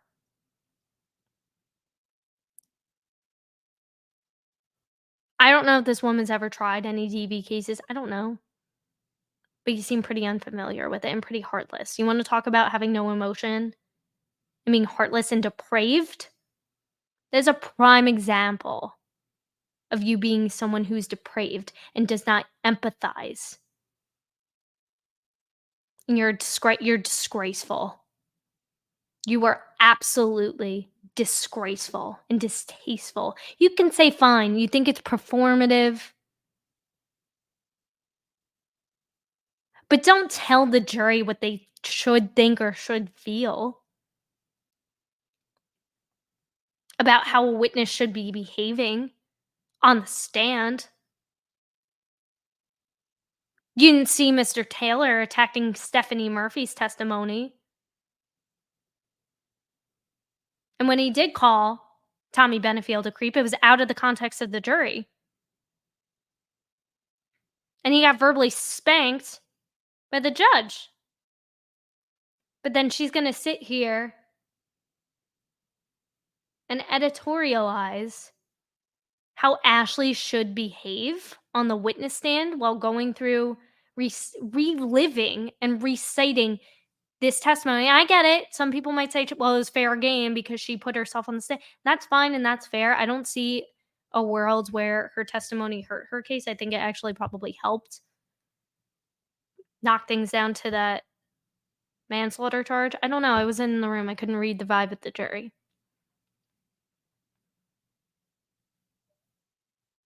And even if you think it was an act, have you ever been so upset and just so traumatized by something where you just don't feel anymore? Where you don't feel. You want to see a sociopath on the stand? Look at Charlie Adelson's testimony. A totally different case. He's calm, cool, collected. Doesn't show any remorse or guilt about what happened to Dan Markell. Even though he alleges he's innocent and he didn't put this plan in motion together to unalive him. You want to see another sociopath? Look at Amber Heard's testimony.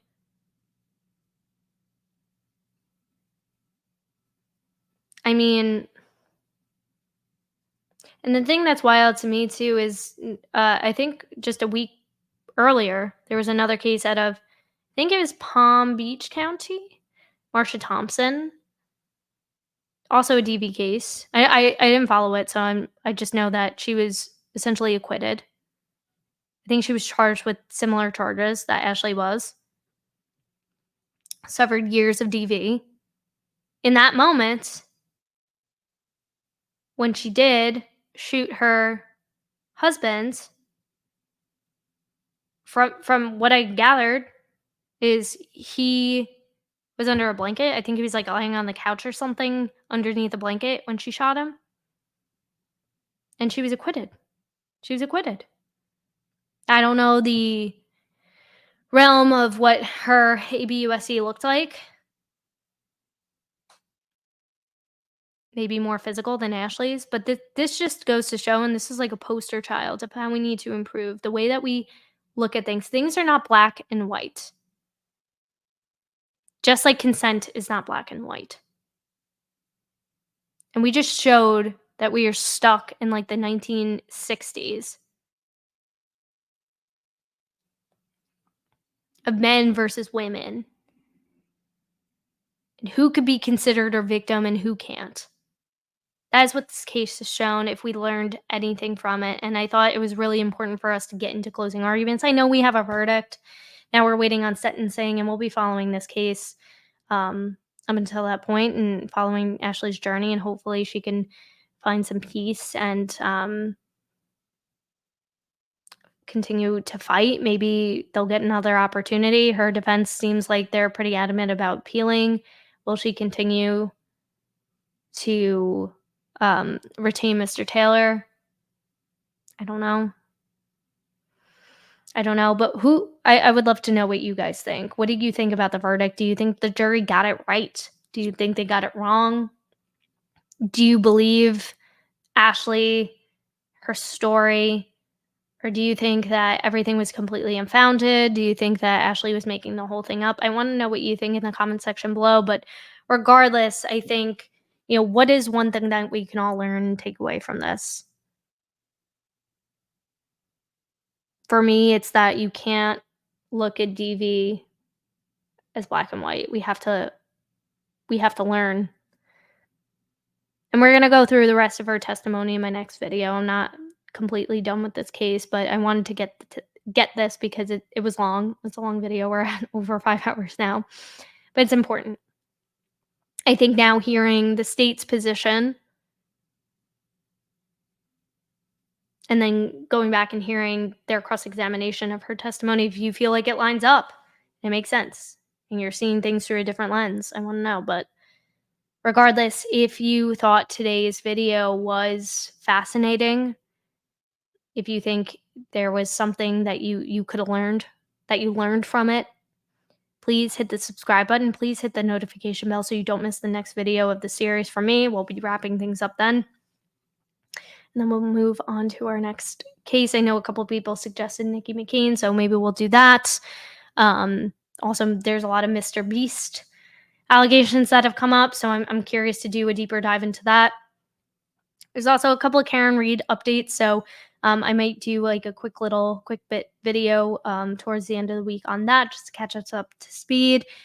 We'll be at the August 9th hearing before we know it. I mean, we're just about 9 days out from that, so who the heck knows what's going to happen between now and then. But yeah, and make sure you hit that like button too, because that ensures, that's what I'm trying to say, ensures that the YouTube algorithm shows this to as many people as possible. And I think the story is just incredibly relatable to so many different survivors. And if we can reach more and more people like that, and even maybe potentially educate some people who don't understand the full realm of what DV could look like, maybe this is a great learning opportunity for those folks too. So that's why it's important. It's free to do. It takes 2 seconds. And I would really, really appreciate that. So thank you so much for watching. I know this was a tough one. Thank you for being on this journey with me. Please stay safe, be kind to yourself, be kind to others, and I will see you in the next video.